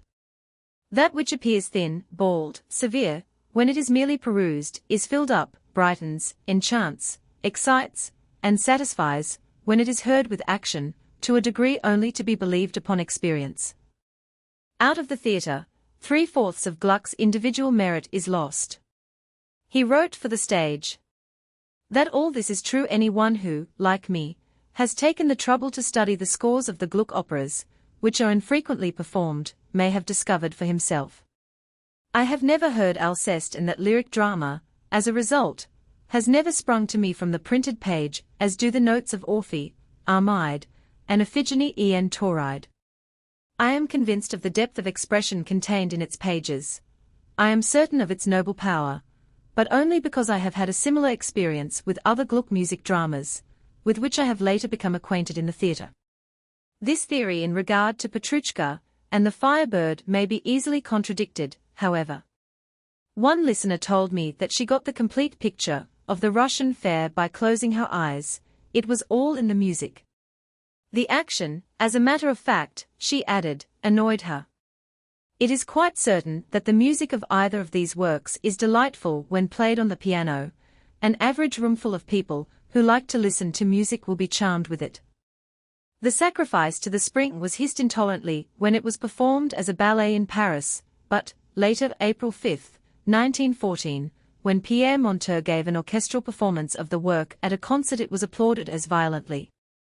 Stravinsky has, it is true, worked away from representation, in the sense of copying nature or, like Wagner, relying on literary formulas for his effects, in his music, but he has written very little that does not depend on a program, either expressed or implied. All songs, of course, are explained by their lyrics. The scherzo fantastique and fireworks are program music in the lighter sense, and naturally the music of his ballets and his opera depends for its meaning on the stage action. What Stravinsky means to do, I think, certainly what he has done, is to avoid going outside his subject or requiring his listener to do so. To understand the music of his opera you need never have heard a real nightingale sing, for the bird does not sing at all like a nightingale, a fact which was not understood by the critics when the work was first produced. And in the Sacrifice to the Spring you will find no attempt made to ape natural sounds, although there was ample opportunity for doing so. Another modern worker in tone, Leo Ornstein, in the accompaniment to his cradle song, it is the same Wiegenlied set by Richard Strauss, by the way, tries to give his hearers the mother's overtones, her thoughts about the child's future, etc. The music, instead of attempting to express the exact meaning of the poem, expresses more than the poem. And Mr. Ornstein once said to me, "What I try to do in composing is to get underneath, to express the feeling underneath, not to be photographic. I do not think it is art to reproduce a steam whistle, but it is art to give the feeling that the steam whistle gives us. That can never be done by exact reproduction. I should not like a steam whistle introduced into the concert room. I had shamelessly suggested it, but great, smashing chords. Yet Mr. Ornstein in his impressions of the Thames is as near actual representation as Whistler or Monet, certainly a musical impressionist. Is anything true? I hope not. At dinner the other evening a lady attempted to prove to me that there were standards by which beauty could be judged and rules by which it could be constructed. She was unsuccessful. For it has occurred to me that Mr. Aldrich meant that he wanted the juxtaposition of notes explained from beginning to end. Inspiration is not always conscious, one feels in the end whether such a collocation is inevitable or not. I wonder if Beethoven could have explained one of his last quartets or piano sonatas. I doubt it. Of course, on the other hand, Wagner explained and explained and explained. I am afraid that this quality alone, the fact that the music needs explanation, is not the rock on which Mr. Aldrich splits, so to speak. He writes somewhere else in this same article, all he asks of his listeners is to forget all they know about string quartet music. Now this is really too much. That is exactly what Stravinsky does, and why shouldn't he? Has not every great composer done as much? To quote Ernest Newman again, this time from his book Richard Strauss, all the music of the giants of the past expresses no more than a fragment of what music can and some day will express. With each new generation it must discover and reveal some new secret of the universe and of man's heart, and as the thing uttered varies, the way of uttering it must vary also. There is only one rational definition of good form in music, that which expresses most succinctly and most perfectly the state of soul in which the idea originated, and as moods and ideas change, so must forms. The true creator strives, in reality, after perfection only, writes Busoni, in A New Aesthetic of Music, and through bringing this into harmony with his own individuality, a new law arises without premeditation. The very greatness of Beethoven is due to the fact that he made a perfect wedding of form and idea. His forms, in which he broke with tradition in several important points, were evolved out of his ideas. Now the very writers who give Beethoven the credit for having accomplished this successful revolution, and who write enthusiastically of Gluck's reform of the opera, object to any contemporary instances of this spirit. Maurice Ravel corrects with great care, I am told, the exercises of his pupils. He who breaks rules must first know them, he says. And I have no disposition to quarrel with this sort of reverence, although I think it is sometimes carried too far. However, the critic attempts to correct the finished pupil's work from the work of the past, a sad and impossible task. Why in the name of goodness should not Stravinsky, or any other modern composer, for that matter, be allowed to make us forget everything we know about string quartets, if he is able? Some of us would be grateful for the sensation. Leo Ornstein in a recent article said, the very first step, which the composer must be given the privilege of insisting upon, is that his listeners should approach his work with no preconceived notions of any kind. They must learn to allow absolute and full freedom to their imaginations, as it is only under such circumstances that any new work can be understood and appreciated at first. All preconceived theories must be abolished, and the new work approached through no formulas. And in the same article Mr. Ornstein relates how, after he had played his Wild Men's Dance to Lescotizki, that worthy pedagogue murmured, amazed, how in the world did you get all those notes on paper? That, unfortunately, concludes Mr. Ornstein, is the attitude of the average listener to modern music. A similar instance is related in the case of Stravinsky. He played some measures of his ballet, The Firebird, on the piano to his master, Rimsky-Korsakov, until the composer of Scheherazade interposed, "Stop playing that horrid thing. Otherwise I might begin to enjoy it." And even the usually open-minded James Hunnicutt says in his essay on Arnold Schoenberg, Ivory, Apes, and Peacocks, if such music-making is ever to become accepted, then I long for death the releaser. More shocking still would be the suspicion that in time I might be persuaded to like this music, to embrace, after abhorring it. These phrases of Haneke's remind me of a personal incident. My father has subscribed for the Atlantic Monthly since the first issue, and one of the earliest memories of my childhood is connected with the inevitable copy, which always lay on the library table. On one occasion, contemplating it, I burst into tears, nor could I be comforted. My explanation, between sobs, was, "Someday I'll grow up and like a magazine without pictures. I can't bear to think of it." Well, there is many a man who weeps because someday he may grow up to like music without melody.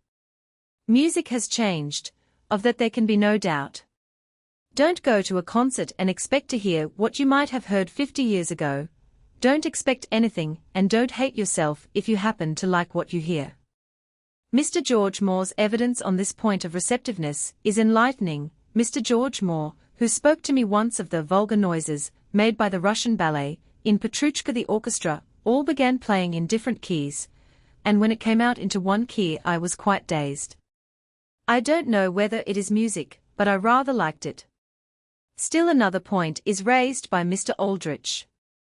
I quote from the New York Times of December 8, 1915, the reference is to the second-string quartet of David Stanley Smith, played by the Nisel Quartet. The italics are mine. Mr. Smith does not hesitate at drastic dissonance when it results from the leading of his part writing. There at last we have the real nigger in the woodpile. The relation between keys is so remote, the tonalities are so inexplicable in a modern Stravinsky or Schoenberg work that the brain, prepared with a list of scales, refuses to take in the natural impression that the ear receives. This sort of criticism reminds me of a line, which is quoted from some London journal by William Wallace in The Threshold of Music: "The whole work is singularly lacking in contrapuntal interest, and depends solely for such effect, as it achieves upon certain emotional impressions of harmony and color." And, nearer home, I culled the following from the New York Sun of December 12, 1915, Mr. W. J. Henderson's column, "This is what is the matter with the futurists, or post-impressionists in music. They are tone colorists and that is all." Amusingly enough, Mr. Henderson begins his remarks by praising Joseph Purnell for writing an article in which the post-impressionist painters were given a drubbing. This article is treated with contumely and scorn by the art critic of The Sun on the page opposite that on which Mr. Henderson's article appears. In all these cases you find men complaining because a composer has done exactly what he started out to do. F. Balila Pratella in one of his futurist manifestos discusses this point. The translation is my own. The fugue, a composition based on counterpoint par excellence, is full of such artifices even when it achieves its artistic balance in the works of the great German Sebastian Bach. Soul, intellectuality, and instinct are here fused in a given form, in a given manifestation of art, an art of its own times, historical and strictly connected with the life, faith, and culture of that particular period. Why then should we be compelled or asked to live it over again, at the distance of several centuries? And later, we proclaim as an essential principle of our futurist revolution that counterpoint and fugue, stupidly considered as one of the most important branches of musical learning, are in our eyes only the ruins of the old science of polyphony, which extends from the Flemish school to Bach. We replace them by harmonic polyphony, logical fusion of counterpoint and harmony, which allows musicians to escape the needless difficulty of dividing their efforts in two opposing cultures, one dead and the other contemporary, and entirely irreconcilable, because they are the fruits of two different sensibilities. To quote Busoni, again, how important, indeed, are third, fifth, and octave. How strictly we divide consonances from dissonances in a sphere where no dissonances can possibly exist. When Bernard Shaw published The Perfect Wagnerite, he wrote for a public which still considered Wagner a little in advance of the contemporary in music. What did he say?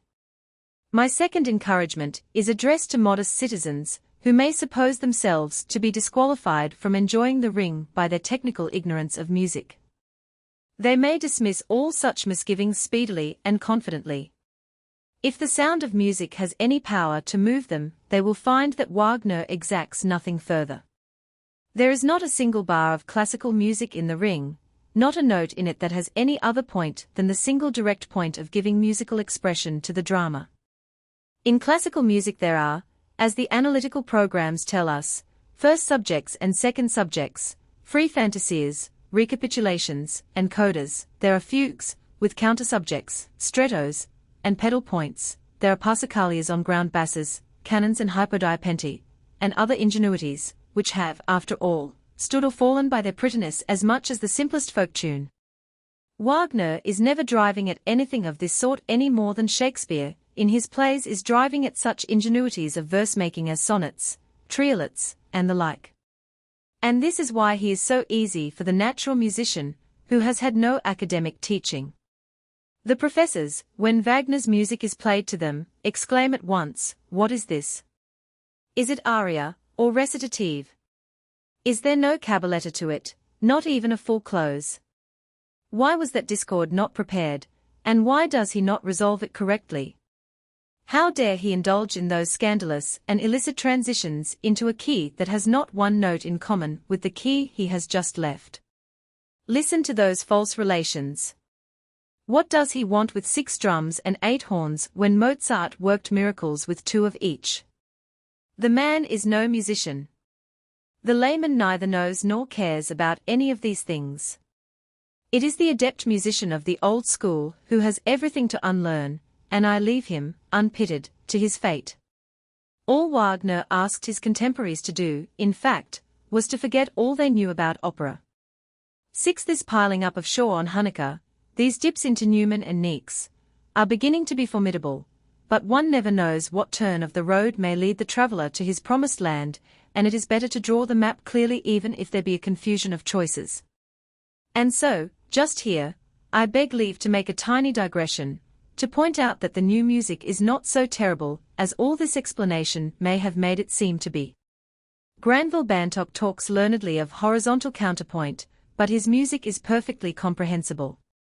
Schoenberg writes of passing notes, says there is no such thing as consonance and dissonance, and I have not been able to discover any principles of harmony.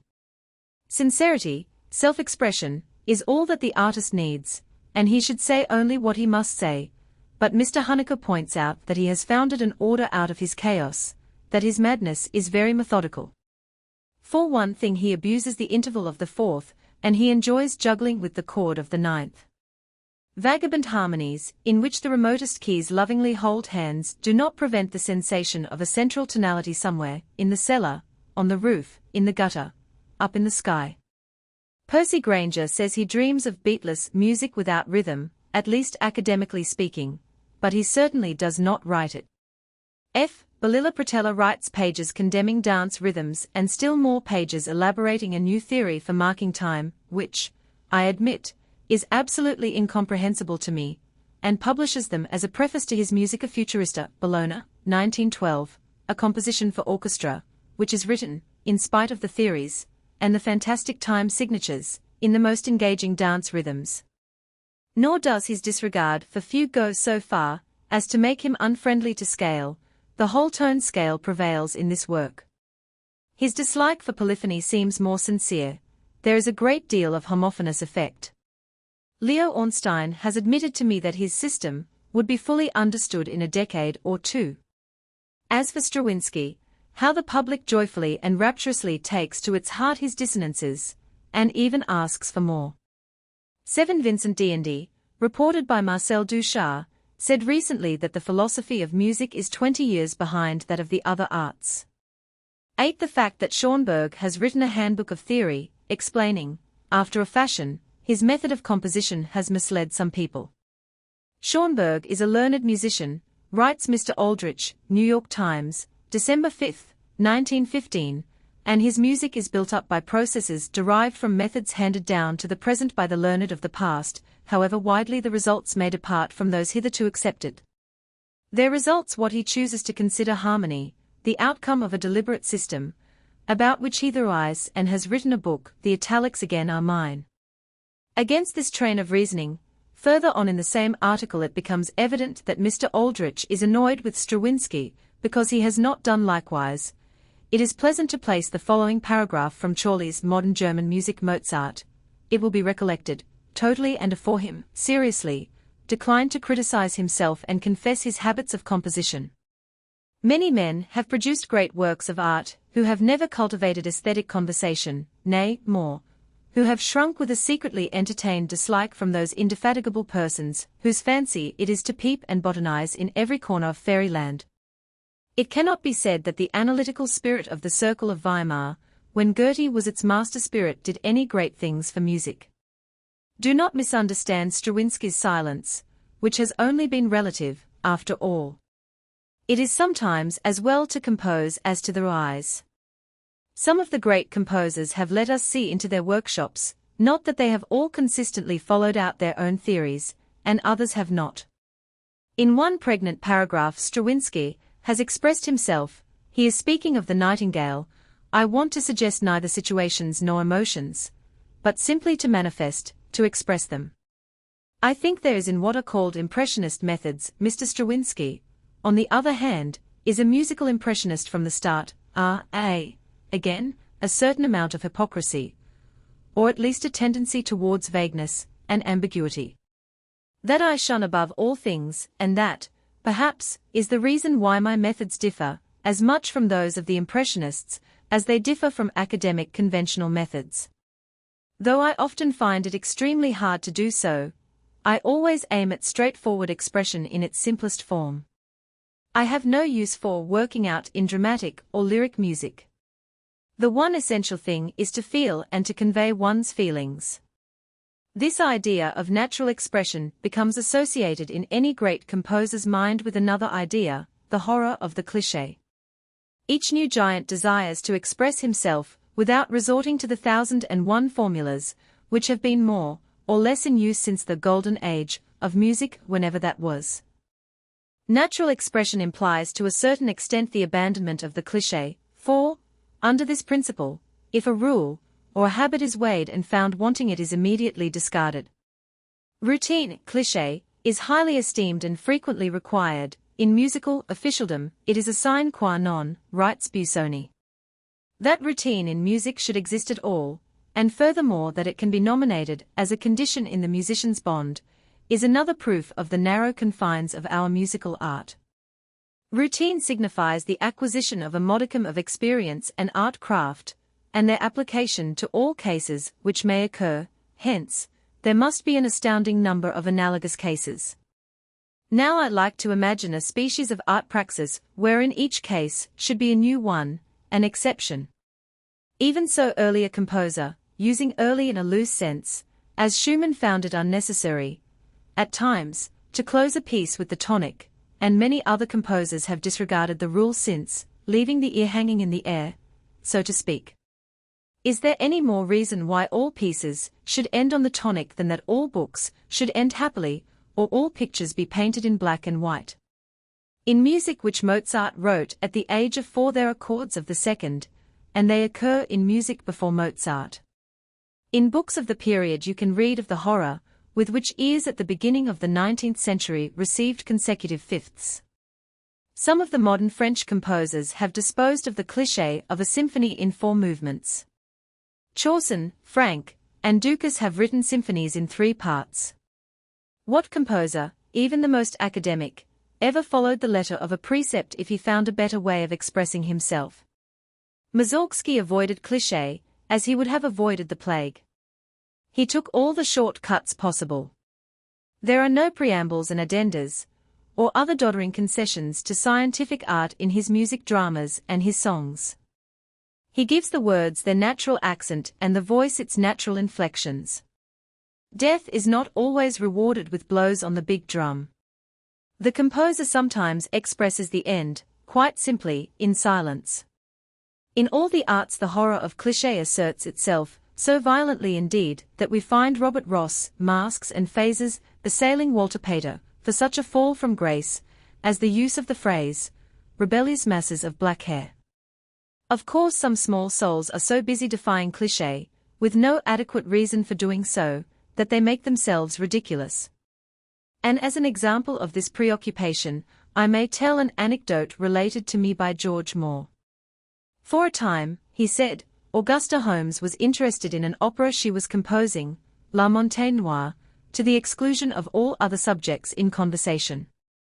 She talked about it constantly and always brought one point forward: all the characters were to sing with their backs to the audience. That was her novel idea. She did not seem to realize that, in itself, the innovation would not serve to make her opera interesting. Stravinsky's horror of cliché is by no means abnormal. He does not break rules merely for the pleasure of shocking the pedants. In each instance he has developed, quite naturally and inevitably, the form out of his material. In Petrushka, a ballet with a Russian country fair as its background, he has harped on the folk dance tunes, the hurdy-gurdy manner, and, as befits this work, there is no great break with tradition, except in the orchestration. The Firebird, too, in spite of its fantasy and brilliance, is perfectly understandable in terms of the chromatic scale. In The Sacrifice to the Spring, on the other hand, unhampered by the chains which A's story ballet, the fable of these pictures of pagan Russia, is entirely negligible, inevitably imply, he has awakened primitive emotions by the use of barbaric rhythm, without any special regard for melody or harmony, using the words in their academic senses. There is no attempt made to begin or end with major thirds. Stravinsky was perhaps the first composer to see that melody is of no importance in a ballet. Fireworks is impressionistic, but it is no more so, although the result is arrived at by a wholly dissimilar method than La Mer of Debussy. But it is in his opera, The Nightingale, or his very short pieces for string quartet, or his Japanese songs for voice and small orchestra, that the beast shows his fangs, so to speak. It is in these pieces and in The Sacrifice to the Spring that Stravinsky has accomplished a process of elision, leaving out some of those stupidities which have bored us at every concert of academic music which we have attended. You must realize how much your mind wanders at a symphony concert. It is impossible to concentrate one's complete attention on the performance of a long work except at those times when some new phrase or some new turn in the working out of a theme strikes the ear. There is so much of the music that is familiar, because it has occurred in so much music before. If you hear tum-ti-tum, you may be certain it will be followed by ti-ti-ti, and a good part of this sort of thing falls on deaf ears. There are those, I am forced to admit, who can only concentrate on that which is perfectly familiar to them. As a matter of fact, he gives our ears credit, by this time, for the ability to skip a few of the connecting links. Now this sort of elision in painting has come to be the slogan of a school. Cézanne painted a woman as he saw her, he made no attempt to explain her, that pleasure he left for the spectator of his picture. He did not draw a fashion plate. The successors of Cézanne, some of them, have gone much farther. They draw us a few bones and expect us to reconstruct the woman, body and soul, after the fashion of a professor of anatomy reconstructing an ichthyosaurus. Stravinsky and some other modern musicians have gone as far. They have left out the tum-ti-tums and twilly-wigs which connect the pregnant phrases in their music.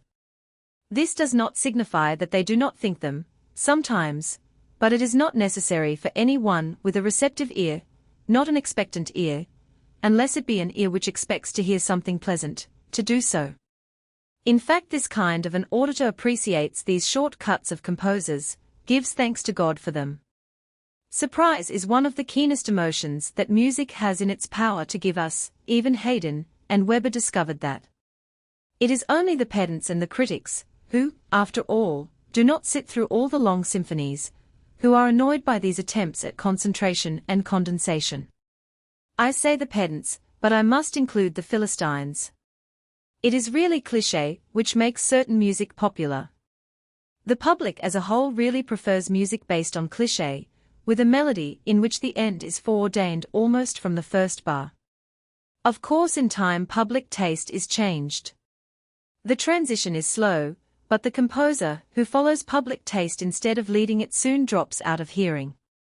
The cliché of today is not the cliché of day before yesterday.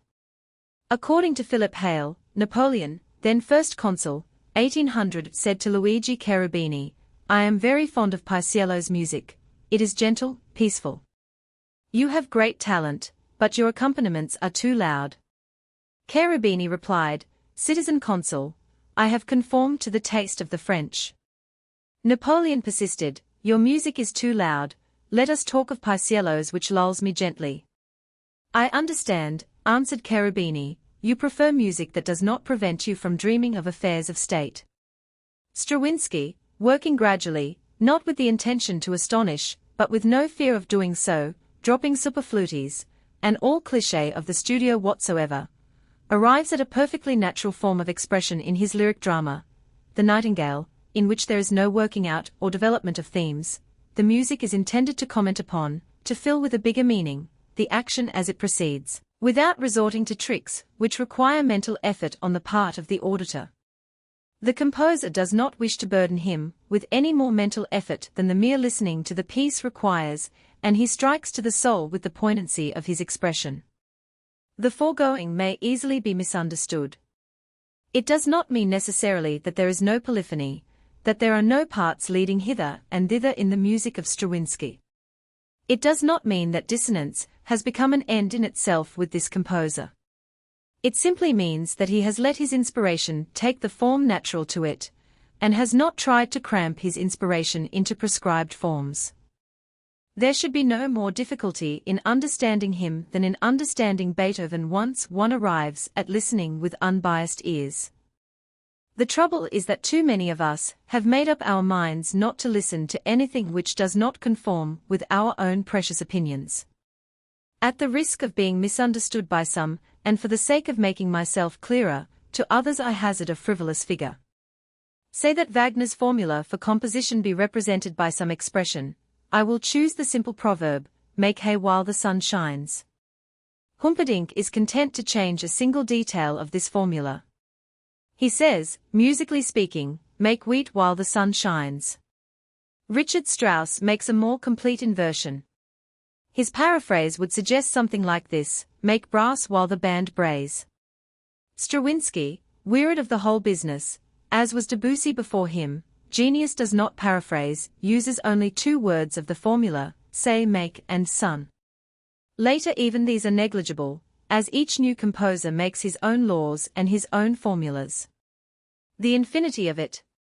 In time the work of Stravinsky will establish a cliché to be scorned by a new generation, scorned in the sense that it will not be imitated, except by inferior men. That his music is vibrant and beautiful we may be sure, and it has happened that all of it has been appreciated by a very worthwhile public. He has done what Benedetto Croce in his valuable work, Aesthetic, demands of the artist. He has expressed himself, for beauty is expression.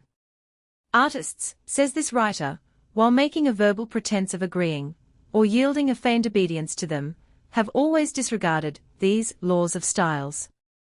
Every true work of art has violated some established class and upset the ideas of the critics who have been obliged to enlarge the number of classes, until finally even this enlargement has proved too narrow, owing to the appearance of new works of art, which are naturally followed by new scandals, new upsettings, and new enlargements. It must not be forgotten, says Egon Welesch, Schönberg and beyond in The Musical Quarterly, Otto Kinkelder's translation, that in art there are no eternal laws and rules. Each period of history has its own art, and the art of each period has its own rules. There are times of which one might say that every work which was not in accord with the rules was bad or amateurish. These are the times in which fixed forms exist, to which all artists hold fast, merely varying the content. Then there are periods when artists break through and shatter the old forms.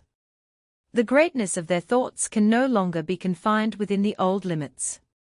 Think of Beethoven's Ninth Symphony, and the Symphonie Fantastique of Berlioz. There arises a category of art works whose power and beauty can be felt only and not understood. For this reason an audience that knows nothing of rules will enthuse over works of this kind much sooner than the average musician who looks for the rules and their observance. Remember that Hanslick called Tristan und Isolde an abomination of sense and language, and Chorley wrote, I have never been so blanked, pained, wearied, insulted even, the word is not too strong, by a work of pretension as by Tannhäuser. Fortunately, I quote Benedetto Croce again: "No arduous remarks are necessary to convince ourselves that pictures, poetry, and every work of art, produce no effects save on souls prepared to receive them." The clock continues to make its hands go round, so fast indeed that it becomes increasingly difficult to keep track of its course.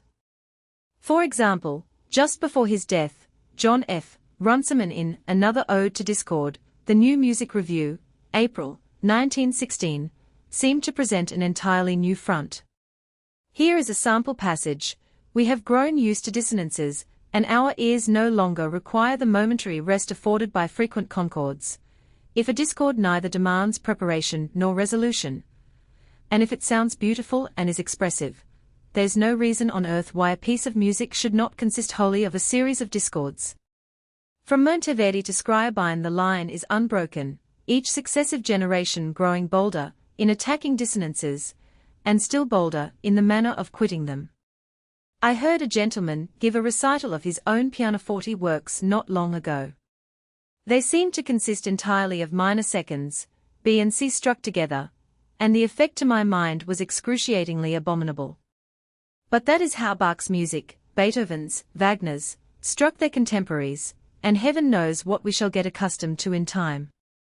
One thing is certain, that the most daring modern spirit is only following in the steps of the mightiest masters. We may be on the verge of a still greater revolution in art than any through which we have yet passed. New banners may be unfurled, and new strongholds captured. I admit that the idea gives me pleasure. Try to admit as much to yourself. Go hear the new music, listen to it and see if you can't enjoy it. Perhaps you can't. At any rate you will find in time that you won't listen to second-rate imitations of the giant works of the past any longer. Your ears will make progress in spite of you, and I shouldn't wonder at all if 5 years more would make Schoenberg and Stravinsky and Ornstein a trifle old-fashioned. The Austrian already has a little of the Academy dust upon him. New York, April 16, 1916. A New Principle in Music. A new principle in music. Although Igor Stravinsky plainly proclaimed himself a genius in the Firebird, 1909-10, it was in Petrushka, 1910-11, that he began the experiment which established a new principle in music. In these Saints burlesques, he discovered the advantages of a new use of the modern orchestra, completely upsetting the old academic ideas about balance of tone, and proving to his own satisfaction the value of pure tone, in the same sense that the painter speaks of pure color. And in this work he broke away from the standards not only of Richard Strauss, the Wagner follower, but also of such innovators as Modest Mussorgsky and Claude Debussy. Strauss, following Wagner's theory of the leitmotif, rounded out the form of the tone poem, carried the principle of representation in music a few steps farther than his master, gave new colors to old instruments, and broadened the scope of the modern orchestra, so that it might include new ones. In one of his symphonies Gustav Mahler was content with 150 men. Mussorgsky, although his work preceded that of Strauss, the general knowledge of it is modern, working along entirely different lines, strove for truthful utterance, and achieved a mode of expression which usually seems inevitable.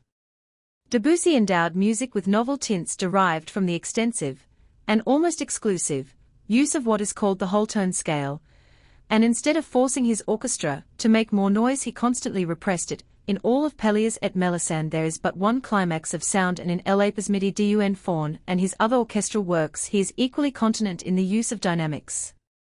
Igor Stravinsky has not been deaf to the blandishments of these composers.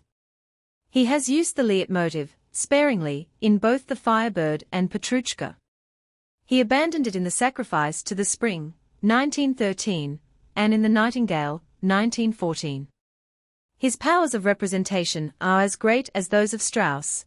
It is only necessary to recall the music of the bird in the Firebird, his orchestral piece, Fireworks, which received warm praise from a manufacturer of pyrotechnics, and the street organ music in Petrushka. Later he conceived the mission of music to be something different. La musique est trop bête, he said once ironically, pour exprimer autre chose que la musique. In such an extraordinary work as the Nightingale, we find him making little, or no attempt at representation. The bird does not sing like the little brown warbler. Instead, Stravinsky has endeavored to write music which would give the feeling of the bird's song and the effect it made on the people in his lyric drama to the auditors in the stalls of the opera house. As for Strauss's use of orchestral color, the German is the merest tyro when compared to the Russian. There is some use of the whole tone scale in the Firebird and elsewhere in Stravinsky, but it is not a predominant use of it. In this Conti dance, he also suggests the Pelléas et Mélisande of Debussy in his continent use of sound and the mystery and esotericism of his effect. Stravinsky is more of an expert than Mussorgsky. He handles his medium more freely. Has anyone ever handled it better? But he still preaches the older Russian doctrine of truth of expression, a doctrine which implies the curt dismissal of all idea of padding. But all these composers and their contemporaries, and the composers who came before them, have one quality in common: they all use the orchestra of their time, or a bigger one. Strauss, to be sure, introduces a number of new instruments, but he still utilizes a vast number of violins and violas massed against the other instruments, diminishing in number according to the volume of sound each makes. He divides his strings continually, of course. They do not all play alike as the violins, say, in Illinois Barbiere di Saviglia, but they often all play at once. Stravinsky experimented at first with the full orchestra, and he even utilized it in such late works as Petrushka and The Nightingale. However, in his search for pure tone, he used it in a new way. In Petrushka, for example, infrequently you will hear more than one of each instrument at a time, and frequently two, or at most three, instruments playing simultaneously will be sufficient to give his idea form.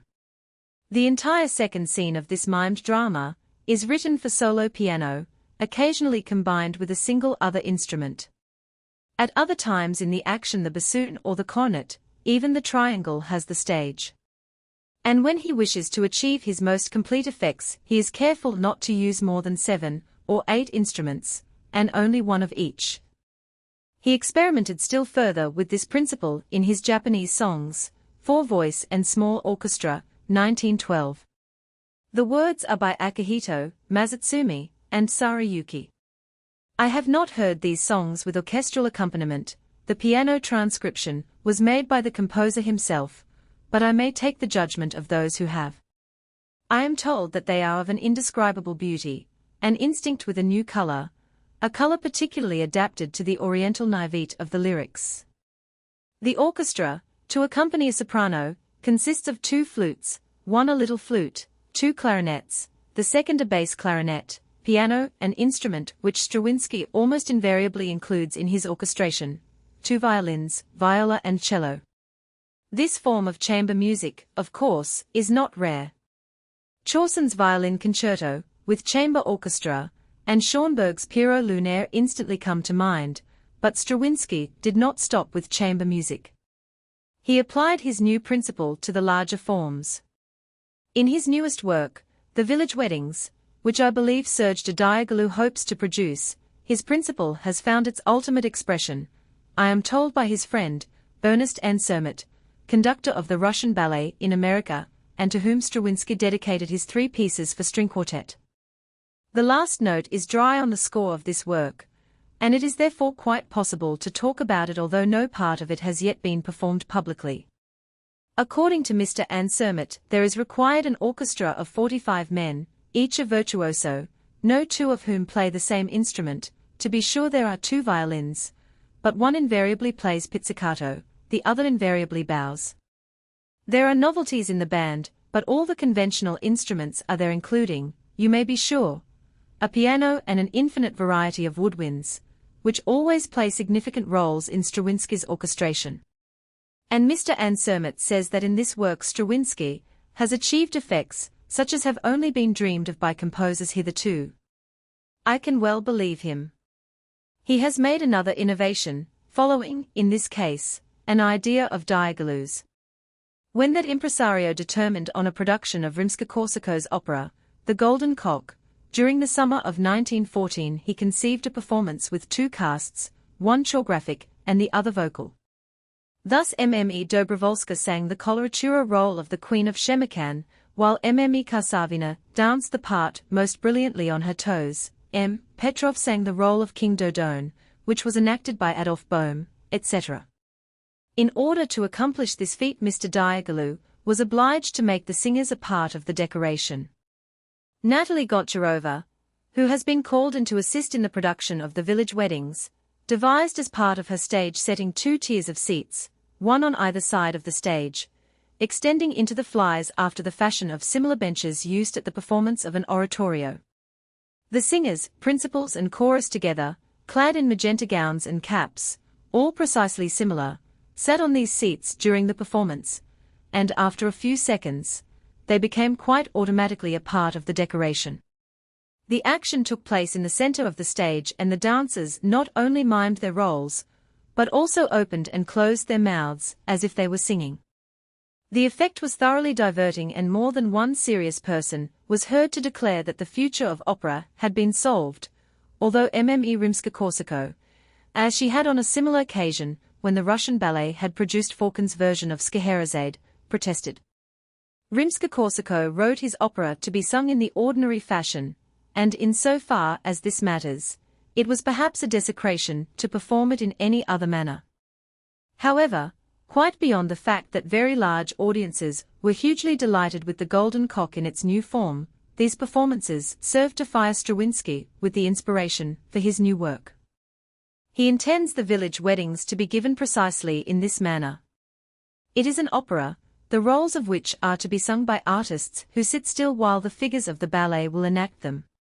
The words, I am told, are entirely derived from Russian folk stories and ballads, pieced together by the composer himself, and the action is to be like that of a marionette show in which the characters are worked by strings from above. It may also be stated on the same authority that the music, while embracing new tone colors and dramatic effects, is as tuneful as any yet set on paper by this extraordinary young man. The songs have a true folk flavor. The whole, it is probable, will make as enchanting a stage entertainment as any which this composer has yet contrived. It is not only folk tunes, but popular songs, as well, that fascinate Igor Stravinsky.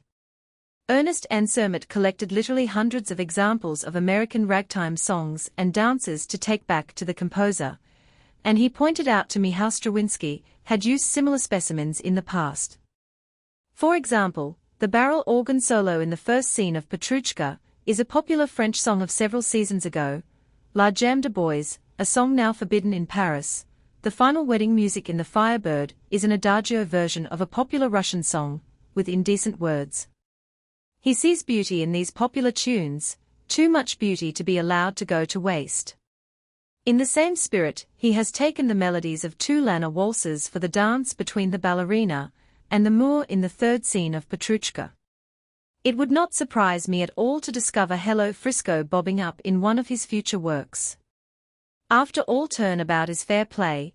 The popular composers have dug gold mines out of the classics.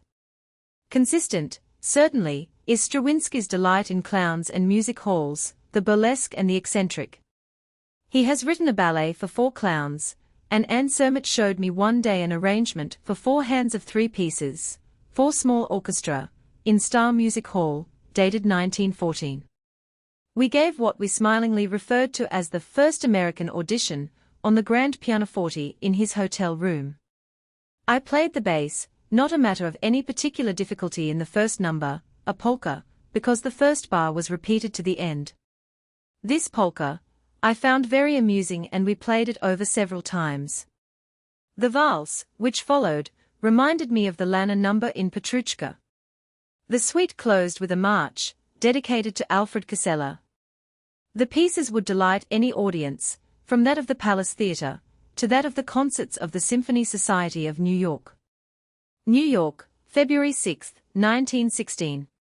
Leo Ornstein, the only true blue, genuine futurist composer alive. James Huneker. Leo Ornstein, the amazing Leo Ornstein. I should have written the amazing Leo Ornsteins, for there are many of them, and each one of them is one. Ornstein himself has a symbol for this diversity. Some of his music he signs Van Nin. He has told me that the signature is automatic. When Van Nin writes, he signs when Ornstein writes he signs. But it is not alone in composing that there are many Ornsteins, there are many pianists as well. One Ornstein paints his tones with a fine soft brush, the other smears on his colors with a trowel. In his sentimental treatment of triviality, he has scarcely a competitor on the serious concert stage, unless it be Fanny Bloomfield's Isola. Is this the Caliban, one asks, who conceived and who executes the wild men's dance? The softer Ornstein is less original than his comrade, more imitative. I have been told that Jews are always imitative in art, that there are no great Jewish composers. Wagner? Well, Wagner was half a Jew, perhaps. Certainly there is imitation in Ornstein, but so was there in the young Beethoven, the young Debussy. Recently I went to hear Ornstein play under a misconception. I thought that he, with an announced violinist, was going to perform his anarchistic sonata for violin and piano, Opus 31. They did perform one of his sonatas, but it was an earlier Opus 26, I think. At times, while I listened, it seemed to me that nothing so beautiful had been done in this form since César Frank's sonata. The first movement had a rhapsodic character that was absolutely successful in establishing a mood. The music soared, it did not seem confined at all. It achieved perfectly the effect of improvisation. The second part was even finer, and the scherzo and finale only less good. But this was no new idiom. I looked again and again at my program, again and again at the man on the piano stool. Was this not Harold Bauer playing Ravel? One theme struck me as astonishingly like Johnson's air in the last act of The Girl of the Golden West. There was a good use made of the whole tone scale, and its attendant harmonies, which sounded strangely in our ears a few seasons past, and a ravishing series of figurations and runs made one remember that Debussy had described falling water in a similar fashion. This over the pianist became less himself, so far as I had become acquainted with him to this time, than ever. He played a banal barcarolle of Rubinstein's. To be sure, he almost made it sound like an interesting composition. He played a scherzino of his own that any one from Schutt to Moskowski might have signed. He played something of Grieg's, which may have pleased Mr. Fink and 2 or 3 ladies in the audience, but which certainly left me cold, and he concluded this group with a performance of Liszt's arrangement of the waltz from Gounod's Faust. Thereupon there was so much applause that he came back and played his scherzino again. His repertoire in this genre was probably too limited to admit of his adding a fresh number. At this point I arose and left the hall, more in wonder than in indignation. Was this the musician who had been reviled and hissed? Was this the pianist and composer whom Huneker had dubbed the only real futurist in modern music? It was not the Ornstein I myself had heard a few weeks previously striking the keyboards with his fists in the vociferous measures of the Wild Men's Dance. It was not the color painter of the 2 Impressions of Notre Dame. It was not the Ornstein who in a dark corner of Polyani's glowed with glee over the possibility of dividing and redividing the existing scale into 8th, 16th, and 24th tones. This was another Ornstein, and in searching my memory, I discovered him to be the oldest Ornstein of all. I remembered 5 years back, when I was assistant to the musical critic of the New York Times, and had been sent to hear a boy prodigy play on a Sunday evening at the New Amsterdam Theatre. Concerts by serious artists at that period seldom took place outside of recognized concert halls, nor did they occur on Sunday nights. But there was something about this concert that impressed itself upon me, and I wrote more than the usual perfunctory notice on this occasion. Here is my account of what I think must have been Leo Ornstein's first public appearance, March 5, 1911, dug from an old scrapbook. The New Amsterdam Theatre is a strange place for a recital of pianoforte music, but one was held there last evening, when Leo Ornstein, the latest wunderkind to claim metropolitan attention, appeared before a very large audience to contribute his interpretation of a program which would have tested any fully grown-up talent. It began with Bach's Chromatic Fantasy and Fugue, included Beethoven's Sonata Appassionata, 6 Chopin numbers, and finally Rubinstein's D minor concerto, in which young Ornstein was assisted by the Volpi Symphony Orchestra. To say that this boy has great talent would be to mention the obvious, but to say that as yet he is ripe for such matters, as he undertook last night, would be stretching the truth.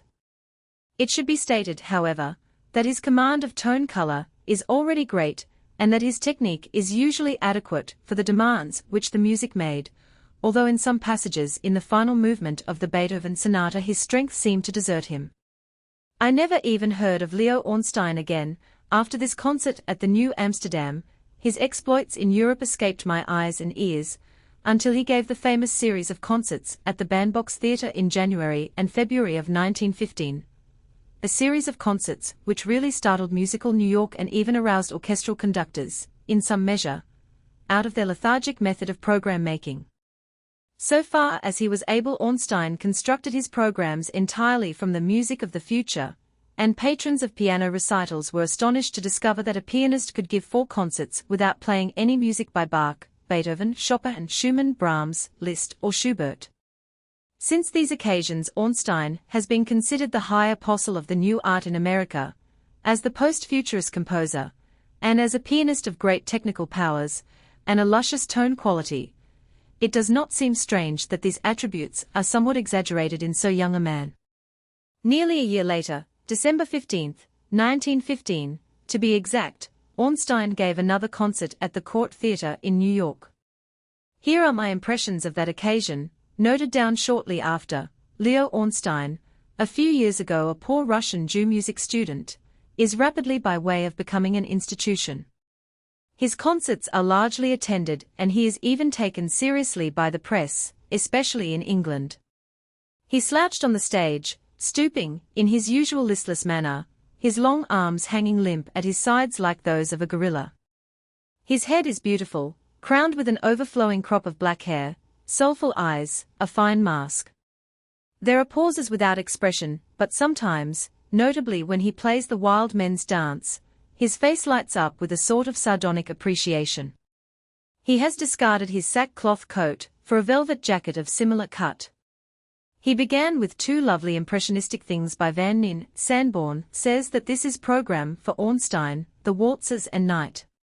A long sonata by Cyril Scott, almost entirely in the whole tone scale, sounding consequently like Debussy out of Bach, for there was a fugue and a smell of the Academy, followed. Ravel's Oiseaux tristes twittered their sorrows prettily in the treble, and a sonatina, by the same composer, seemed negligible. Albani's Almeria, a section of the 12-parted Iberia, was a Spanish picture of worth. Ornstein followed with his own pieces, Improvisata, a vivid bit of color and rhythm, and Impressions of the Thames, in which an attempt was made to picture the heavy smoking barges, the labors on the river, the shrill sirens of the tugs. The limited, is it, I wonder, medium of the piano made all this sound rather Chinese. But some got the picture. A few laughed. The Wild Men's Dance convulsed certain parts of the audience. It always does, but this may well be hysteria. Others were struck with wonder by its thrill. Certainly a powerful massing of notes, creating wild effects in tone, and a compelling rhythm. In the fairy pictures of Korngold, which closed the program, Ornstein was not at his best, nor, for that matter, was Korngold.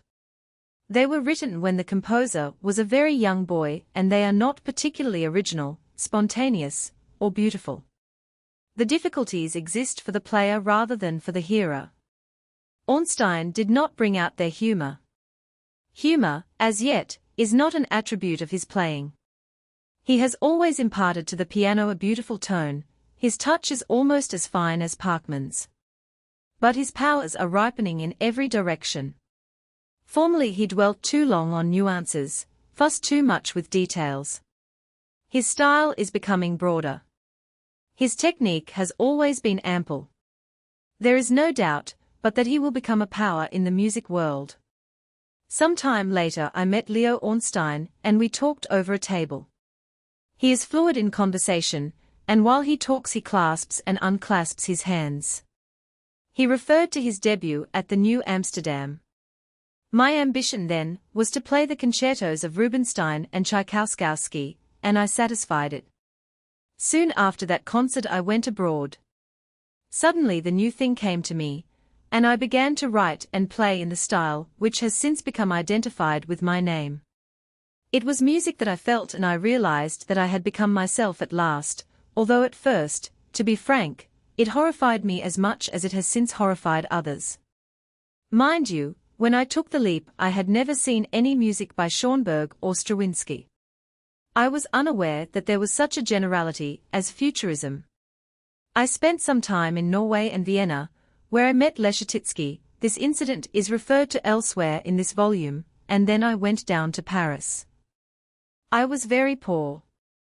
I met Harold Bauer, and one day I went to play for him. We had a furious argument all day. He couldn't understand my music. But he asked me to come again the next day, and I did. This time Walter Morse Rummel was there, and he suggested that Calvo Caresi would be interested in me. So he gave me a note to Calvo Caresi. Calvo Caresi is a Greek, but he speaks all languages.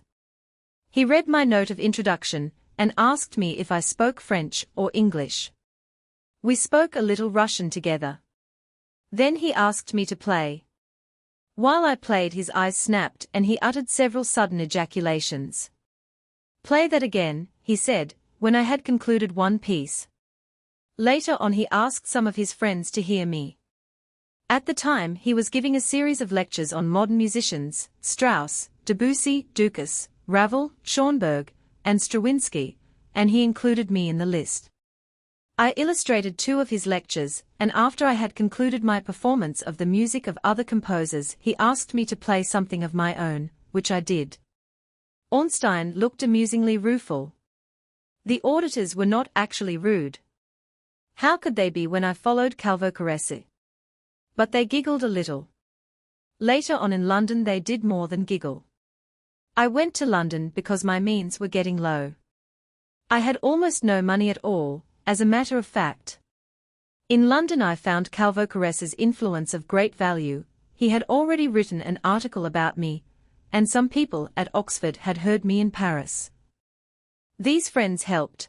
Besides, I played the Steinway piano, and the Steinways finally gave me a concert in Steinway Hall.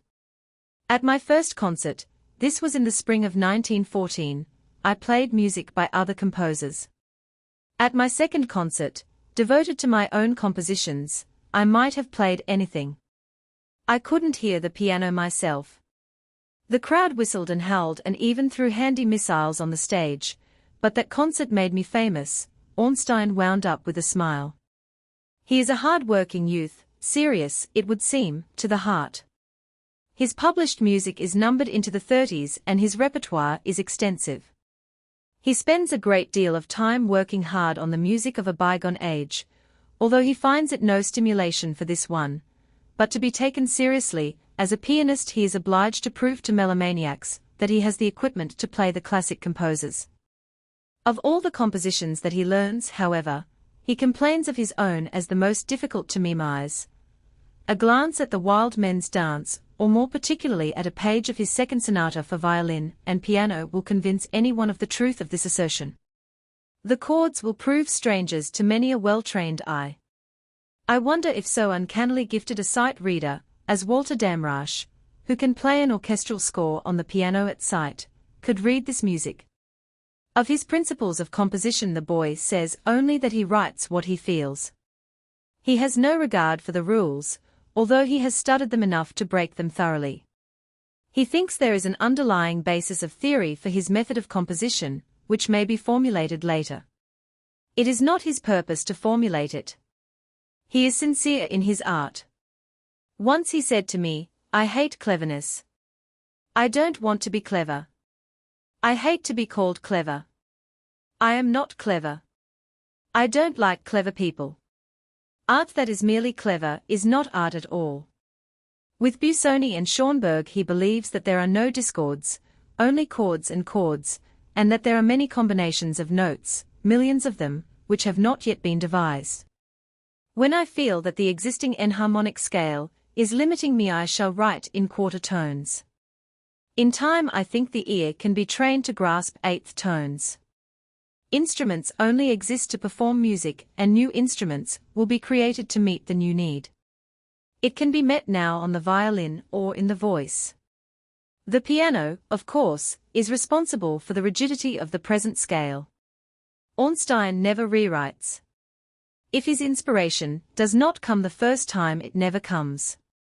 He does not try to improve a failure. His method is to write as much as he can spontaneously on one day, and to pick the composition up where he left off on the next.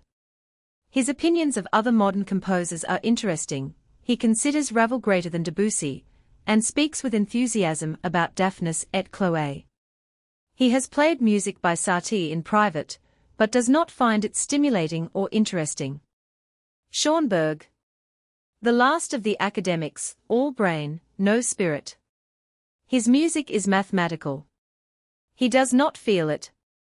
Korngold's pieces are pretty, but he has done nothing important. Scriabine was a great theorist who never achieved his goal.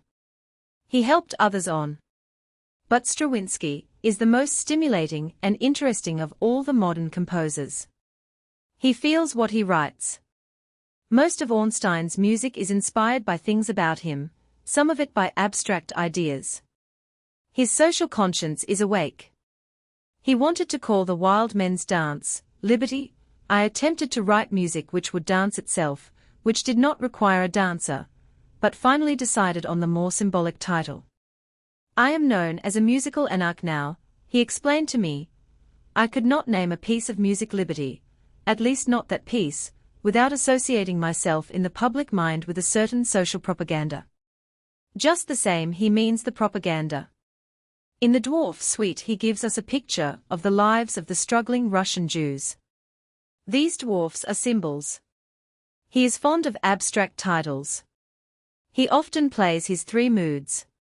In Boston they did not like my three moods. They found my anger too unrestrained, it was vulgar to express oneself so freely. But there is such a thing as anger. Why should it not find artistic expression? Besides, it is a very good contrast to peace and joy which enclose it.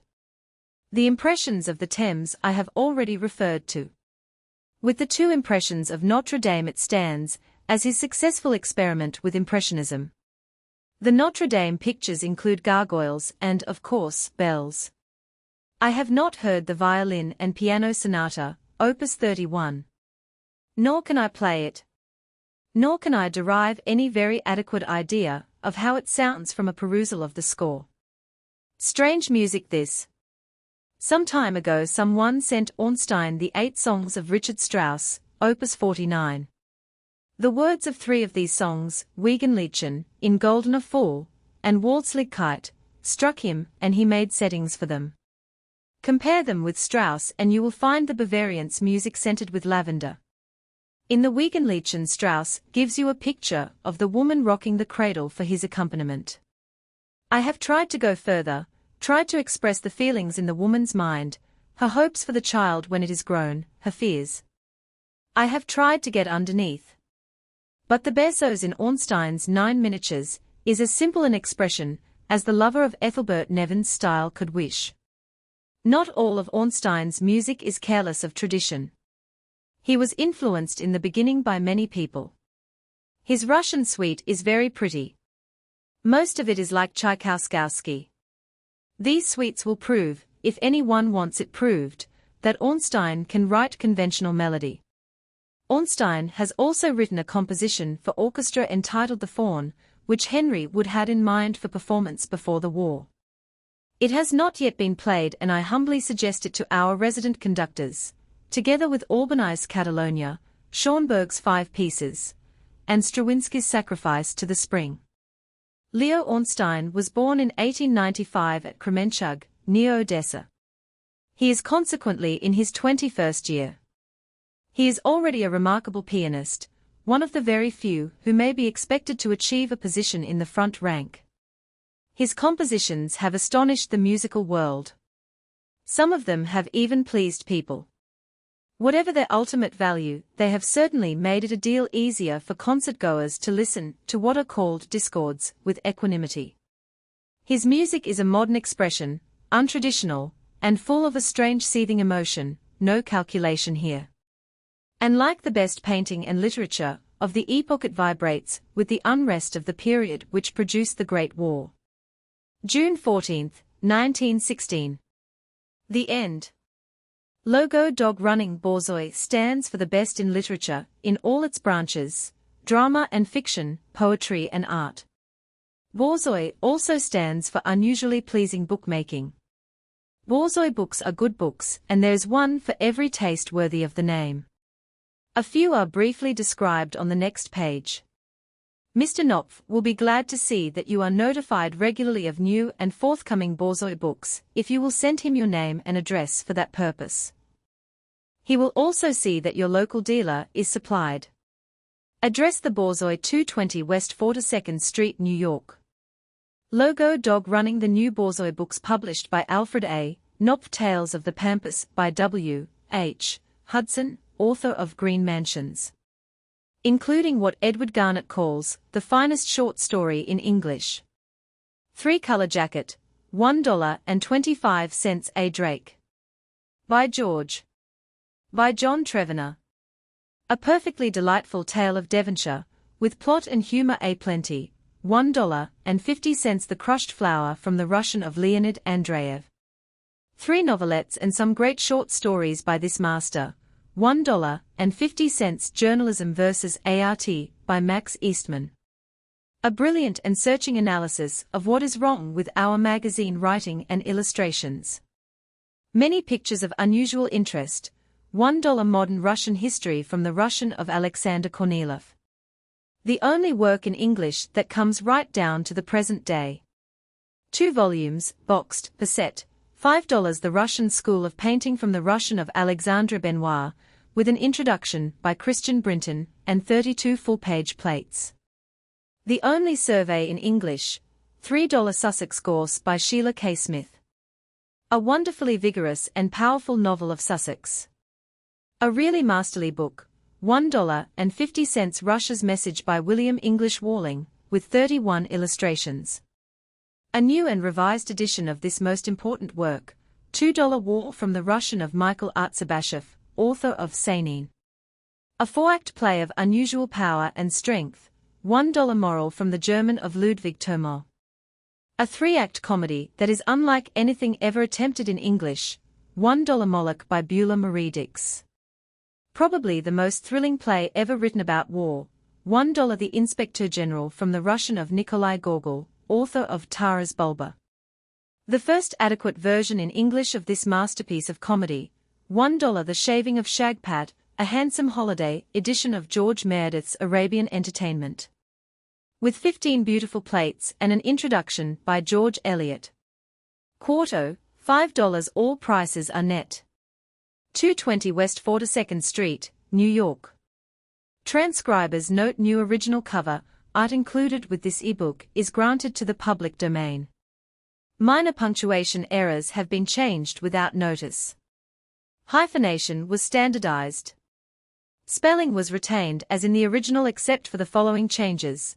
Page 44. Greg's P. Gynt, Griggs P. Gynt, page 73.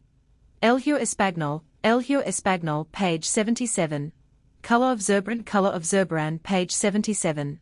Juan de Juarez, page 84. Fantasy of Tarrega, page 136. Ode de Misverstanding, page 178. Is a point to depart. Asterisk, end of the Project Gutenberg ebook. Music and Bad Manners updated editions will replace the previous one, the old editions will be renamed. Creating the works from print editions not protected by U.S. copyright law means that no one owns a United States copyright in these works. So the Foundation, and you, can copy and distribute it in the United States without permission, and without paying copyright royalties. Special rules, set forth in the general terms of use part of this license, apply to copying and distributing Project Gutenberg electronic works, to protect the Project Gutenberg concept and trademark. Project Gutenberg is a registered trademark, and may not be used if you charge for an ebook, except by following the terms of the trademark license, including paying royalties for use of the Project Gutenberg trademark. If you do not charge anything for copies of this ebook, complying with the trademark license is very easy. You may use this ebook for nearly any purpose, such as creation of derivative works, reports, performances, and research. Project Gutenberg ebooks may be modified and printed and given away. You may do practically anything in the United States with ebooks not protected by U.S. copyright law. Redistribution is subject to the trademark license, especially commercial redistribution. Start. Full license. The full Project Gutenberg license. Please read this before you distribute or use this work to protect the Project Gutenberg mission of promoting the free distribution of electronic works. By using or distributing this work, or any other work associated in any way with the phrase Project Gutenberg, you agree to comply with all the terms of the full Project Gutenberg license available with this file, or online at www.gutenberg.org/license. Section 1. General Terms of Use and Redistributing Project Gutenberg Electronic Works 1.a. By reading or using any part of this Project Gutenberg electronic work, you indicate that you have read, understand, agree to and accept all the terms of this license and intellectual property, trademark or copyright agreement.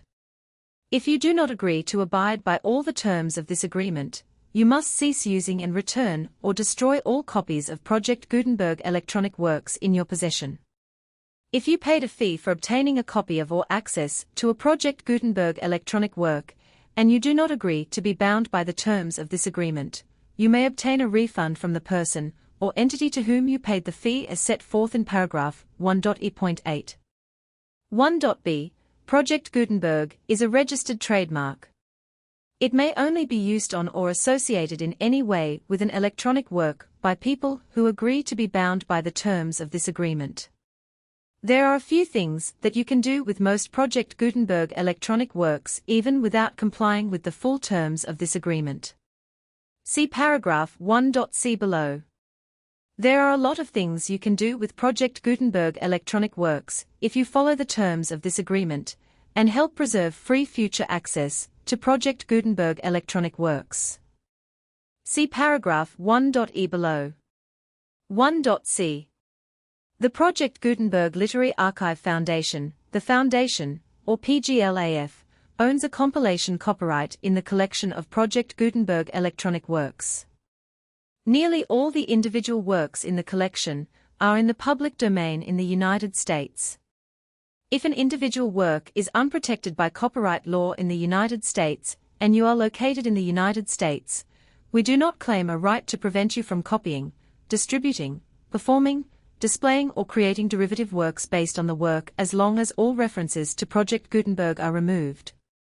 Of course, we hope that you will support the Project Gutenberg mission of promoting free access to electronic works by freely sharing Project Gutenberg works in compliance with the terms of this agreement for keeping the Project Gutenberg name associated with the work.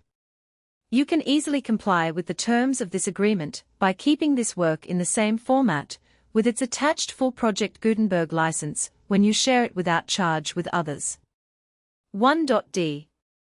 The copyright laws of the place where you are located also govern what you can do with this work. Copyright laws in most countries are in a constant state of change. If you are outside the United States, check the laws of your country in addition to the terms of this agreement before downloading, copying, displaying, performing, distributing, or creating derivative works based on this work, or any other Project Gutenberg work. The Foundation makes no representations concerning the copyright status of any work in any country other than the United States. 1.e. Unless you have removed all references to Project Gutenberg, 1.e.1. The following sentence, with active links to, or other immediate access to, the full Project Gutenberg license must appear prominently whenever any copy of a Project Gutenberg work, any work on which the phrase Project Gutenberg appears, or with which the phrase Project Gutenberg is associated, is accessed, displayed, performed, viewed, copied or distributed. This ebook is for the use of anyone anywhere in the United States and most other parts of the world at no cost and with almost no restrictions whatsoever. You may copy it, give it away, or reuse it under the terms of the Project Gutenberg license included with this ebook, or online at www.gutenberg.org.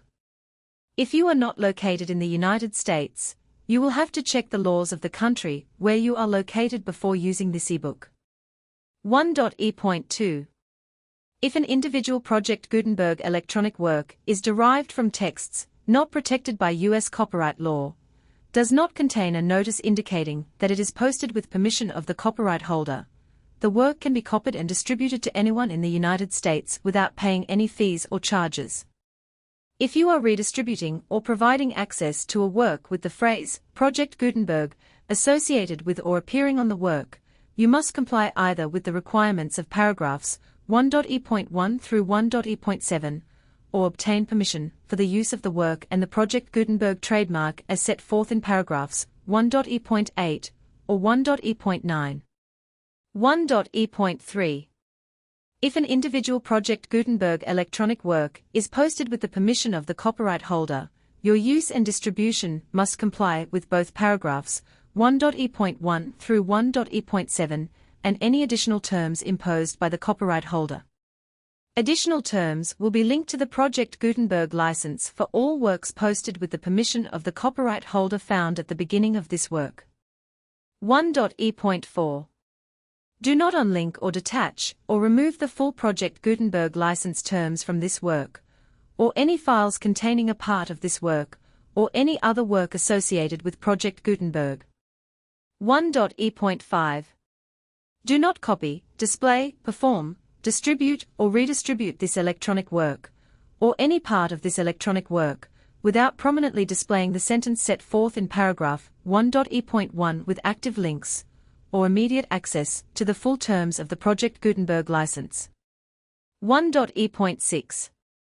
You may convert to and distribute this work in any binary, compressed, marked up, non-proprietary, or proprietary form, including any word processing or hypertext form.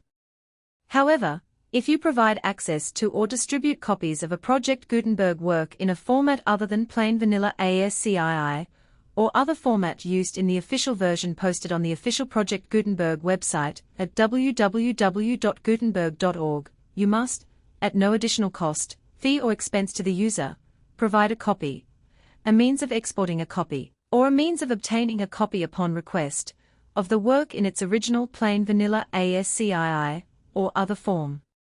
Any alternate format must include the full Project Gutenberg license, as specified in paragraph 1.E.1.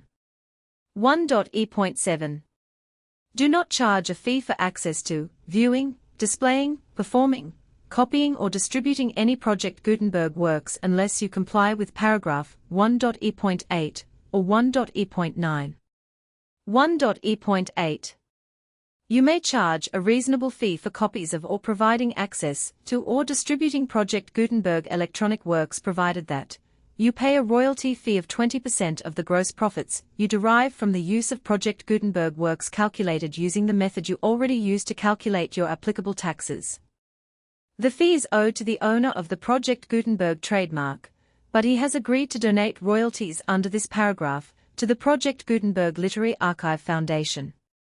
Royalty payments must be paid within 60 days following each date on which you prepare, or are legally required to prepare, your periodic tax returns. Royalty payments should be clearly marked as such and sent to the Project Gutenberg Literary Archive Foundation at the address specified in Section 4, Information about Donations to the Project Gutenberg Literary Archive Foundation. You provide a full refund of any money paid by a user who notifies you in writing, or by email, within 30 days of receipt, that he does not agree to the terms of the full Project Gutenberg license. You must require such a user to return or destroy all copies of the works possessed in a physical medium and discontinue all use of and all access to other copies of Project Gutenberg works. You provide, in accordance with paragraph 1.f.3, a full refund of any money paid for a work or a replacement copy, if a defect in the electronic work is discovered and reported to you within 90 days of receipt of the work. You comply with all other terms of this agreement for free distribution of Project Gutenberg works. 1.E.9. If you wish to charge a fee or distribute a Project Gutenberg electronic work or group of works on different terms than are set forth in this agreement, you must obtain permission in writing from the Project Gutenberg Literary Archive Foundation, the manager of the Project Gutenberg trademark. Contact the Foundation as set forth in Section 3 below. 1.f. 1.f.1. Project Gutenberg volunteers and employees expend considerable effort to identify, do copyright research on, transcribe, and proofread works not protected by U.S. copyright law in creating the Project Gutenberg collection. Despite these efforts, Project Gutenberg electronic works, and the medium on which they may be stored, may contain defects, such as, but not limited to, incomplete, inaccurate, or corrupt data, transcription errors, a copyright or other intellectual property infringement, a defective or damaged disk or other medium, a computer virus, or computer codes that damage or cannot be read by your equipment. 1.f.2. Limited warranty, disclaimer of damages except for the right of replacement or refund described in paragraph 1.f.3.